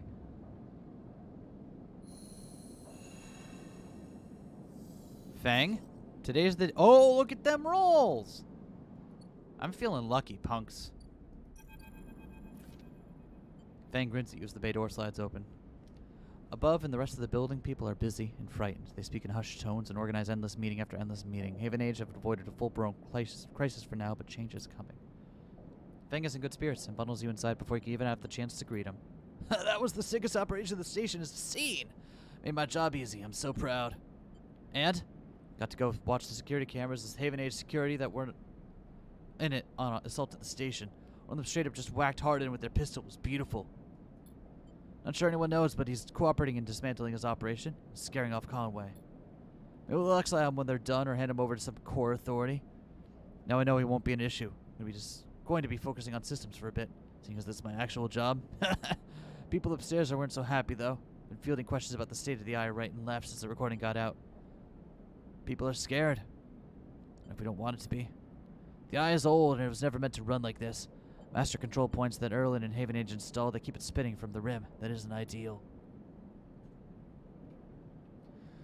But if you're asking me if the eye will stop spinning next cycle, no. And me and a ton of other skilled people will be working to stop it happening in the cycle after that. Hardin's problem was that he didn't believe in people. He believed in systems, their ability to shape the world around them. But as far as I'm concerned, people should be the ones running those systems, not the other way around. Anyway, no, you didn't come down here for a lecture. I haven't forgotten. Managed to finish that code solution I showed you. It's a modified Ripper worm, one I made to deactivate that tracker of yours. But in the time since I got back, I added something extra. The tracker of yours doesn't just show SNR where you are, it just transmits data about the state of your body, your current condition. Worm doesn't just deactivate it. It'll edit that data to tell SNR your body's irreparably damaged. DNR, do not retrieve. Thank you. Slaughtered already. Woo! Fang, you didn't screw us. Ah. Glad to call you my buddy. The worm immediately enters your closed network and whips through it, taking things with it as it goes. The moment they are gone, you forget they were ever there. They just blink out of existence. A second later, it is done. How do you feel? Hold on, everyone. I gotta take 2 seconds here.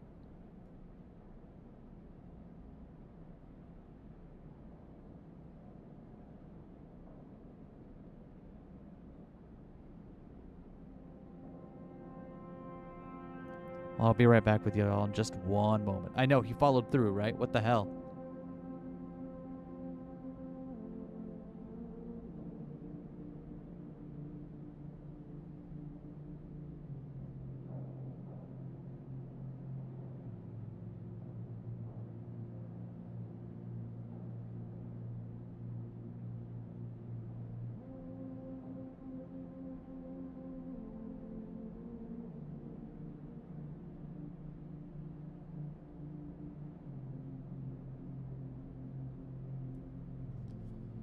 He actually followed through, generally surprised. Yeah, me too. Well, hold on. Let's not, see. Tired. Aren't we all? Take it easy. Things might be a little woozy for a minute. Logs tell me it works, so feel it or not, you are free. Seems like it might be finally time for a celebration. Jenna still owes us those drinks. He laughs and you join him, and later when you leave you feel deeply thankful for having such a friend. To walk away from the building, you look up the wide curve of the eye at the hub and the other rim beyond it. The whole thing twinkles with lights, and it seems impossible to see it as anything other than breathtakingly beautiful. It feels in that moment like something eternal. That doesn't mean it can or even should last forever, or that it will never change, fade, or decay. It simply means that in this moment, this place has a future, and it is one that you know, deeply and truly, is worth protecting.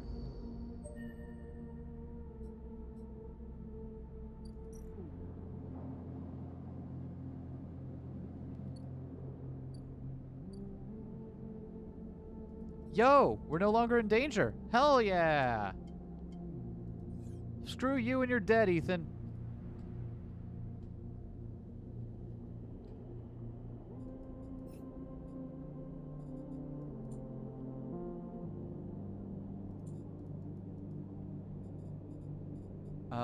Disable your tracker. Hell yeah. Pressure's almost empty when you enter. A couple of scattered patrons in the booths and a lone bartender. Bartender recognizes you immediately when you arrive and nods, and you return the greeting.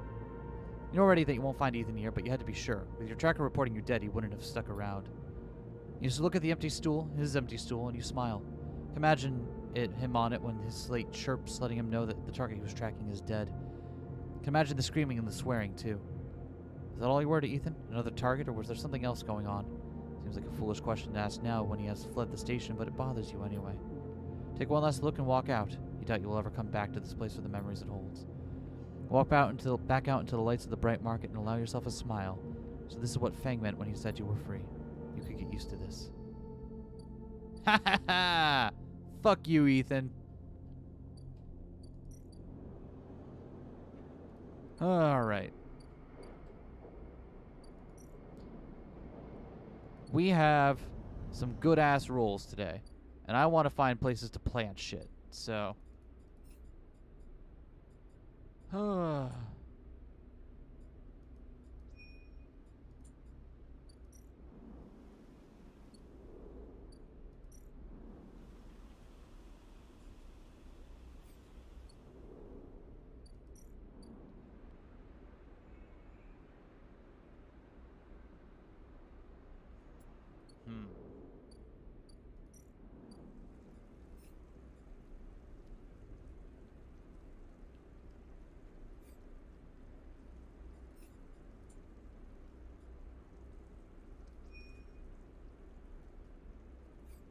Wait, we can still steal Ethan's gun?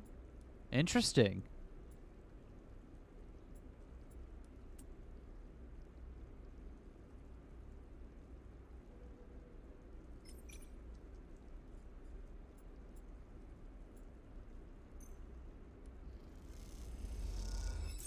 How many does she need for this?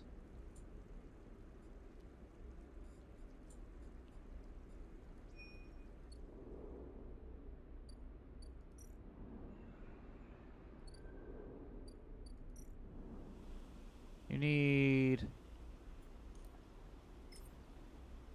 3. Okay.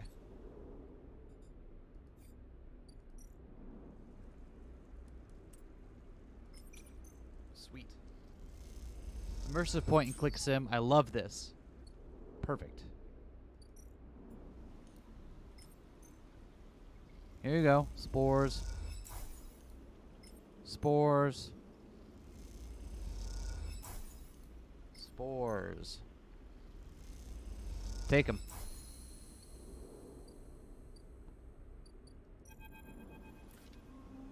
Sleeper? Have some of yours here. Come see. She beckons you over to a heavyweight-looking console wired to a series of specimen jars, some of which contain your spores. Where'd you get this? This, would you believe, was a Solheim console built to analyze the nutrient contents of the greenway crop. I have been using these for decades now, although sometimes they need a little tender care. You look at the machine, patched with whole offcuts, the gaps between which reveal a tangled nest of wiring. If you are honest, it looks like it has received a lot of care. Spores you have here are a real cocktail, a selection of types from within the groves, but I've been able to isolate a few. Here we have Tricholoma matsutake, a species Solheim somewhat modified for use on the station. This is the composition of the Solheim modified matsutake spores. Every species on the eye is a tweaked variant of Solheim's, of course, but that's not the point. See, this is what your matsuke spores look like. Look at the composition, they are totally different. They are fundamentally the same spores, but they carry different chemicals, different signals. Solheim may have introduced their own tweaked versions at the beginning, but the groves have and still are affecting them. It's hard to tell without samples of fully grown mushrooms, and herein lies our problem. She moves to another desk where 2 trays sit side by side. The first contains nothing but plant mulch.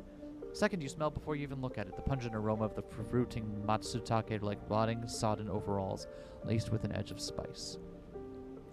The matsutake here are grown from Solheim stalks, pulled from a spore vault in this complex. They're delicious, by the way. The empty tray is germinated with spores you collected. No activity, no germination, no nothing. Yes, they are. So here's our puzzle, Sleeper. Spores from the groves won't grow in the lab. But gathering fruiting bodies from the groves is too unpredictable. We need to grow a fruiting body from some of these spores so we can track and understand it. In short, you need to become a mushroom farmer. I'm guessing an educated to this is this. The closer these spores are to the groves, the better they'll germinate. There's an old dome, the aviary, which sits directly above the grove's vent cores. It's a bit of work to make a perfect place to germinate the spores. I do it myself, but my farming days are over. Bring me whatever grows, not just matsutake. There's more than a couple of variants in there, so I'll need plenty of samples. These things are all reflections of their conditions, their smell, their taste, their chemistry. It's all derived from the conditions of their growth. Enough of these, and we'll have a picture of what is happening here, the ways in which this biosphere is modifying itself or being modified, whichever the case may be. Riku pops the matsutake cap into her mouth, taking you by surprise. And don't worry, Sleeper. This turns out to be dead, and I'll make sure that not a single mushroom will go to waste. I'm glad you think so.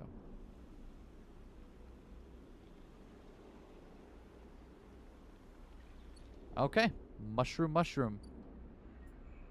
Badger, badger, badger. Might as well do this.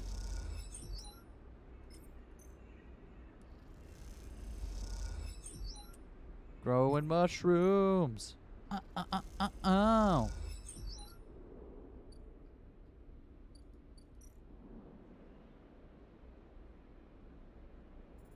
I wonder what we do with the grove spores. Can we do anything else with these?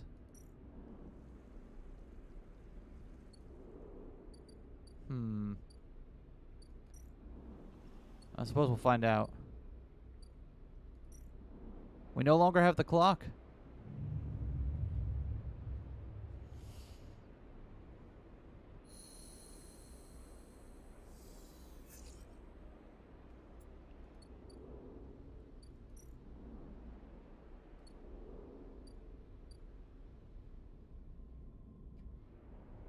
Alright. Let's go ahead and get some food. Memphis is still working, of course.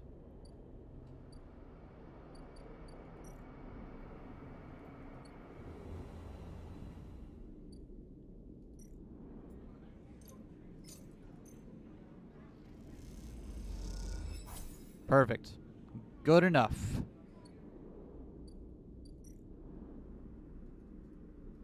And then let's finish clearing out that, let's finish clearing out this,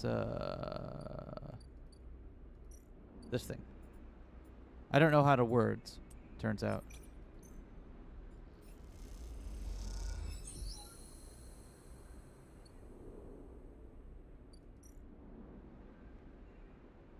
Germinate spores, huh? Okay, so we need more spores to do this.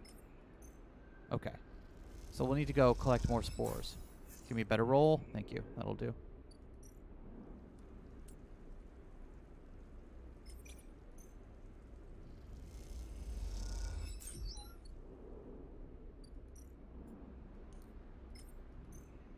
Here we go.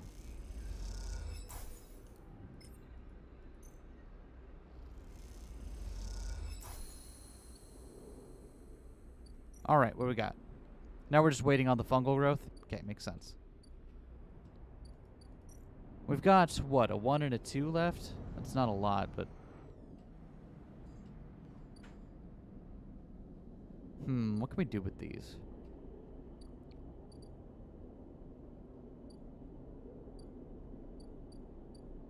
What can we do with a couple of crap rolls?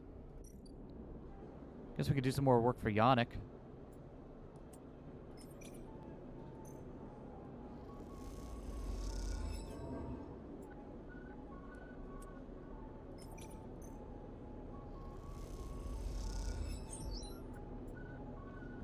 That'll work. And what do we have to do for this unit? We just have to put in the work for it, right? Sweet, yeah.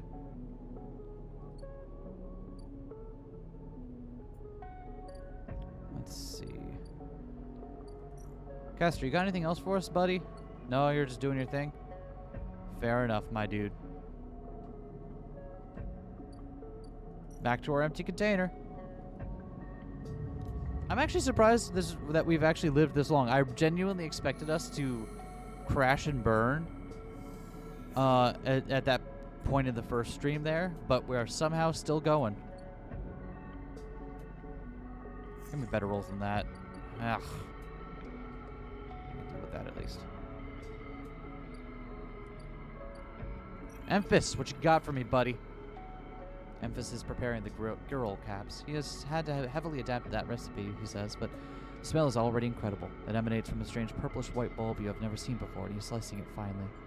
He brushes and slices the mushrooms and then places them in the wok with the sliced bulb and the oil. They caramelize there in that well-worn crucible. He adds liquids, transparent and opaque, and then turns down the heat. A sprinkle of leaves is the final touch. We have a moment, Sleeper. Do you have a story? Something in the scent of the food gives you a feeling of nostalgia, something distant and melancholic. It seems like the story should match that feeling somehow, and maybe you would feel better for telling it. You start by explaining that when you are emulated from a person, many of your memories are left behind. Perhaps it is an intentional part of the process, a way of keeping sleepers ignorant and malleable, or perhaps it is a side effect of the imperfect emulation. You admit that you don't really know. What you do know is that some memories survive, and on occasion that they come back to you, like shadows passing overhead. You detail one recurring memory, which, despite returning to you with enough regularity for you to think of it as familiar, always fades as quickly as it arrives. You struggle to explain the feeling of being whole for a moment that comes with this memory, and then how that wholeness slips away to leave you feeling like you have forgotten something important, but just can't bring it to mind. Memphis nods throughout, cooking as he does with deft and skillful movements. You start to trail off when you realize you can't find the words to explain how the memories you do have feel like both yours and someone else's at the same time, and how that always fills you with a certain sadness. The sadness of remaining forever unknown, even to yourself. I'm sorry, Sleeper, for your troubles. Appreciate you sharing with me, though. Hope it lightens you a little. He passes you a bowl and heaps the girls into it, their yellow color mixing with the pale sauce and the whorls and blooms. Eat. The dish is delicious, filling. It warms you as you eat in a way you weren't even sure your body could be warmed. It's a small mercy, you think, that SNR left you this pleasure. Many of the features of frames that there are to simulate human experience, you know that much. Emulated minds cannot be rewired, so their need for embodied experience must be met. That is why you breathe even when you do not need air. Without that stimulation, the sensation of drowning would be unbearable. Food serves another purpose. Your frame is able to metabolize it to produce energy from the raw material. Vitamins and minerals are excess, of course. Your frame only needs raw power. So much is wasted, and yet while you eat this food and feel that warmth, nothing feels wasted. It all means something to you. As you finish, Memphis takes the bowl, the last of his cleaning. He smiles at you, and neither of you feel the need to say anything more. Instead, you simply exchange nods and walk your separate ways back into the bright market, somehow changed. Hell yeah.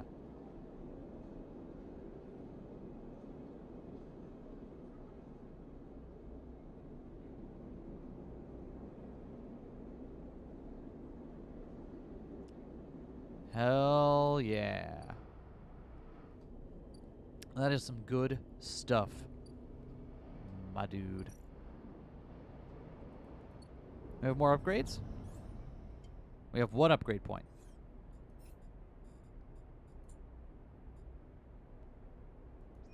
Okay, so now we gotta get Matsutake caps. Okay.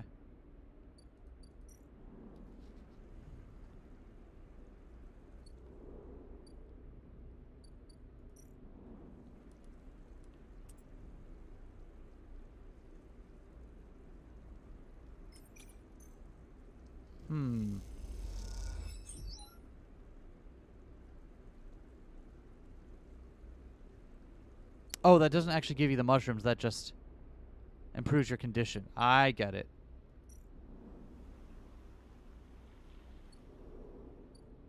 Okay. Well, good to know. That's working.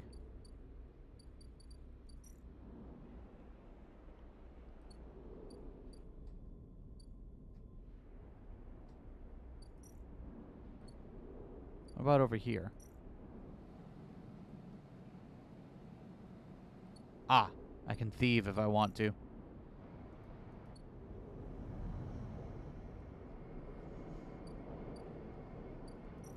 What about over here? Can I work towards anything? No?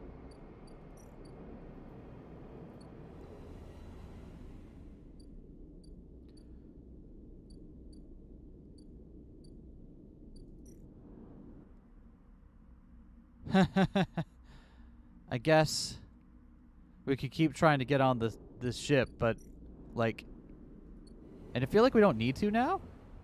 Like, we're no longer being tracked. We're fine. We don't need to leave.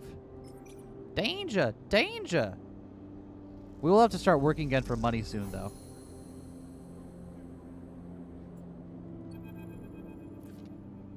You almost laugh when you see it. The same small recorder stuck to a different wall this time. Written across the fluorescent tape is that familiar word, sleeper. You grab it quickly. Rabia says sorry. She said she didn't have time to brief you before setting you up with the old man. I'm sure you've got the play by now. Earn his trust, work the block. We need you to get into his office. It's risky, but obviously you're the only one of us he doesn't already know. Either way, we need to locate the link to S and ARP. Rabia says be careful. The data suggests there's some relay, processing the implant data and sending it to S and ARP, but we can't lock down its position. Either he's moving it, or it's moving itself, or it is rerouting through other relays. We don't understand it. Maybe you can find some details on it in his office. Once he trusts you, should be able to get close enough to get in the office. You'll get one shot at this. It's the final piece of the puzzle to end this. Good luck, Sleeper. I'm sorry, too. Be safe. Cue Eminem singing, Am Not Afraid. You pocket the recorder just in case and walk away. Looks like it's up to you now.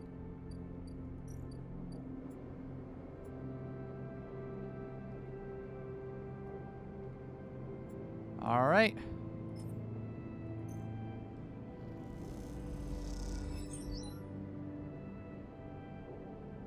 You spot the countermeasure on the drawer moments before you touch it. This has to be it, but you cannot rush it.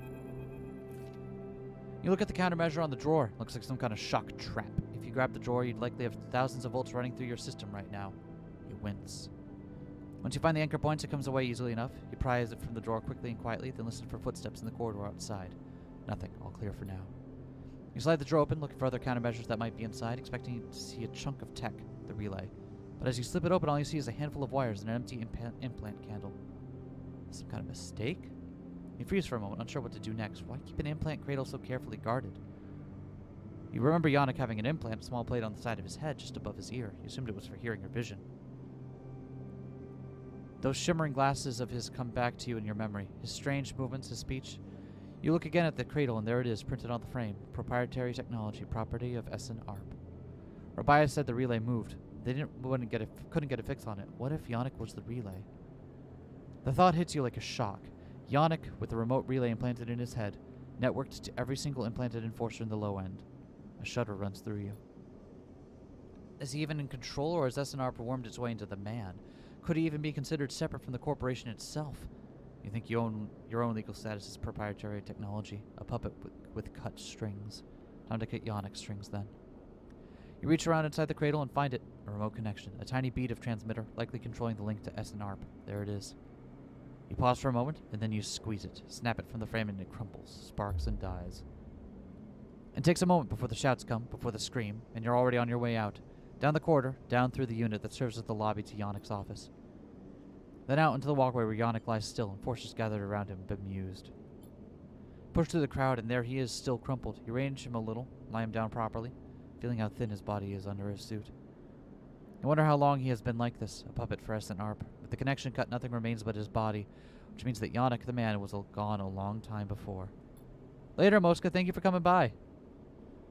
You place a hand on his chest. You are sorry for him, but it is done now, and you did not kill this man. You've seen enough. The connection is cut, and whatever Yannick was or had become is gone. Your anger is on a hard core in your chest, and all of it is focused on SNARP. Got another achievement for that one called Remote Control. So these two are going to be working on that. Okay.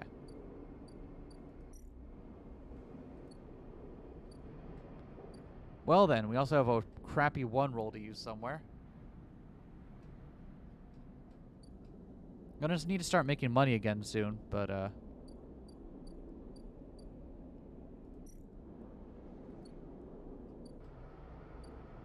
guess we could use this one to like hack something. Oh, we have a job starting tomorrow for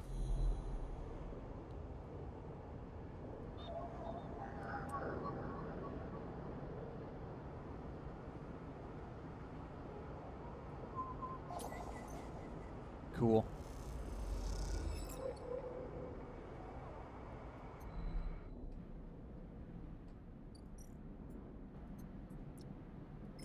Give me the data.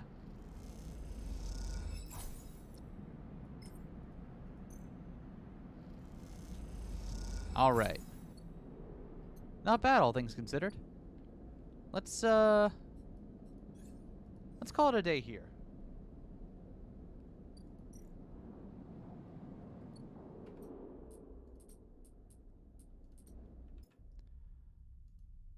Thanks for coming, everyone. This game fucking rocks, and I love playing this. I feel like we're closing in on the end pretty soon here, considering we've managed to secure ourselves a position here on the ring. I'll be back tomorrow. We'll play more of this. We might finish it then. Who knows? In the meantime, there's a new episode of Dog Airport Game out right now. Hope if you've been watching that series, I hope you're enjoying that, because that is one of the most consistently well-written games we've played on this channel. Xavier Nelson Jr. has a way with words and a very subtle touch to his humor, and I very much enjoy playing that game. Again, if you're a patron and you haven't seen it yet, check out Patreon to see a new episode of Ace Attorney. If you're not a patron, that's fine. There will be a new episode of Ace Attorney on the main channel probably in the next couple months, so look forward to that. That's what I got for you. I hope you all have a wonderful day. See you on Friday for more Room and Echo. Ciao.